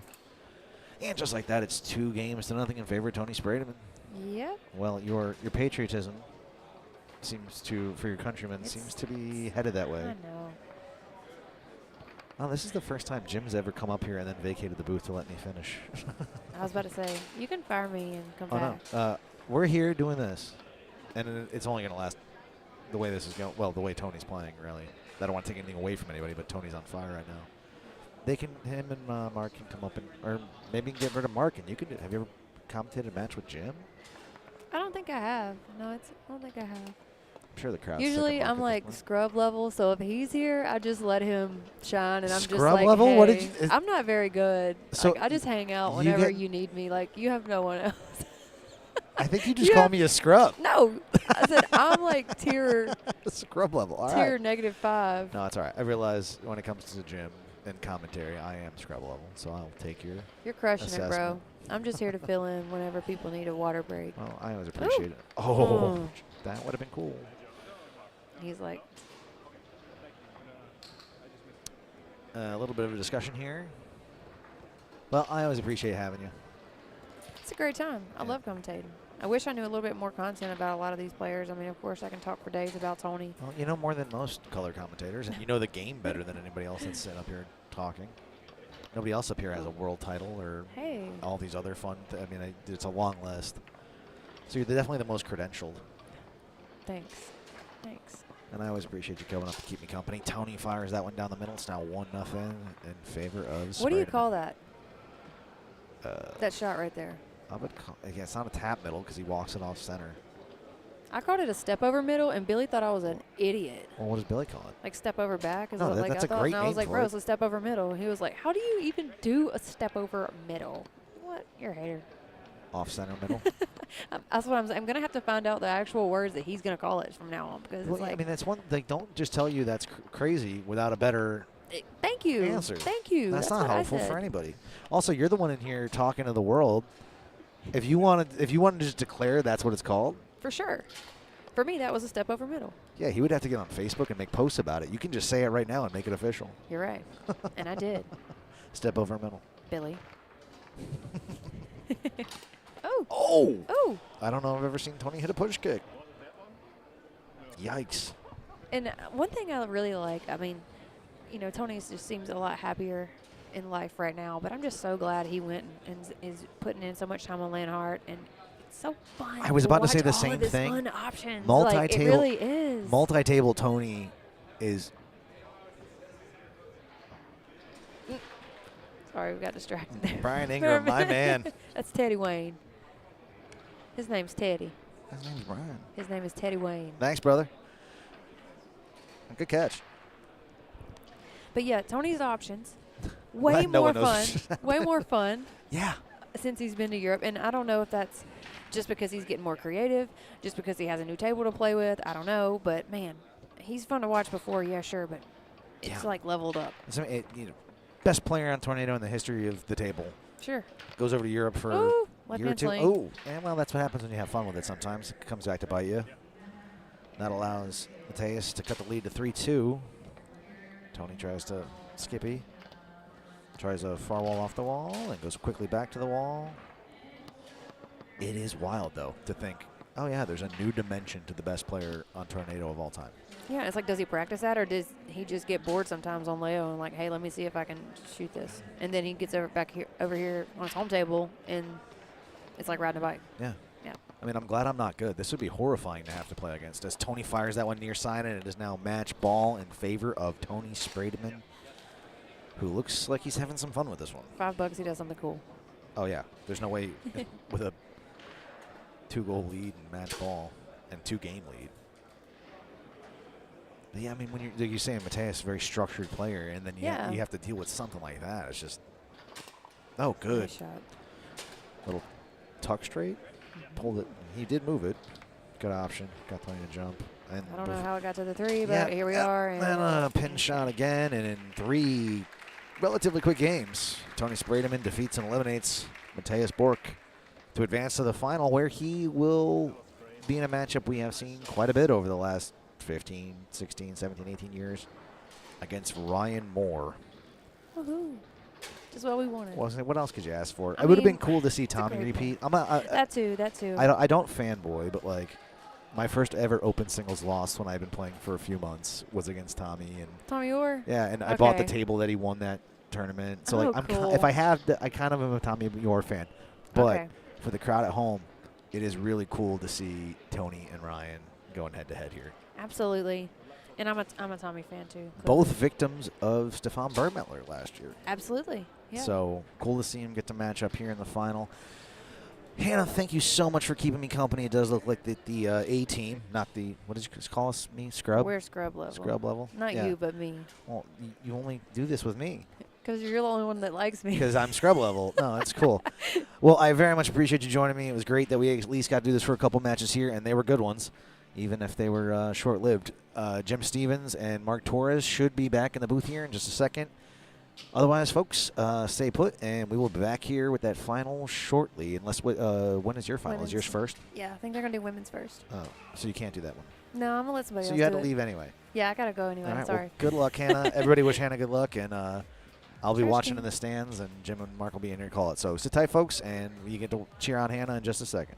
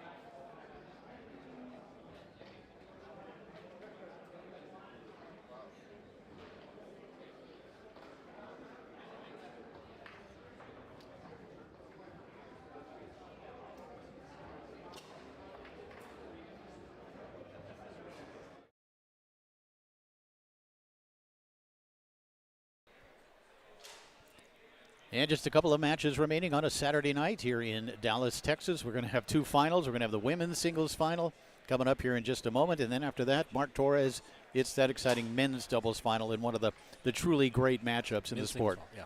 I got to do a quick thing. I got to get a shout out to my daughters, Catherine and Carolyn, my wife, Meg. They may be watching now, and so Daddy's going to be on his best behavior if you're watching. And then our cats. We got 3 new kittens. Okay. Pixie, Are they watching? Yes.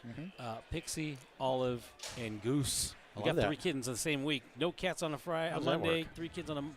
We adopted 3. But this is who's competing, Jim? Who's on this table? Do you not know? I want you to go and take it over, man. Table number 1. No, this is the women's singles final. It's going to be Caterina Șabălescu of Romania going up against Hannah Buffkin of the United States, and this should be a lot of fun. And one thing I'm looking for, and we saw it in that last match, in that semifinal match, where Isabel Stille really had a great deal of difficulty scoring against Caterina Șabălescu.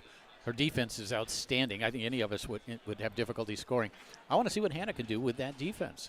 So if you don't know who Kathy is from Romania, she's a superstar. She got to this tournament by being the number 1 ranked woman in the ITSF points rankings. She just maybe 2 weeks ago, won the Bonzini World Series. She's a multi-table world champion, World Cup champion, and she's a monster. And she's a goalie. So she's a goalie with multi-table experience, all-around player, of course, but I think we're getting rolling. And she's not this big overpowering forward where she's got this dominant 3-row or this outstanding 5-row. Both are very good, don't get me wrong. But it's more about her scrappiness and her toughness and her defensive and her understanding of the game that really has propelled her into this position. Here we go. Hannah will put the ball into play. I will have to get used to Hannah, who has been Hannah Smith to me certainly for a decade of competitive foosball. Now Hannah Buffkin. She got married last Saturday to Bracklin Buffkin. No kidding. Yeah, last Saturday. And she's able to fire this one home. Did that go inside? Let's see where this one went. Deep to the push She side, goes far side. Did seem to get it around her. So a great start here from Hannah, and that's what she's going to need to do is hit those corners. I spoke to Hannah before this match. She said she has been playing poorly the entire tournament. She's not been happy with her play. I asked her how she got here. She's being scrappy. Yeah. She's just like will. And that's what it takes oftentimes. Șabălescu will come back with the possession and find that far side of the goal. Again, not a lot of extra movement here, just simply firing it home to that far side. Let's see if she gives that same defense. There's it looks like a little bit different. She's not doing her shuffle defense. No, so it is a little different. And she is able to make the block here up into the air and off the table. She will make adjustments. And again, this is a woman who plays a lot of foosball at a very high level on multiple tables and has learned how to make those adjustments on the fly, which is really what you need to do. You can't just rely on your big 3-rod, your big 5-rod. You got to find little things that you can make adjustments to during the course of a game and a match. What you got to worry about with Caddy is her 2-bar is exceptional. The banks, the inside shooting, she will hurt you. Ooh, and a 2-rod shot here from Hannah. And remember, Isabel did win the first game of their semifinal, and then Kati was able to make those adjustments. But right now, it's all Hannah. Hannah Buffkin. I'm going to keep saying that until I get it right. You work on it, man. Out there in YouTube world, let us know how our audio is. The Foosaverse. The Foosaverse. Yeah, the Foosaverse. If you're out in the Foosaverse, let us know for audio. If you can hear us. That's it, Jim. Good Lord. If our audio is poor, let us know. Otherwise, don't bother. But we are checking in. If you have any questions, comments, anything else, let us know. Right now, it's 3-1 here in this opening game in favor of Hannah Buffkin. Her husband's name, coolest name, Bracklin Buffkin. Yeah. He may be the only Bracklin Buffkin in America. Sounds like a superhero. It does. His alter ego. Totally. You know, and we've talked about top players, as Kati able to find that far side of the goal to make it 3-2. Talk about top players having played other sports, and I know Hannah was a top-notch softball player. And a gymnast, by the way. And a gymnast, yeah. So there is a certain understanding of sports, and especially maybe team sports can be beneficial towards really having it contribute to foosball as well. And Hannah always has had that fire. And again, this time far side, caught her in a switch. And Kati will call the timeout. It's best 3 games out of 5, so there is room for adjustment as the match goes on. And that's a trap, and we haven't got there yet. But if Hannah does win this first game, she also has to make adjustments. It isn't like she can just fall back on winning that opening game and having a great performance, which we are seeing. Because Kati will. Yeah, and I want to second what you said. We know Hannah was a high-level softball player. Yep. She's a gymnast. Man, gymnasts are the most fearless human beings. Just to Yes, they are. where's the free fall come from? Where you just trust your body to land on your feet? No, and you don't always land right when you're training. It's going to happen, but boy, do they work hard. You have to. And that Well, taken that away here by translates, Hannah. the way. The point of that was that experience translates to everything else. Here's Hannah looking to close out game number 1. It's been a very strong opening game performance from Hannah. Try to take it out to that far side. You see the adjustment from Kati, and then she sends it up along the outside wall, and Hannah maybe still thinking about that last possession. A little slow getting back. That one trickled in to make it 4-3. And then the turnover by Hannah. She had it, lost it, fired on goal by Kati. She had it briefly on the 3-rod, and it's Hannah now can take a breath, step forward, and look to advance the ball once again to her 3-rod. But it's stolen away by Chabalescu. Kati strokes it home far side, just like that. It's 4-4. She's had a lot of success to that far side of the goal. Even at 4 here in game number 1. Jim Stevens, Mark Torres with you on a Saturday night, having some fun, watching some great table soccer, great international table soccer. And that pull kick effort blocked, sent up the table, and then grabbed on the 5-roll by Chabalescu. So if you don't know who Caddy is, she's incredibly experienced in multiple finals, in doubles, singles, multiple tables. So just experience-wise, you got to give an edge to Kathy. And she's got a chance to put away game number 1 here. Has it blocked on the 3-rod, then sends in the rebound on the 5, and what a turnaround there. Tremendous start from Hannah Buffkin. She was up 4-2. She had a chance to put it away, couldn't do so. 3 in a row from Kati. And just like that, Chabalescu is leading 1-0. And I think for those Americans who are watching their first multi-table event and their first World Series, you're getting to see what's out there in the rest of the world. These European players are athletes that approach the game like athletes, like sports persons. They travel. We talked about this earlier. They got an hour train ride or a $75, $100 flight, and then they stay overnight. And they may start partying at the end of the day, but you don't see them drinking. You don't see them in their jeans drinking and partying. And they're the athletes during the day, and they play like it. And they play a lot. They play a lot. They play a lot of playing high-end competitive foosball. Again, a lot of them playing 30 tournaments a year. Yes. And we're not just talking about local tournaments. These are regional tournaments. These are multi-country tournaments, different table styles. Yeah. So Kati now just two games away from the title. Randy says we sound handsome. Thank you, Randy. Thank you. We're not going to put the camera on us and disprove that. You wouldn't disprove it. I said you wouldn't disprove that. You didn't pick that up? Did you pick that up? Well, Randy's out there. Which one is this? Do we know? Raposo. Oh. Raposo. That means bear. In what language? Spanish. Randy Bear. You're Mexican, Randy? All right. Anyway, point being, she's got her hands full. Hannah's got her hands full. Needs to get off to a good start here. She'll have the first scoring opportunity, and you know that Kati has made defensive adjustments. You see it there. She's not going to give up that far side. Going to make Hannah beat her to that near corner if she can. Nice pickup on goal. Somehow Kati got a man on it. Is able to pick up the rebound on her 5. So if Katerina Chabalescu wins the Tornado World Series, and of course still plenty of foosball to be played here, and it certainly could be Hannah who ends up victorious here today. Yeah. But she wins that. She wins a Bonzini. I mean, how different can they be? You're a Tornado World Series champion and a Bonzini World Series champion. The same year. That's never happened before. And does she enter the World Cup, the World Championships coming up here in 5 weeks as the favorite in women's singles? How Very could well you might. not Yeah. call her the favorite? She beat Lynn Tran in the finals of the World Series of Bonzini. I think I don't think Lynn won the Leonhardt singles championship. I don't think she did. Maybe she did. I don't know. Point being, you win Bonzini, you win Tornado, you're a beast, right? And there she is finding that near side of the goal. That's what she's going to have to do. And Kati up till now has really forced her to go to that particular shot. And now Kati will make an adjustment. Hannah has to be flexible to make adjustments even when winning or even when being successful. No one sent off the back wall. Nicely done. The dump and chase. She picks it up. Will set it up and look for the lead. And Hannah can be a fiery player. You've heard it so far after each score. She'll set it up again here. She worked that near corner. Let's see. Nope, trying to take it back out to the far. Nothing there. The block and the bouncing rebound grabbed by Kati on the 5. If you watched her match versus Isabel Stelly, she gave a completely different defense. It was a standard and a shuffle. Isn't that something? Yes, she has multiple defenses in her pocket. She may resort to that if Hannah gets on a roll. But right now, this is what's working. She's blocking probably 50%, right? And that was a game plan coming into this. There is no doubt she put some thought into it. She said, this is what I'm going to come out with. And that brings up the whole game plan thing. You always want to have a game plan for every single match and for every single game. Enter that game kind of knowing what you want to do.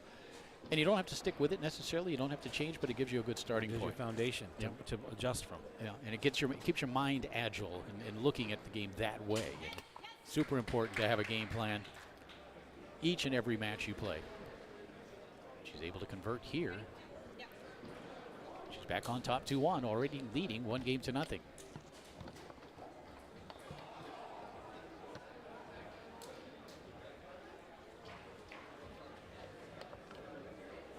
Great pickup. Hannah needs to figure some things out here. The onus is on her to make some adjustments. Losing the first game and being down early here. Does make the steal, giving herself another opportunity. She'll set it up again. There you see the post up to the near side. Challenging her. Yep. She's there to make the block. And it gets to a point here where we saw it with Stelly as well, where you start to get in your own head. You're starting to think, I don't see a hole. There's nothing there. What can I do? What am I going to do? And a little sense of panic sometimes comes in when you don't see a hole. Sometimes the way to see holes is by not looking for them. Jim, that's like Bruce Lee's something in the booth right now. You like water? You like water? Bruce Stevens, Jim Lee. That one blocked up and getting off the table. Ball put back into play by Shabalescu. You got to credit great defense. And stuffed back into the goal. Speaking of great defense. On cue. A defensive stop. Hannah said she got here by being scrappy. See if that helps her out here. Yeah, and oftentimes that is a big part of singles, whether it's men's or women's. That in-between stuff in singles that differentiates it from the standard double singles or goalie positional sort of play. Continuing to play some great defense, Shabalescu. But she is able to find that far side of the goal here to make it 3-2. I love that fire, man. I could see her swinging the bat and nailing one and just pumping her fist in softball. Oh, and the pickup. It's 4-2. Of course, she was up 4-2 in that first game as well. She needs to close, and she's going to use a timeout. Step away from the table, think about it, and here you would formulate a game plan. This is where you're thinking, okay, defensively, she's going to try to do this. I want to do that. If I do get a possession, to make sure I use a timeout if I have one. But she's been giving me that, so maybe I look for this. And just have those sorts of thoughts moving into that next ball.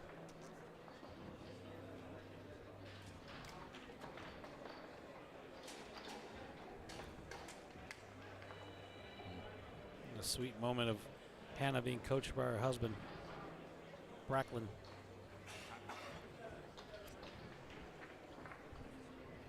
The person she probably trusts most in the room. So you would hope. Right? Yeah. Yeah.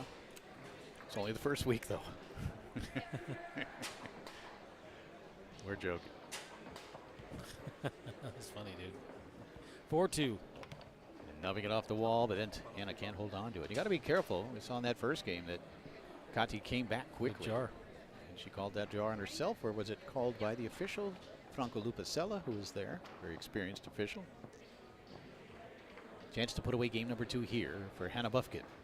She rocks and then drills that far corner. So Hannah. Great way to fire back. Great fortitude in coming back from that first game loss after leading 4-2. She has evened this match up at 1 game apiece, and we're down to one final 2 out of 3 to decide who will be the 2025 Tornado World Series Women's Singles Champion. Tough road. Each had a tough road to get here. Each got tested getting here. Yeah, very deep field here this weekend, no doubt about it. Lots of great international competition.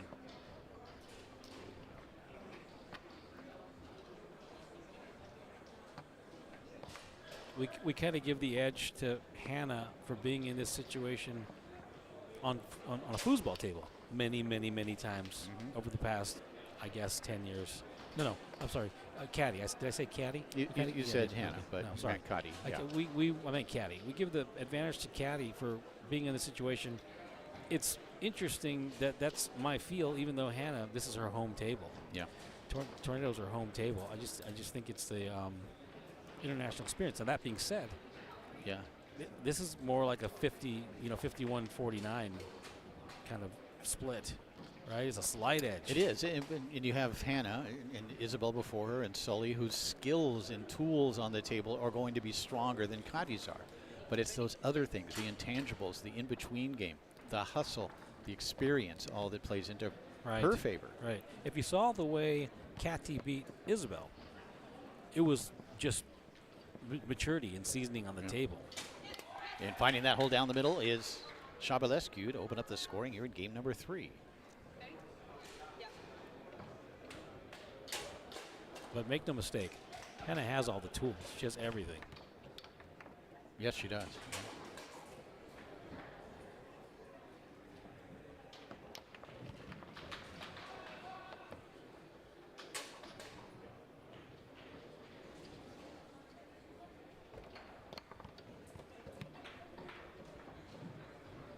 Nothing lead here in game number 3 for Caterina Shabalescu of Romania.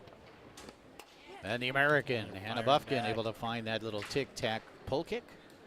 What you love about Hannah is she's never going to go. You're going to have to put her away. She's not going to go away. She's not going to hand it over to you.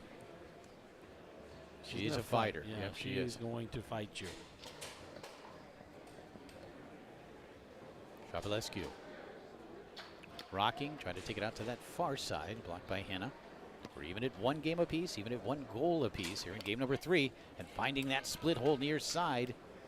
Shabalescu has now surged back ahead at 2-1.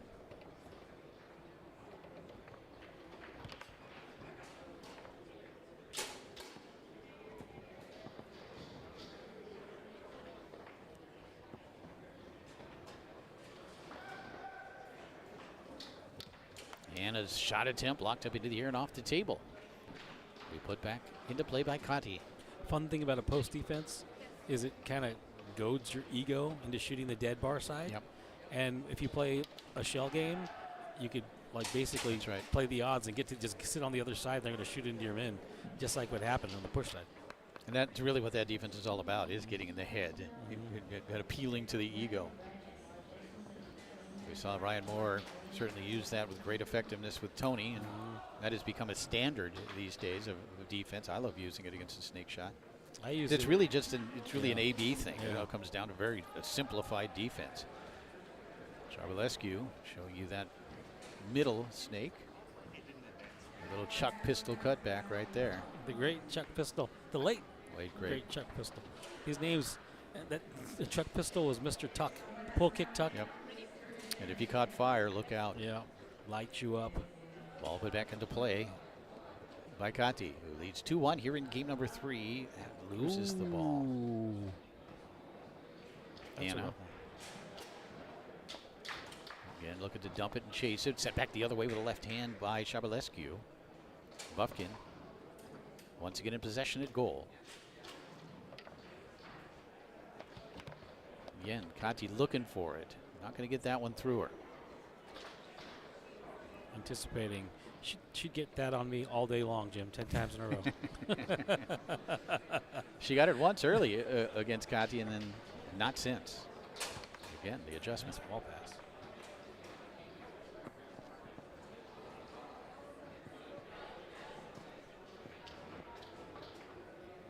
Buffkin.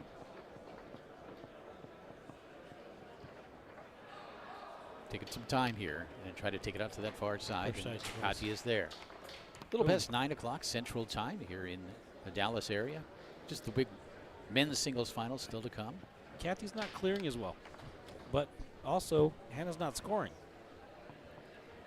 And Hannah's gone push side 3 times. And near side here, that quick set. Well, so let's talk about the psychology. So Hannah made the push side and has gone there 3 times in a row. And Kathy's just, let's see what she does this time. So what's Kati thinking here? Really daring her to go near side. Really anticipates that she will go near side. And Hannah sitting off center, a little bit far side here. Nice adjustment by Hannah. Give her a little different look. As you can see, she had set up off center far side and then tucks it home to make it 3-2. That's a good go-to for her. I think that's the adjustment she made. She's getting goaded into the pull side and pressured into the push side, and so she just sets it up a little more on the push side. It's now 3-2 in favor of Charbelescu. Kati tried to send that one off the outside wall. Rebound caroms right to the 3-rod of Bufkin. Hannah this time sitting up center.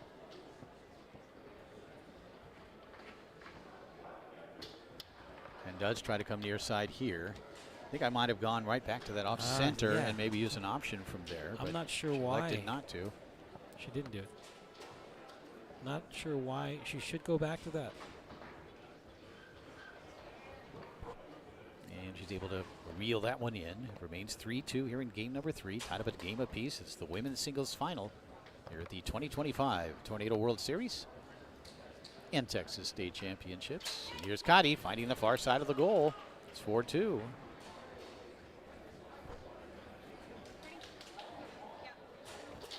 So Hannah had success setting it further on the push side and then going push. That should be something she should be building off of. And maybe it's just like a one-time thing. She knows it's a good go-to for her that she can be effective with, but she does need to have that option off that set as well. Well, you could build something off that set in this match where offense is far and few between. I'm not sure if I'm saving anything, but I've never been good enough to save anything. So. No, you're a spender. We know that. It's your wife that's a good saver, I'm guessing. No, man, other way. It's actually. All right, both very what she does here again, setting it up center, tried to bring it near side and then to that near corner. And Charbelescu seemed to be anticipating that. Kati down the middle into the goal, and she is now up 2-1. I'm not convinced that wasn't a bank attempt. She did hit it open-handed, and generally that means bank. Here it meant straight, it meant goal, and it meant a 3rd game win for Ekaterina Charbelescu of Romania. She's getting some coaching from Tommy Orr, which a fine master to get some guidance from. Yeah, fantastic.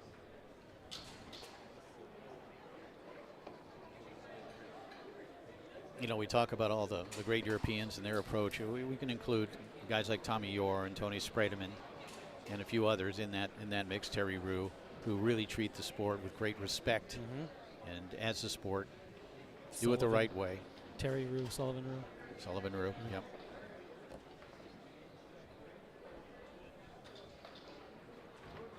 We got that cool automated camera view.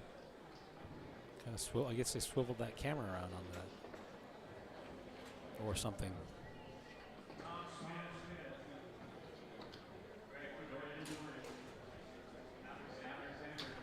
Two games to 1 lead for Romania's Ekaterina Charbelescu.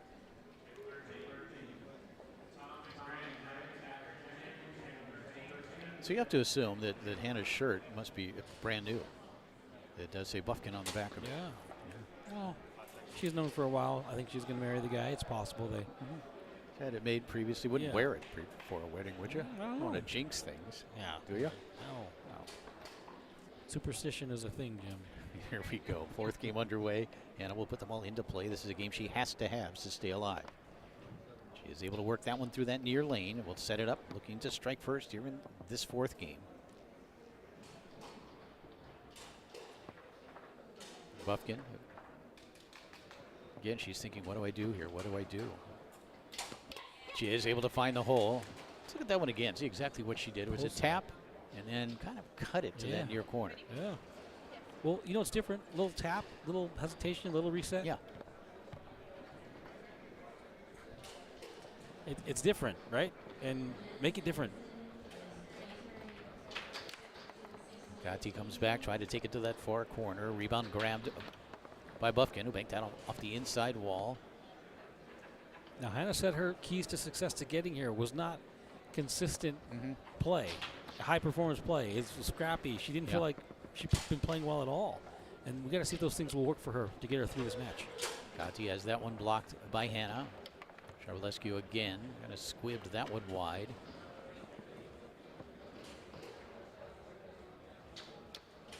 Another block here, and that's what Hannah needs to do. And the rebound comes up the table to her 3-rod.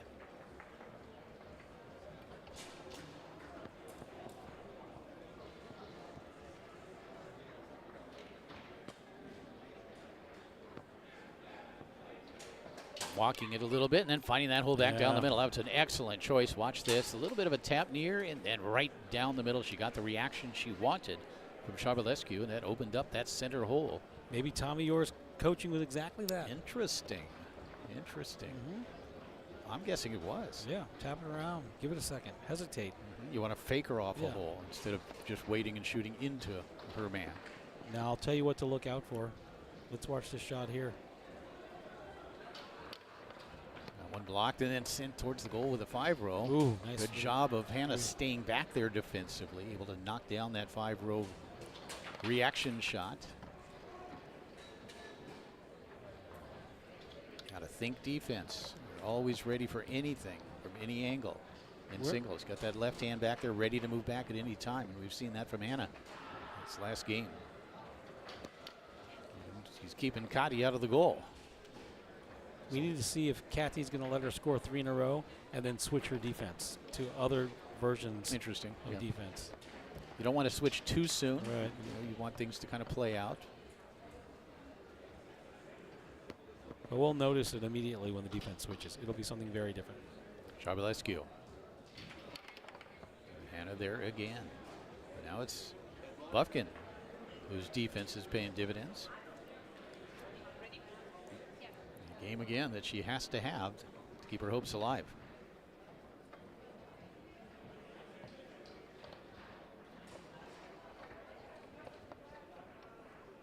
Kati is getting opportunities.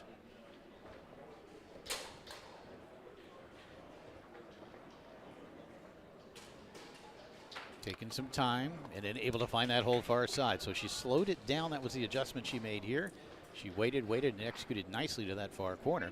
She's on the scoreboard here in this 4th game, now trailing 2-1. Big ball here for Hannah. Want to regain, get back some momentum, and she is able to scoop that one into the goal with her 2-rod. It's 3-1.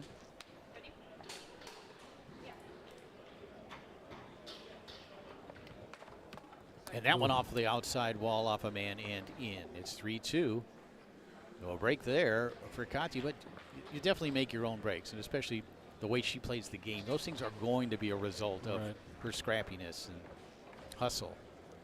Okay, so still same defense or some variation of the defense.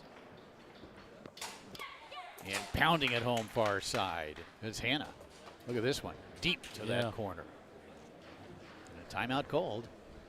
That's Hannah Bufkin now, just a goal away from sending this women's singles final down to one final game.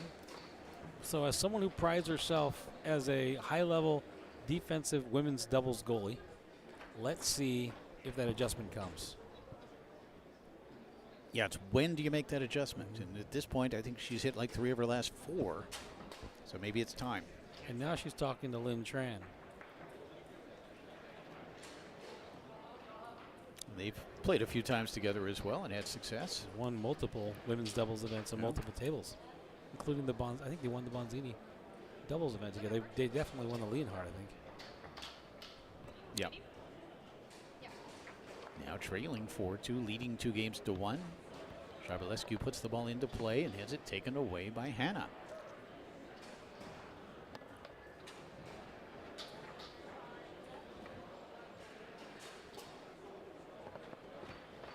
Yikes. Someone's going to have to make the other person pay for the loose play of the possessions right now. And ooh, there it was. Kati does. And she banks that one off the outside wall. She brings it across and then brilliantly off that outside wall. That's where she can be dangerous. Dangerous as heck. We haven't seen a ton of that in this match. Now Hannah with a chance to send it to game number 5. Okay, we're going to see the same defense we're still seeing. Yeah. Buffkin. Strokes it home near side. So best performance of the match in that 4th game from Hannah Buffkin, as she comes up big, winning 5-3 and sending this women's singles final down to one final game. We will see if Kati makes those defensive adjustments. A different look, because right now Hannah seeming pretty comfortable with that post-up near side defense. She's talking to Lynn Tran, and Lynn is one of the best women players in the world on any table. She was beat by Hannah. Hannah beat her in 4 games.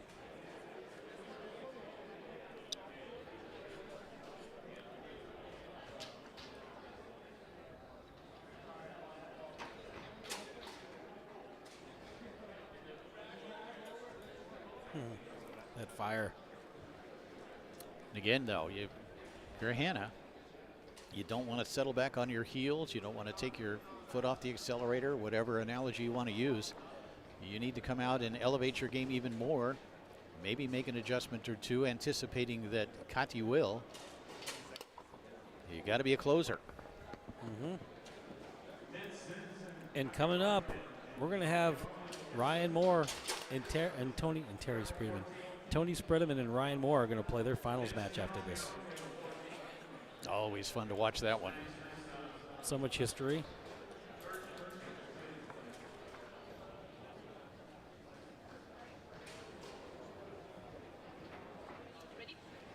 Here we go. 5th game underway. Ball put into play by Caterina Șabălescu of Romania. I think Kathy's tightened up a little bit. His first ball, so important when it comes to momentum. She's looking at the bank, zags that one up the table, and is there to grab the rebound. Looking for goal number 1 of game number 5. Șabălescu strokes it home far side. It's 1-0. Didn't take a lot of time, didn't need a lot of time to find the far side of the goal.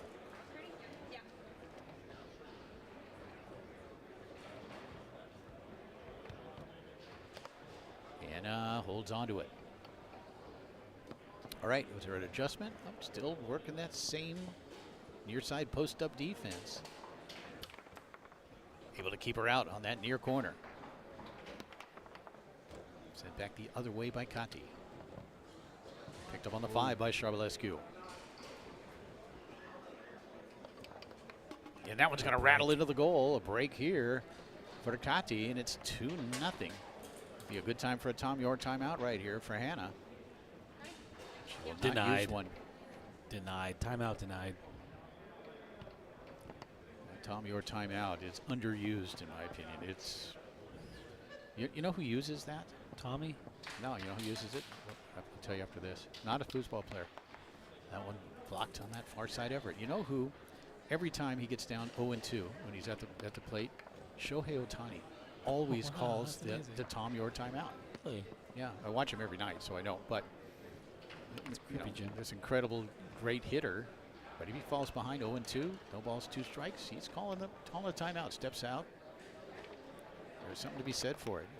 Where do you rank him on greatest baseball players of all time? I rank him number 1. Interesting. Yeah, just the fact that does he even pitch anymore? Yeah, he'll be pitching here in a month or so. But yeah, it's crazy. All right, big possession here for Hannah. Trying to bring it to the near side. It's going to rattle in. A break for Hannah Buffkin. Look at, she's the not block apologizing. was there, but the spin carried it in. It's She 2-1. wasn't apologizing. She wasn't tapping the table. No table the tap. God, she's shaking her fist. As it should be, right? Yeah, let's stop pretending. Back comes Kati. And out there waiting for her on that shot to the far side. Rebound comes back to Șabălescu, who will once again set it up. Looking to regain that 2-goal lead, and she does. Finding that hole down the middle. She went far side of that previous possession, down the middle right here. 2 points away. It's 3-1 here in the 5th. Huge possession here. What a nice for ball Hannah pass. Buffkin. Yeah. Can she solve the riddle? Can she keep her streak going? Buffkin fakes and then strokes it home far side. Huge shot from Hannah. It's 3-2. Right down to the wire in this women's singles final.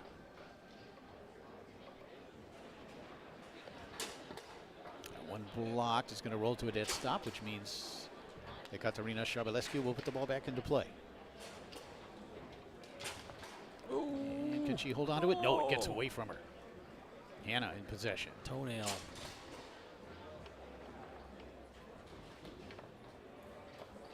Brushes that one up the table. He saw Kati sliding back there, but it almost turned it over and does turn it over. I think the nerves are there, man. The nerves are there. Looking to even it up at 3 here in game number 5. Hannah tried to come near side. You saw Shabelescu predicting it, just posted up and dared her to go around it. Looking to bank it off the outside wall here. Slid that one wide of the goal.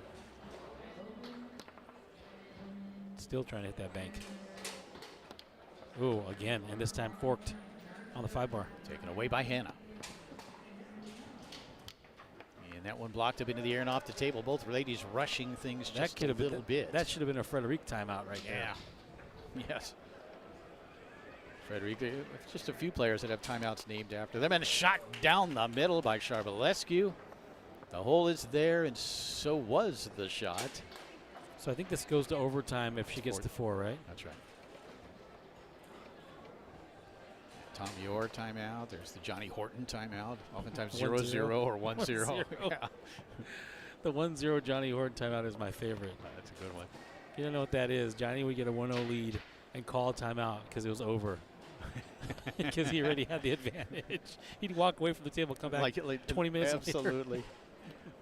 Who knows what happened in that 20 minutes, but it was the most hysterical timeout.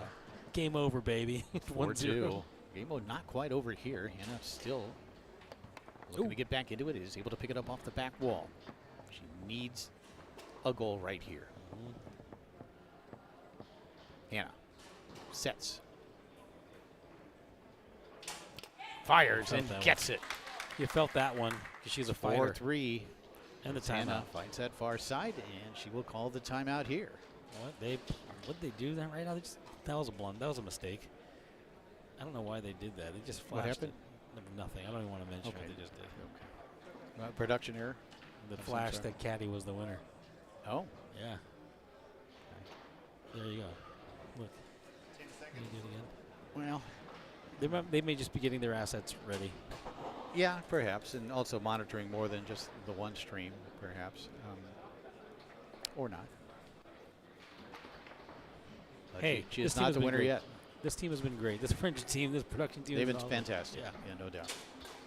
And we got him out there now with a handheld, getting ready for a potential champion, which we will have here one way or the other in a few minutes. Right now it's match point for Shabelescu.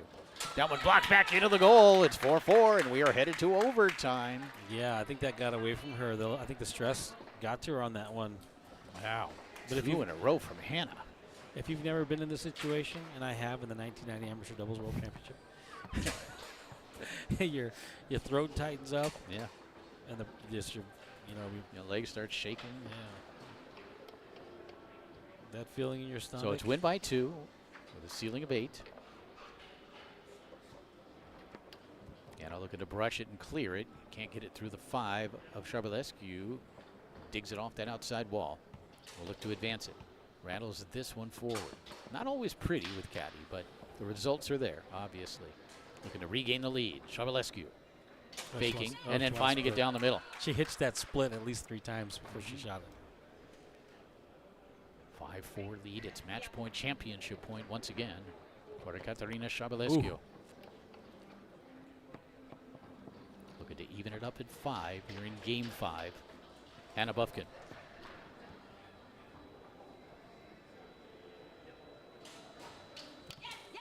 That one blocked up into the air and off the table. Man, that defense right now, she had a little roll with it going. She's got to keep figuring it out. Take that second look. That Conti really wants this Tornado title. Of course, they both do. Looking to even it at 5 once again. Here's Hannah. Buffkin try to take it out to the far side again, blocked. by Charbalescu.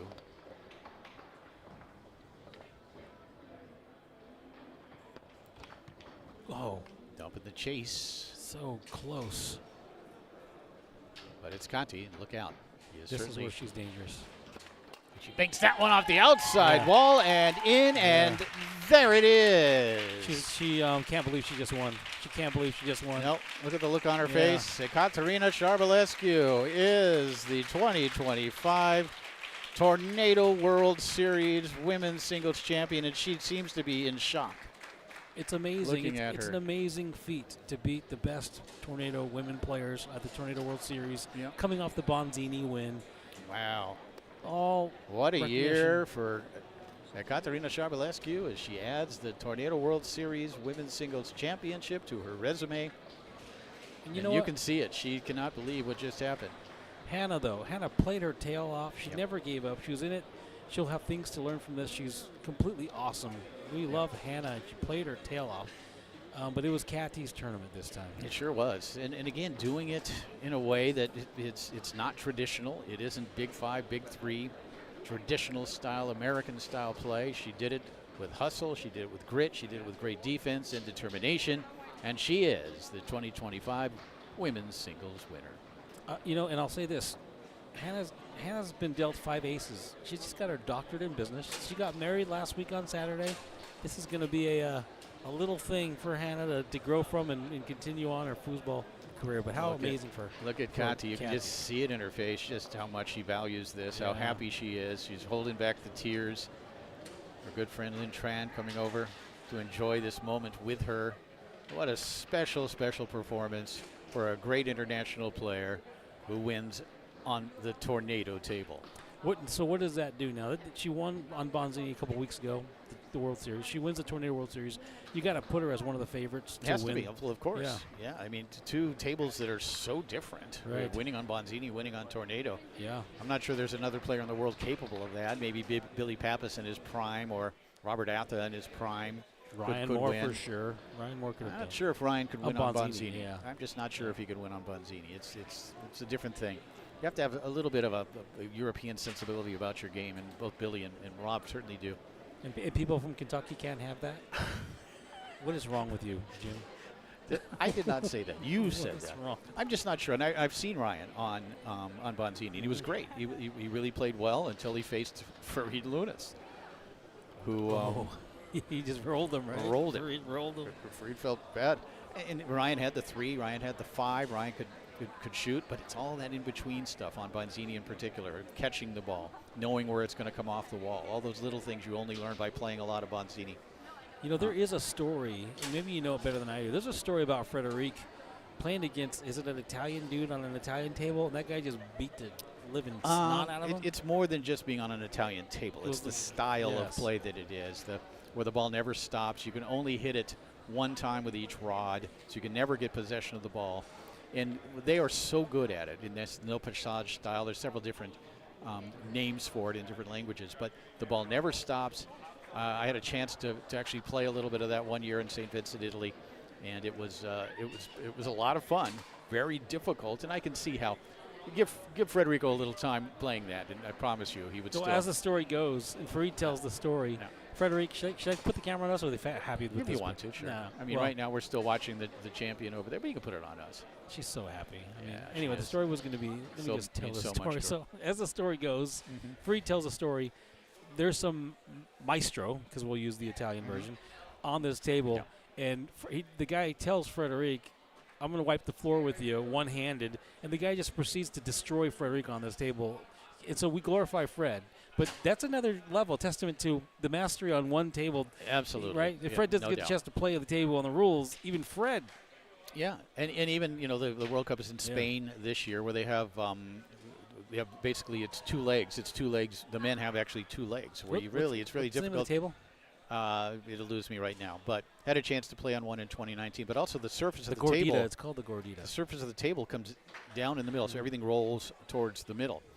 And it's very difficult to play on. And I would think that Fred would have difficulty defeating a player on that table as well. But he would learn. I promise he would learn quickly. You give him some time, and Fred's beating that Italian guy. Give him 24 hours with the table by himself, and he 24, probably yep. starts breaking you down. For sure. All right, so just the one final remaining tonight. It's going to be the men's singles final and the matchup of Ryan Moore versus Tony Spreman. Doesn't get much better than that. And that's going to get underway here in the next 10 or 15 minutes.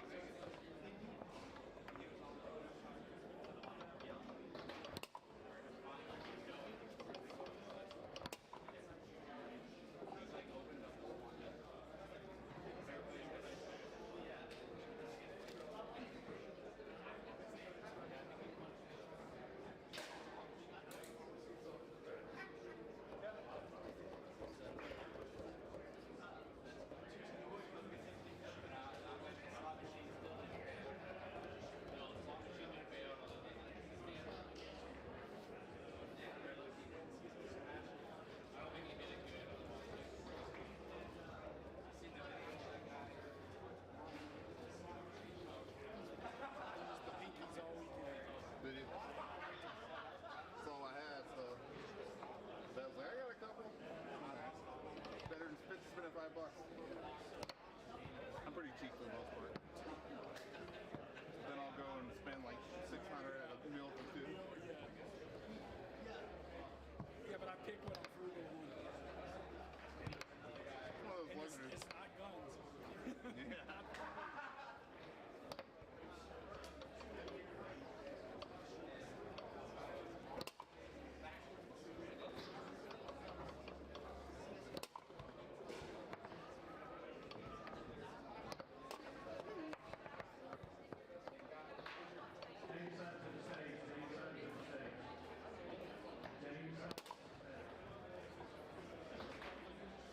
Look how happy he is.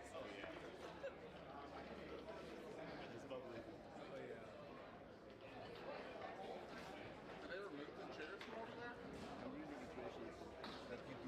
I don't remember it looking like that.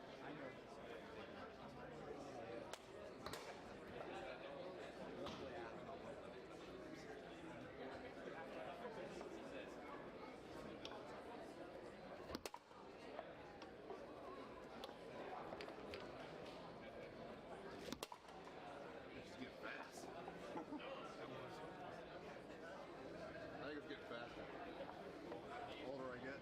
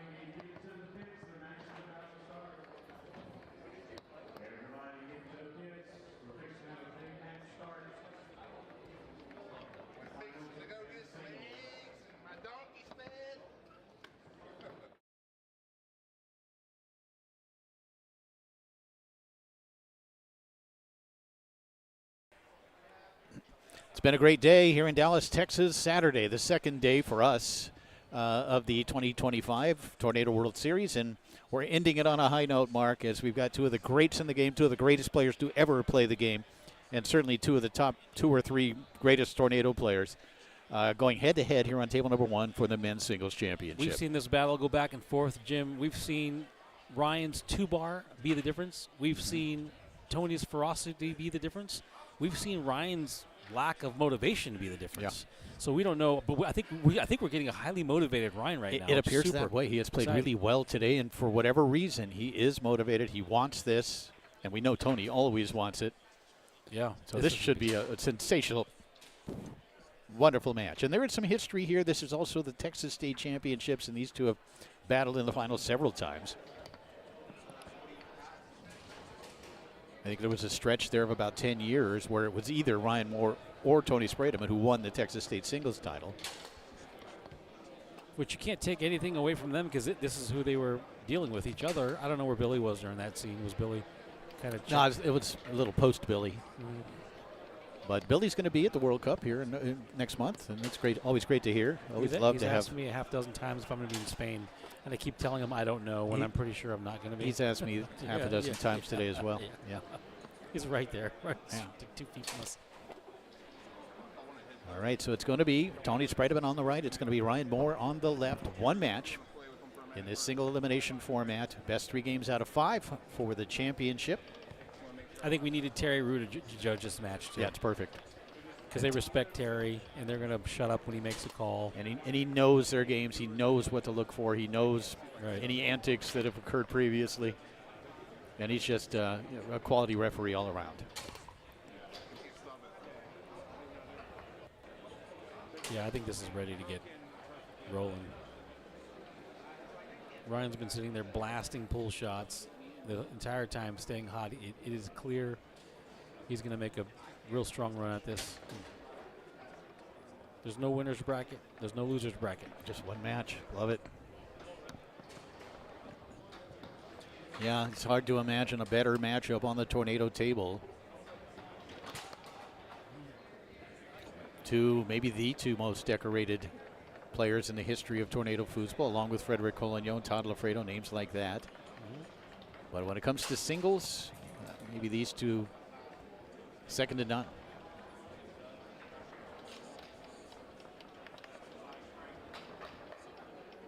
And you know Tony's feeling it. Tony's feeling the energy, the excitement. And here we go. Ryan Moore on the left.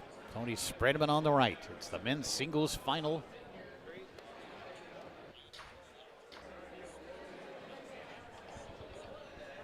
We get to see the one year we saw Ryan chop up Tony from the 2-bar in that second to last tornado final they played in. Ball put into play by Ryan. Crisply through the lane. When he's working that lane wall series and taking his time, it is a deadly offensive weapon on that 5. Going with a pull shot. Ryan tried to brush that one inside, blocked and taken away by Tony. And Tony with a left hand. He was just practicing that a minute ago. The slinger with a left hand up the table between the men and in. Amazing. What a way to open up this first game. Ryan electing to go wall here. It's aggressive pull shot series that he possesses. Of course, the John Wayne always an option. That squared off pull shot also an option. Literally, I think he's kind of his thought process here is it John Wayne or squared off split. I'm just working that one man on that near side of the goal. It's a simple approach, but an effective one, especially when you have the kind of lateral speed that Ryan Moore possesses. 1-1 here in game 1. Battle of the Titans. That's exactly what this is. These 2 guys are just all out amazing when they bring it all to the table. And there's Ryan from goal, and Tony's got to watch out for that short side. That's the one that killed him several years ago in the final at Texas State. No one busts Tony's zone worse than Ryan. Yeah. No one busts Tony's zone, almost except Ryan.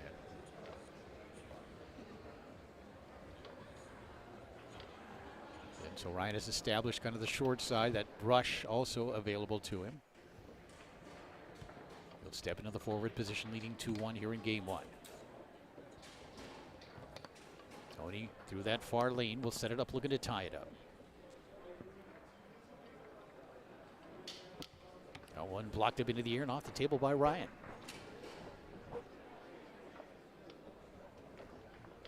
So when you look at the 2 3 rods, probably a wash. 2 5 rows, maybe Tony with a slight edge, maybe not these days, I don't know. Defensively, both players outstanding. Offensively from goal, you got to give the advantage, at least from a scoring perspective, to Ryan. And Tony able to find that far side of the goal to even it up at 2 here in game number 1. Sometimes you wonder if the battle is the efficiency of Tony's 2 to the 5 versus the scoring prowess of Ryan's 2-bar. Is that where it's a lot of little things, but that's a real intuitive one, right? like that. Ryan tried to go through that double high lane. Tony with a quick pass intercepted and taken away by Moore.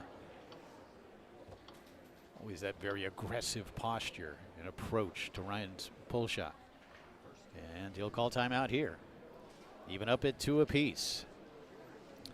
I've said it before, there's nothing better than watching a motivated Ryan Moore, especially going up against Tony. You know it's going to be a battle. You know you're going to get Ryan's A game, and Ryan's A game is as good of an A game as maybe we've ever seen.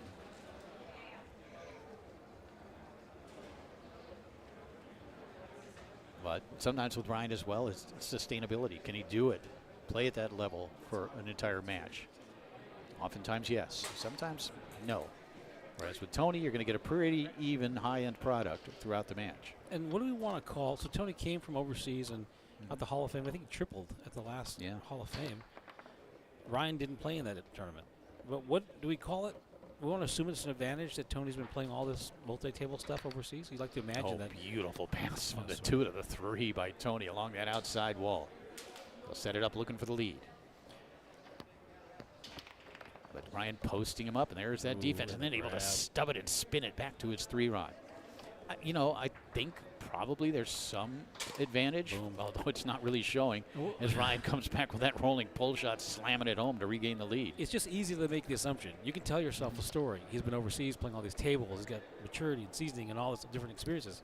It sounds like that on paper. We're going to see how that translates to a tornado-focused singles event. And of course, Ryan did all of that early in his career and throughout the early part of his career. He played a lot of foosball. And he played a lot of international foosball as well. And so now he can tap into that, I think, without necessarily having this year played as much foosball as Tony has. And we can sit here and speculate all we want, and that's kind of our job. But it's all going to play out on the table, and right now it's Ryan Moore who's got the advantage, up 3-2 here in the first game. Ryan will aggressively set the ball up.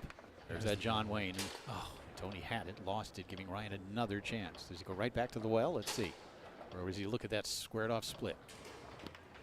Doesn't execute it. Tony with a nice save. Ooh, trying to hammer that near wall bank. Tony able to pick it up on that front pin. And Ryan posting him up. We talked about that defense earlier. That post on any side of the wall is an ego attack. Can you go around this man? And you think you can. And Tony certainly thinks he can, and he thinks he can every time, and I'm not sure anybody can do it every time. But you second guess because it leaves the other side gaping. So you're playing a guessing game. I remember the year that we first saw that defense was right here in Texas, maybe this very ballroom, when Ryan used that post-up defense and blocked Tony probably 85% en route to victory.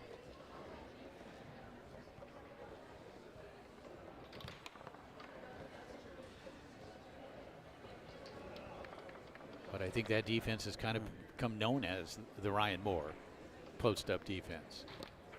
And Tony, the block here, Ryan kind of rushing that shot. All right, so this first game, you can see both players coming out with a lot of energy.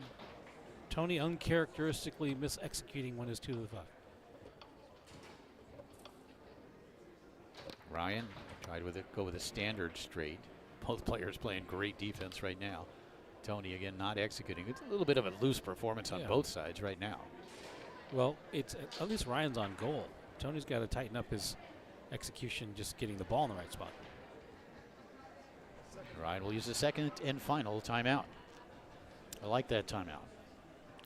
Yeah, Tony has a string of just flat out mishitting the ball. Passes 2 to the 5. That's a beauty, that little slingshot. Ryan is executing at a higher level if you preclude or exclude from executing scoring, because he's getting the ball in goal. He's, for the most part, shooting where he wants to go. Tony's defense is there. So these guys are just warming up. That's right.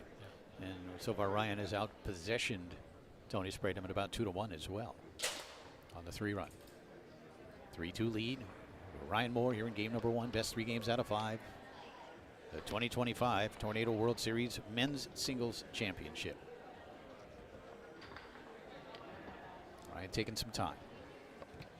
I just slice into that short corner. Tony making the adjustment, using the 5 to block it and take it away. That one's goofy.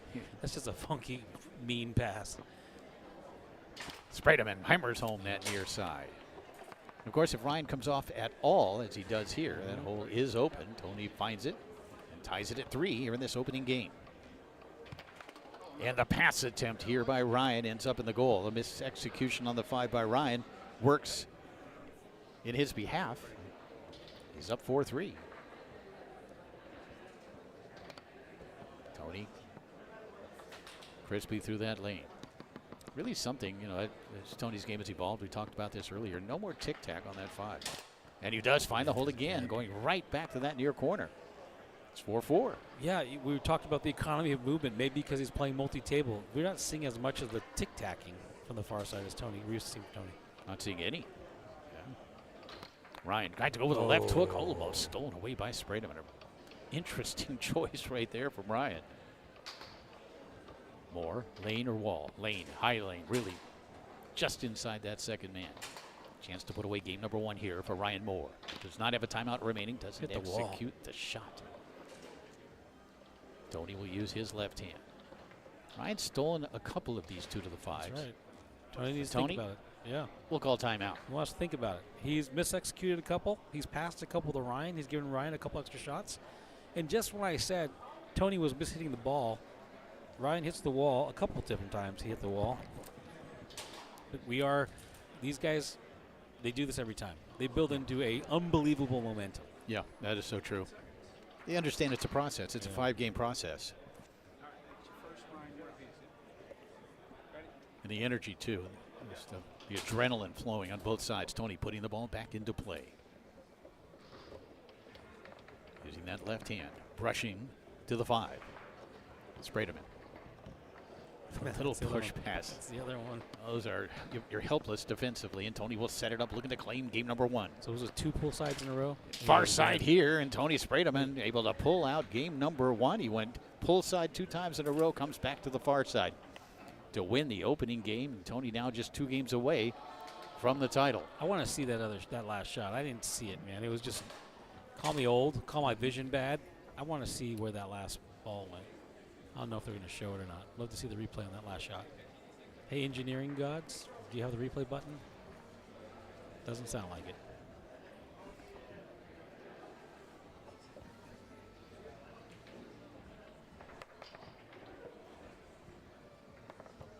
Without any seating left, another 10 people just walked into the room. No, there's not a chair available anywhere. Like 8 people, sorry. Yeah.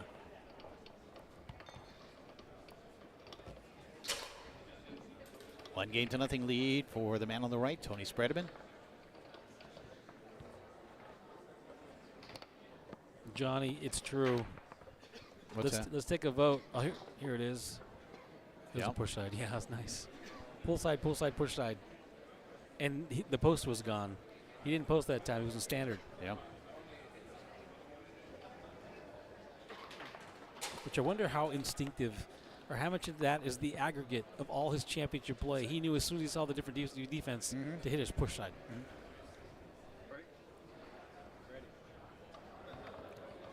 Spectators continuing to stream into the finals area. This is as packed as it's been all weekend, understandably. And the other nice thing is, for the most part, everyone is done. They're here. And they can watch this match because of this format and the fact that they're done. Here we go. Second game underway. Ryan will quickly advance it. Set it up. Ryan with several mis-executions in that opening game. Let's try to go to the straight hole here. Tony with a block and the nice save. And then the turnover. Let's see if Ryan makes him pay.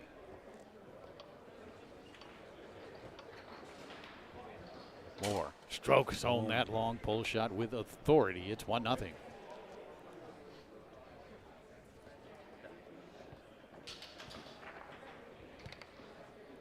Smoothly along the outside wall goes Spreman.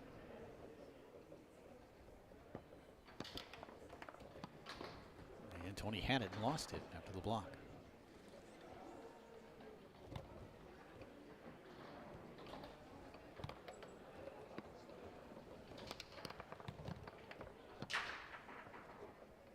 You see more unforced errors when these guys play each other, at least in the early part of the game, in the match. And it just makes you wonder. Let's let Tony shoot this one. Sprayed him in. Tapping and then try to come back down the middle. Ryan looking for it, makes the block up into the air and off the table. The fact that they're playing each other and the respect for each other creates that scenario. And the obvious analogy is they're not going to make those unforced errors against me. No, they're not. They're not. They're not. No. They're just, unless they're being super lazy, but it's not going to be out of anxiety for playing me. Yeah, I think it is a sign of the respect they have for each other. They're the only two guys who really, maybe Tommy Orr, throw him in there, that can play the game at this level, and they respect that. They identify with their opponent here because they know that he understands the game kind of the same way that I understand the game. They know that if it's not the A game, you're asking to lose and lose ugly, like lose embarrassingly. So bring your A game. 1-0 lead here in the second game. Favor of Ryan Moore. Tony leading 1-0, winning 5-4 in that opener. And that one's going to sneak through, make it 2-0. A break here again for Ryan. The execution has not been tremendous for Ryan Moore.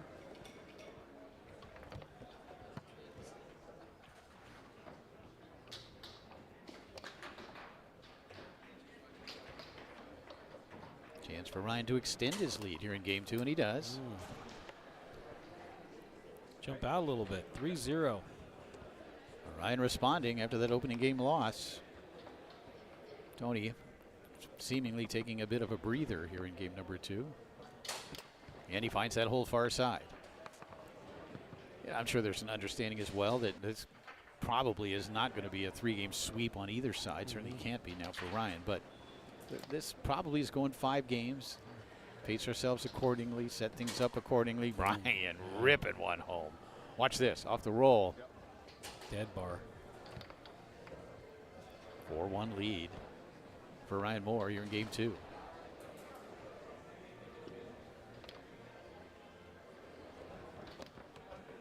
One of the great things about this format, it's a little bit after 10, running a little late tonight, but I would anticipate we're going to be out of here and done with this well before 11 o'clock Central Time.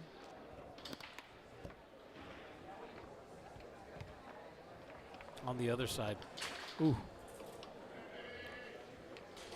The thing about that pass is he could see you on the wall. He could see you trying to stop his wall pass. There's Ryan grabbing it and drilling it. That was a beauty. It's 1 game apiece. He just makes that ball vanish, man, when he sees the hole and can hit it faster than you could even look at it. Yeah, there's never been anybody who can do the things he can do on a 2-row. Billy Pappas, certainly great scorer, tremendous. But it's the way Ryan does it. Watch this. Grabs it, slams it. There's the overhead of that same shot. We're even at 1 game apiece in this men's singles final. The guys are having fun, both Tony and Ryan, talking a little bit, smiling. They love this. The pressure is off on the whole 2-set thing. Yeah, that's right. There's no double dipping, so it makes it easy. 1 game apiece as we open up game number 3 with Spreman putting the ball into play.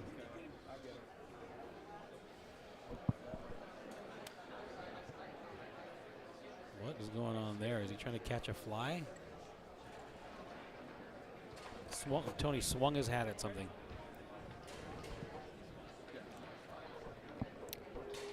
Spreman putting it into play. We'll have the first scoring opportunity of game number 3 as he advances it along that far wall. Spreman Ryan really showing that near side, daring Tony to go near corner. Tony tries it, Ryan is there.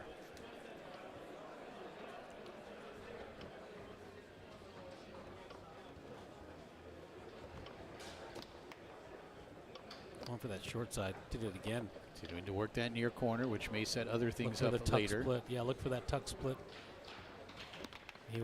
Pull shot on goal here by Ryan. Ooh, and coming right back with a rolling pull shot. He grabbed it, brought it across, and immediately went to that short corner, beating Tony to the punch defensively. Ryan now on a bit of a roll. This could be a nightmare for Tony. If he doesn't pick it up, Ryan's 2-bar is going to get hot on him. Ooh. See him double hitching there? Ryan's got him thinking way too much. And Tony tried to bring it back down the middle, and Ryan knew where he was going to go, makes the block up into the air and off the table. That's when you're advantage Ryan against Tony, because Tony is hitching. He thinks he wants to go, and Ryan's taking it away. All right, let's look at it one more time as Tony sets it up and then does find that hole near side. Didn't wait too long. Allowed Brian to come off that first time. Didn't second guess himself. Opened up that corner, and we're tied at 1. 1-1 in games, 1-1 in score. And this battle between two of the greatest players in the history of the sport.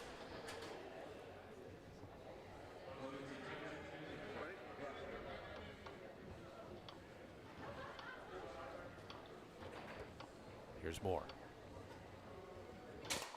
Stroking it home. He's out there now. He's not mis-executing anymore. He's going around the bumper. With authority. Watch this. Boom, baby. And that was going to be grabbed by Ryan. Got to watch out here. I'm going to say Ryan has scored 7 of the last 9 in this match.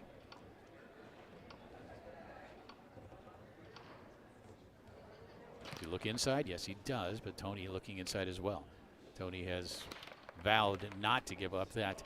John Wayne, and a quick reaction play by Tony Spreman. I'm not sure anyone else gets to that ball. He's able to get a man on it, kind of stub it off the wall and in, and we're tied at 2.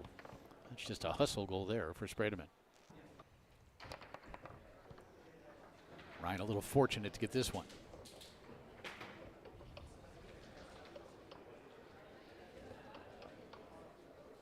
Moore. Mis-execute that one wide.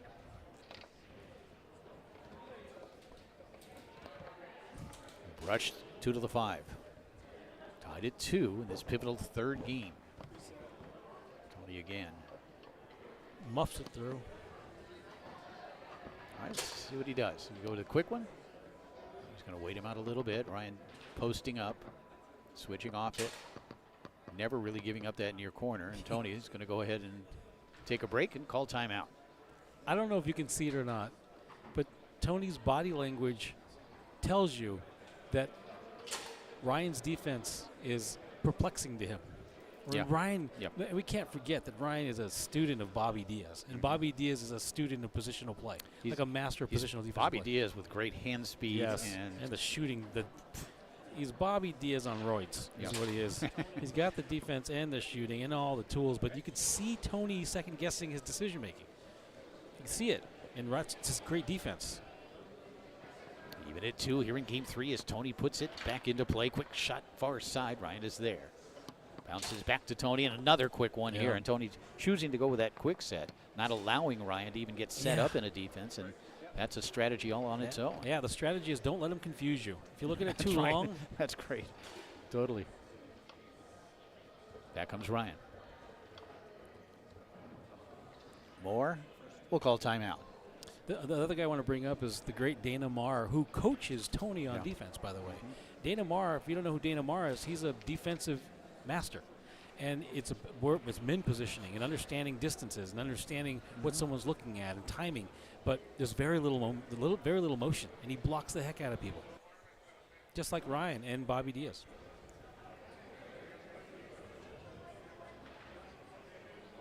Ryan Moore trailing 3-2 here in game number 3. We'll put the ball back into play.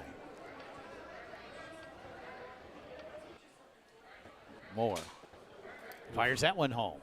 Yeah, a little bit of lag going down the middle here, it looked like, against that standard, rather reverse defense. 3-3 here in game 3. It's Tony's turn. Tried to come back down the middle again, going with a quick one. Ryan is there. Watch out here. Look for that split.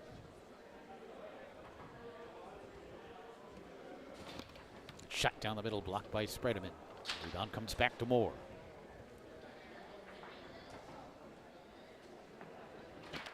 Ryan again. Spins towards the goal, but Tony back there. Zigzags that one up the table.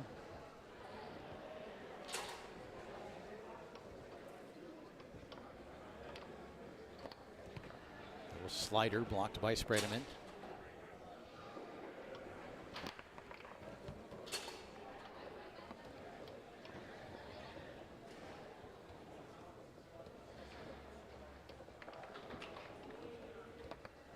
Tony up the table and then sent right back towards his goal. The hand speed, man. Ryan almost grabbed that thing. And the takeaway. Tony tried to fool him by going straight, moving forward, but Ryan stayed home, took it away, and well, now we'll set it up looking for the lead. Moore. Tried to come down the middle, blocked by Spreman. And there's Ryan to the long hole with authority again. Pounding that ball to the far corner. It's 4-3.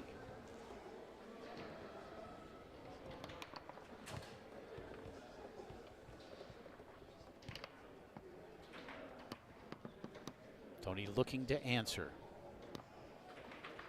But Ryan there to post him up, make the block, and grab the rebound on the 5. The ebbs and flows of this match. Nobody has really seized momentum at any time.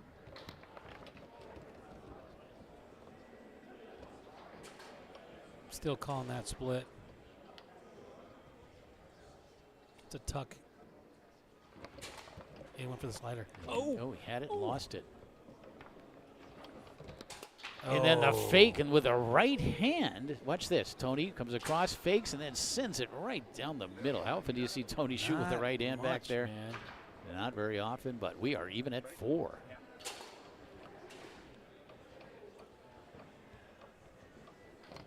And sent back into the goal defensively by Tony Spreman. It's 2-1. Wow. That was in Ryan's grasp. Oh, Ryan. You can see it seething after that one. Very rarely do you see Tony so excited about a defensive stop where he's just like, look, man, he bailed him out. His 5-bar defense bailed him out. Those long pull shots are booming. You can't be on all of it. When he's going that deep on you. Love that little fake down the middle. There it is. Beautiful shot by Tony. That one, though, really cost him. Tony's celebrating a 2-1 lead. And you know what? Nobody's super hot. To your point, like there's some like Ryan gets on a roll on his 3-bar, gets on a roll on his 2-bar, but he's not getting on. He's not on a roll on both. No. Tony's streaky on his 3-bar, up and down, like turned over. Critical miss executions. And yeah, it's kind of interesting.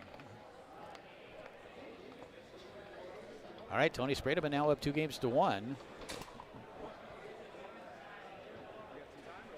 You still get the sense this thing is going 5 games. You do, just because the greatness and the gravity of it. It's the Tornado World Series Championship Final. And Ryan has not won this event because it hasn't happened before. The last year was the first year. It was. I mean, there were World Championship Series held in 2007 and 8. Yeah. Okay, I didn't know that. But they basically just changed the name of the Tornado World Championships to World Championship Series when ITSF sanctioned it. So, but this event, the World Series, no, it's not been held here.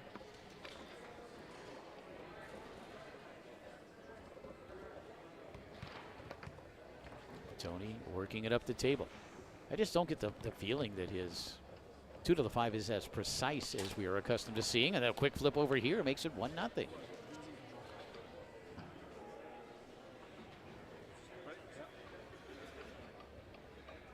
You can tell how badly we want to see a 5th game. Yeah, this huge crowd. Standing room only. Really would love that as well. Ryan needs one here. Tony out there waiting for him on that long pull shot.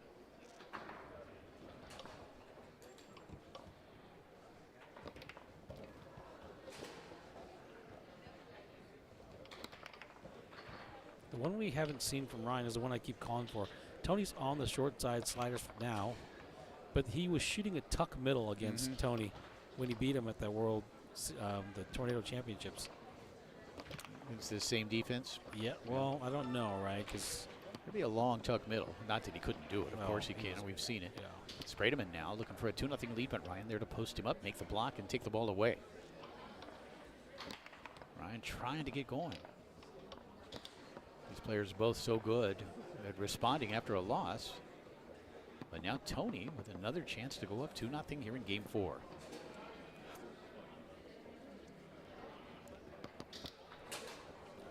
Both men. That was a little bit of a Ryan Moore shot, too. Just see the way he did it. And up into the air and off the table. That little flippy, that little look, that is a Ryan Moore look. And maybe Tony sort of teasing him with it a little bit.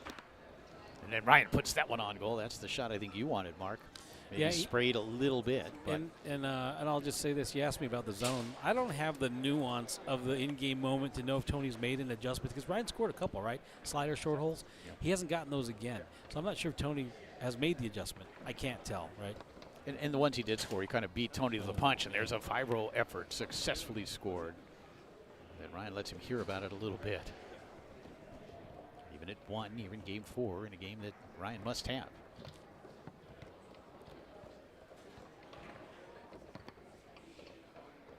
Tony's 5-row, of course, still great. But I just don't feel like it's quite to the level it was. Yet here he is still playing for the championship, always going to be in the mix for championships. And that was a big hole on that near side. Tony found it. He's up 2-1. Right, maybe looking for something else because that hole was bigger than you normally see. Ryan allow. Could be Tony's mixing up his timing a little bit. Flippy, quick shot, sat on it for a second with some big hovers. Quick left hook here by Tony. Ryan on it.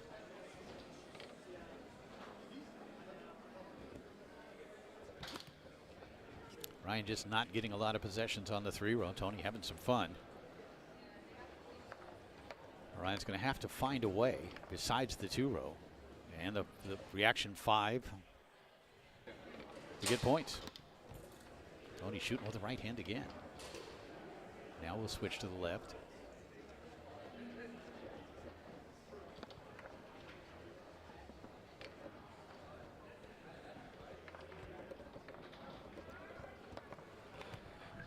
Brushed all the way up the table. Rebound grabbed here by Moore.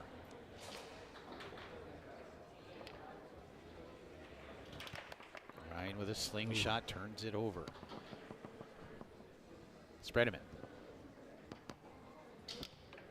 Ryan out there again. His defense keeping him in it. Yeah, for sure. And can he get his 2-bar going? Because we've seen him starch Tony with his 2-bar.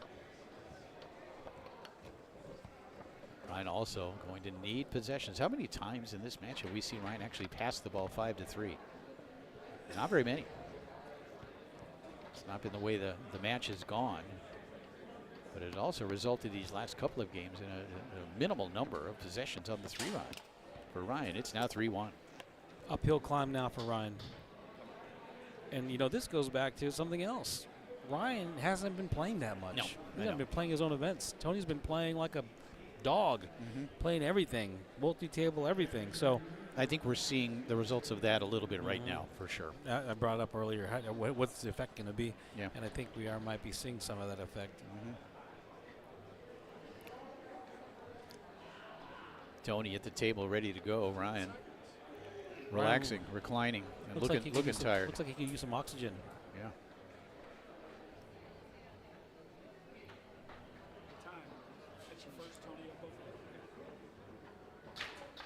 Well, Ryan's a bit of a Ryan who lived in Colorado for a while is a bit of a flatlander now. Those of us who live at elevation come down here and boy, there's a lot of oxygen. And there, speaking of oxygen, that one breathes a little bit of life into Ryan Moore as he comes out with a left hook. Kind of a desperate effort that worked. See, if I did 3-2. that, the rookie I am. Yeah, but terrible play. Take a timeout, take a huge break, and then shoot a 5-bar shot. It'd just be the most rookie thing you'd ever see. Ryan does Great play by Ryan. But Tony able to find the hole down the middle. It's match point, and Ryan looks like he's a little bit out of gas, and I think we've seen that here for the last game and a half. But he has really put out an effort today, beating some great players en route to reaching the final. And again, the stamina maybe just isn't there for him. It's not that. It is that for sure. But it's also, we haven't seen, we talked about the conversion 5 to the 3 versus his 2-bar. His 2-bar hasn't scored nearly as well as we're used to seeing him score. But also the possessions, the last 2 games have just not been there on the 3-run. He does find the hole here, tucking it to that short side. Not over yet. Not over yet.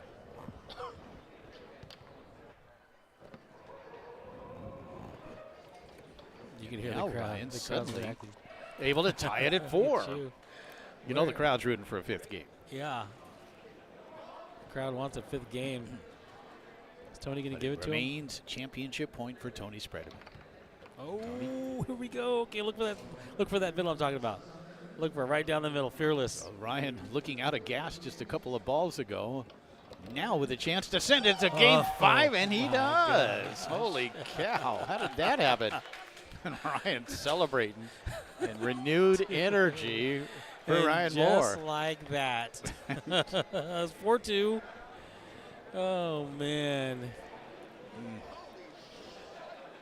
Steady These cam. guys can't help themselves. It's like Almost looked like Tony was okay with it going to a 5th game there, though. Look at him; he's just smiling and enjoying it. Is it the irresistible force and the immovable object? They can't.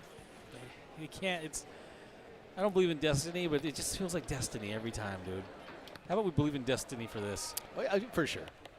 Yeah. All right, here it is. It's all come down to this one final game for the championship. I am predicting. It wasn't pretty, but Ryan was able to come back with 3 in a row. I'm predicting Ryan's 2-bar to liven up this and make this crazy. He is absolutely re-energized after that, no doubt. And he has not. The thing about Ryan is this. We know some things. There's always 2 holes open. Why haven't they changed the view yet? There it is. There's always 2 holes open, and Ryan can hit both of them. He just has to pick correctly. There we go. He's got a possession now on that 2-row. Let's see what he opens up with. Try to go to that short corner off the man. He is able to pick up that rebound. Definitely a re-energized Ryan Moore here. Looking pretty flat for those last couple of games until that little flurry at the end. Now Tony is getting blocked a little bit on the 5-bar. The execution isn't what we're accustomed to seeing from Tony. And Ryan will get an opportunity here to strike first here in Game 5. But I think do we have a Johnny Horton timeout? No, Johnny calls it after he scores the first point. Oh, there's been some 0-0 Horton timeouts. Yeah, so I've given him 0-0 and 1-0. Okay. I'm giving him both. The one that's memorable for me is the Johnny Horton 1-0 timeout. Look at there we are, way in the back there. It's like we're on live TV. Yeah. Hey, everybody. That's Mike Archer. Yeah. It's like he's in the front row. It looks like someone spray painted, vandalized the camera.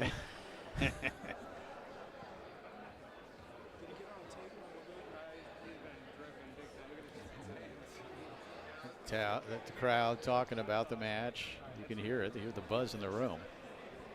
Maybe it'll quiet down here in a second, you would think. That's Ryan.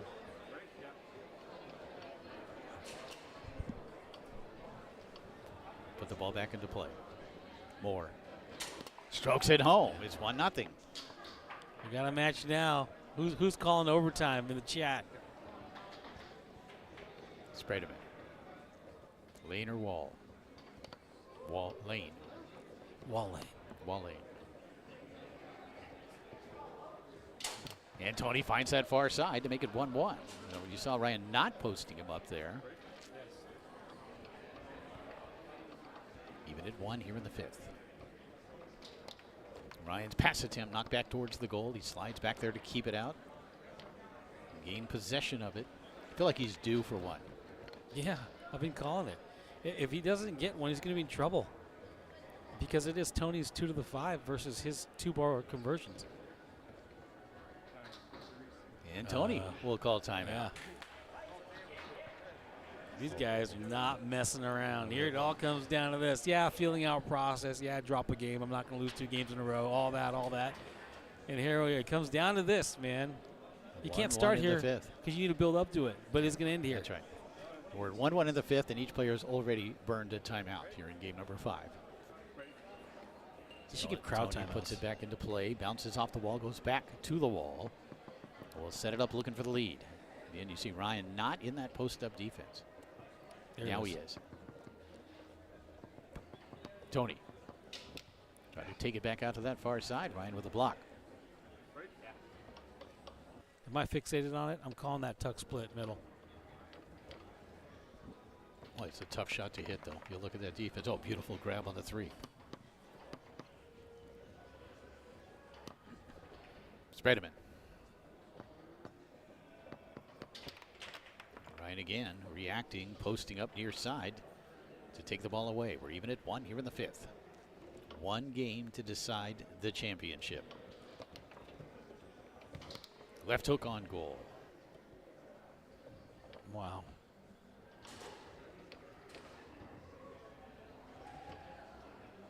Every goal is going to have to be earned here in this 5th game. He's Nothing attacking that easy. short side over and over and over. Attacking. Tony's getting pieces of it. Ryan fires That was that the one one. down the table on goal. That was the one. He saw it. He feels like Yeah. he missed that. He wanted to tuck that in Yes, between. that's the one right there. He's missing that. When he beat Tony in the Tornado Championships, he was hitting that thing over and over. Yeah. Again, it's such a precision shot that you feel like it's something that It's dangerous. It's over the But middle. it's also something that in order to hit it, he has to either have practiced it or at least played some tournaments where he used it. Yeah. And it's just a little bit out of shape. Oh, he baited that straight, Yeah. baited it, then took it away right at the right time. It hops over the rod back to Ryan. So it is a high-risk shot, but Ryan can hit this thing. Is he going to keep He attacking the wants short to. side? He wants to hit that thing. So the quick slingshot that rattles up the table off the man and in. It's 2-1 in favor of Moore. Good things happen when you can hit the ball as hard as Ryan does. Absolutely.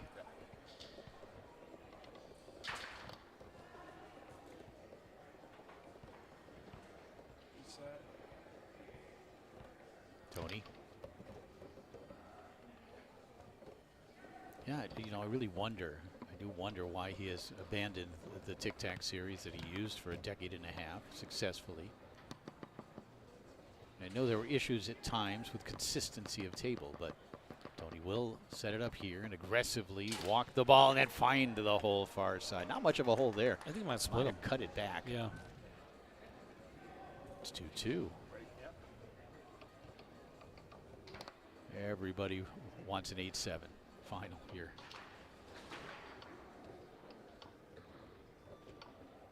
Moore.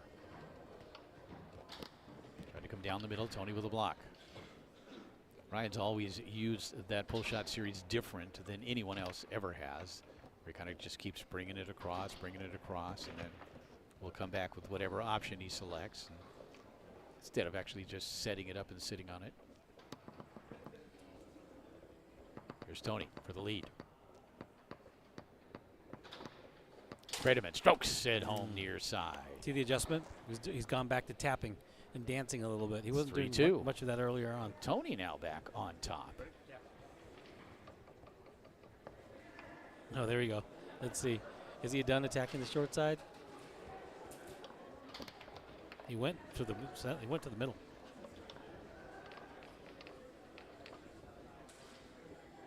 Ryan. Yep. Slams What? it home. What is There that? it is. Yes. Watch this. Mark Torres has been talking about it all day long. And there it is. Very careful. Gotta be very careful. No, man. I don't know. You gotta go the other way. This camera's gonna fall. Did Tony pass it back to his 2-bar? What's happening right now? Yeah. Oh, what? Dude, careful. Yeah. I can't believe people are. It's a cinder block, dude. The wood. No. Yes. Tied up at 3. Here in game number 5. If Ryan starts hitting that split, yeah, Tony's in big trouble because that's the one. You've been that's the asking zone for it all day. Yeah. And there it was, and you hit it beautifully. I loved seeing that replay. That really showed it to us. And we got Terry Rue heading to the front desk for something. Okay, we got a table maintenance issue. That's at fun. 3-3 here in the 5th game. Let's extend the match. Well, there's our buddy with the. Yeah, that's the dude that freaked out Tony last time. Yeah, and he just wanted to walk right through another match right there. So. So.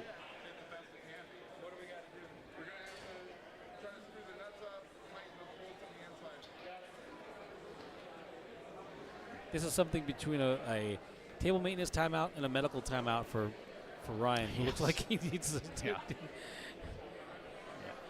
You know, a prize fighter, how they get a massage and they get. Yeah, totally. He had that same posture too, sitting in the corner. It wouldn't surprise me if he turns that corner and just dumps the whole water cooler on his head. You got this, brother. 3-3 here in the 5th. Got a brief break in play for table maintenance. And no one's complaining. Nobody wants to go home yet. They're enjoying this. This is packed. This room is packed. I don't know if they can hear us.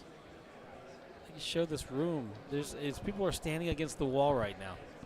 Yeah, they're trying to cut through our booth. Yeah, move our cameras out of this the way. dude basically, what the hell, dude? Yeah. He's these cinder blocks over here. There he is. Meanwhile, there's like a pro singles final going on or something, or for third, and these guys are confused, thinks people are watching them. No one's watching. Every TV is tuned to this first table. These poor guys, though, because they're the only thing to watch, they do have a couple hundred people or whatever it is, or 100 people, at least 100 people. And we got table maintenance guy laying on the floor, leveling the table in front of everybody. All part of the show. He's using a laser. He's using lasers. Look at a handheld camera getting a close-up of him. Nice job on the steady cam.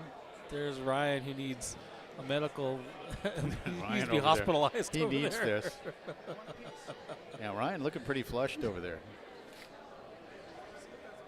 It's 3-3. Huh? Been a long day of play, I guess, for Ryan. Oh, Just yeah, he's sweating, long man. Day. Look, okay, that's how I look when I'm walk to my refrigerator. All right? So in Ryan's defense. Yeah, dude, maybe if you walk to your refrigerator a little less. dude, exactly. You know. All right, so table maintenance guy returning with the appropriate tool, apparently. Back to the floor. No, it's going to open the table up. Okay. Is he? Yep. Got a key. He's going to open the table. We're not playing around. We're doing commentary here. Yeah, of course, you can't see it. The crowd patiently waiting. Big crowd. Texas state flag back there.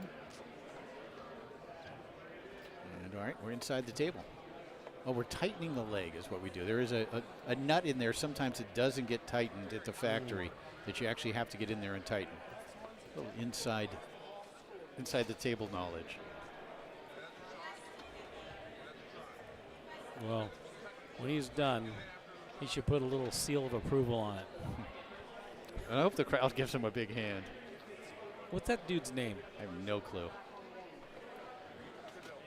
Remember when Tony got angry? He's red truck guy. Yeah, is what it's I the think red truck guy. The red truck incident of 2025. He's done a great job. Though. I've seen him. He's working hard. You know, and again, the guys who help put this thing together behind the scenes that you never really notice. I'm not trying to be rude to the dude. I'm just saying he's the reason why most of these tables are here. Yeah. All right.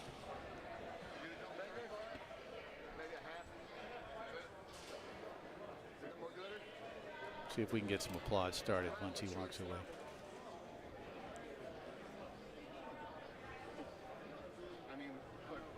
Meanwhile, Ryan's doing a test I've never seen before. It's 2 fingers, man.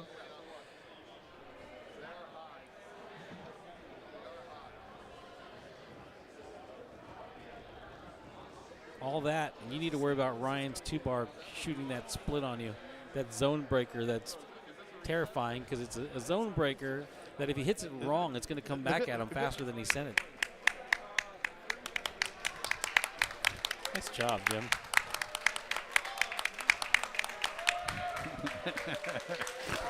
Like starting the wave.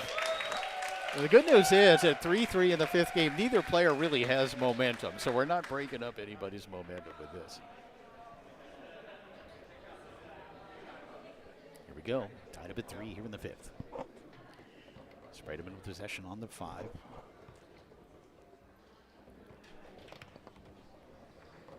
And not connecting on the pass. It comes back to Ryan. We're going to see it again. Maybe short corner here. Let's see. Yeah, try to go to that short side. Jumps up there to grab the rebound. Now we'll look to take a 4-3 lead here in the 5th. Moore. Tony with a block. Ryan again. Tony baiting the inside. Ryan with a long block by Tony. But what a chess game defensively on both ends. Brilliant high-end table soccer, especially defensively here in this match. And there's Ryan again. Where was it, Jim? Tell me where it was. Mark Torres has asked for it, and he's got it twice. Tell me where it was. Tell me where it was. Match point, championship point for Ryan Moore. Tony with a quick pass and ball kick. Sick. We're going overtime. We're going to 4-4. overtime. It's been years since we've seen that play. Tony with the pass, the pull kick to tie it, and into overtime we go. Wow. What a play by Spreman after a brilliant pull shot from Ryan.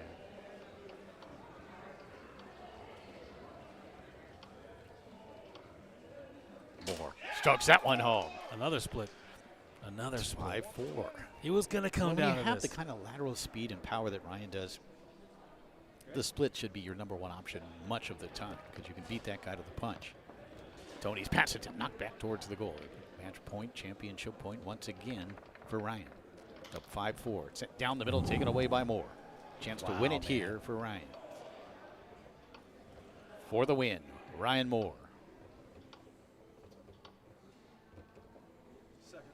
We'll call a second and final timeout. Wow, man. Don't call me Nostradamus, but go ahead and call me Nostradamus. That split started coming, started executing that split, and that's it. That's the one. Ryan's got to put this one down. We're still hoping for 8-7 no matter what. We're hoping for it. 10 seconds. Going to need a block from Tony, as Ryan Moore will have a possession and a chance to win it right here. That is your second, Tony. One left. Ready? Yeah. Moore strokes it home, and there it is. Ryan Moore with that rolling pull shot defeats Tony Spreman in 5 games, 6-4 in the 5th to win the 2025 ITSF Tornado World Series Men's Singles Championship. Now, what a kind of a battle, no doubt about it. Head-to-head, these two great players, but it wasn't the prettiest match these two have ever played. Well, it got pretty at the end. It got pretty at the tail end. It did. But so what we're always expecting, we don't get the way we're going to expect it. It was sloppy, frankly. First couple good defense, interesting defensive matchup there on both sides. But you get to that 5th game, and Ryan. So remember, Tony had a 4-2 lead in the 4th game, and Ryan just. Oh yeah, and suddenly a minute later we're heading to game 5. You're right. And then now we're in game 5, and they're going back and forth, back and forth, back and forth, and Ryan hits 2 of those splits from the back, and now it's very very difficult for. You know, and there's the storyline that we tell ourselves is that a motivated Ryan goes heads up with anybody. And we've seen the motivated Ryan, and look what happens, man. Yeah. I mean, so Tony, the biggest stage, in my humble opinion, the biggest stage is the World Cup multi-table singles championship. The ITSF World Championship held in conjunction with the World Cup. Absolutely, that is. And Ryan's won that. Tony has not. So we got to see. Not in singles. In singles. So if Ryan, I don't know if Ryan's going to the World Cup or not, and I don't know if Tony's redemption ultimately is winning that event. Well, he's certainly capable of it. Both these guys are, and we don't know either whether Ryan will be there. I have not seen the team released yet. But what a day of foosball. What a day of table soccer here in Dallas. Singles day. Tomorrow will be doubles day, Mark Torres, and that's going to be fascinating to watch, of course. A different kind of product, but no less intriguing. So you and I, of course, will be up bright and early tomorrow to begin calling that. It'll be qualification rounds in the morning. Keith Glenn will also be on board to bring you commentary. And, of course, all day long tomorrow. Qualifications in the morning, eliminations in the afternoon and evening. It'll be doubles instead of singles, but again, it should be super compelling. It's going to be an exciting day. What I love about this format, too, so we're done. We do get breaks during the day, and we finished an event. We come to the conclusion of an event, and now everyone gets to focus tomorrow on doubles. That's right. And it's a whole new day and a whole new storyline and a whole new set of experiences, and the journey just continues. And it's been awesome. We hope those of you out there watching who have not experienced this kind of format or enjoying it and seeing the benefits of it. You and I have been preaching it for years and having experienced it for close to 2 decades internationally, this kind of format, and really liking it. I think it's one that works and one that can work, and hopefully will become more prevalent here in this country as well. Well, we're looking forward to checking back in with you tomorrow.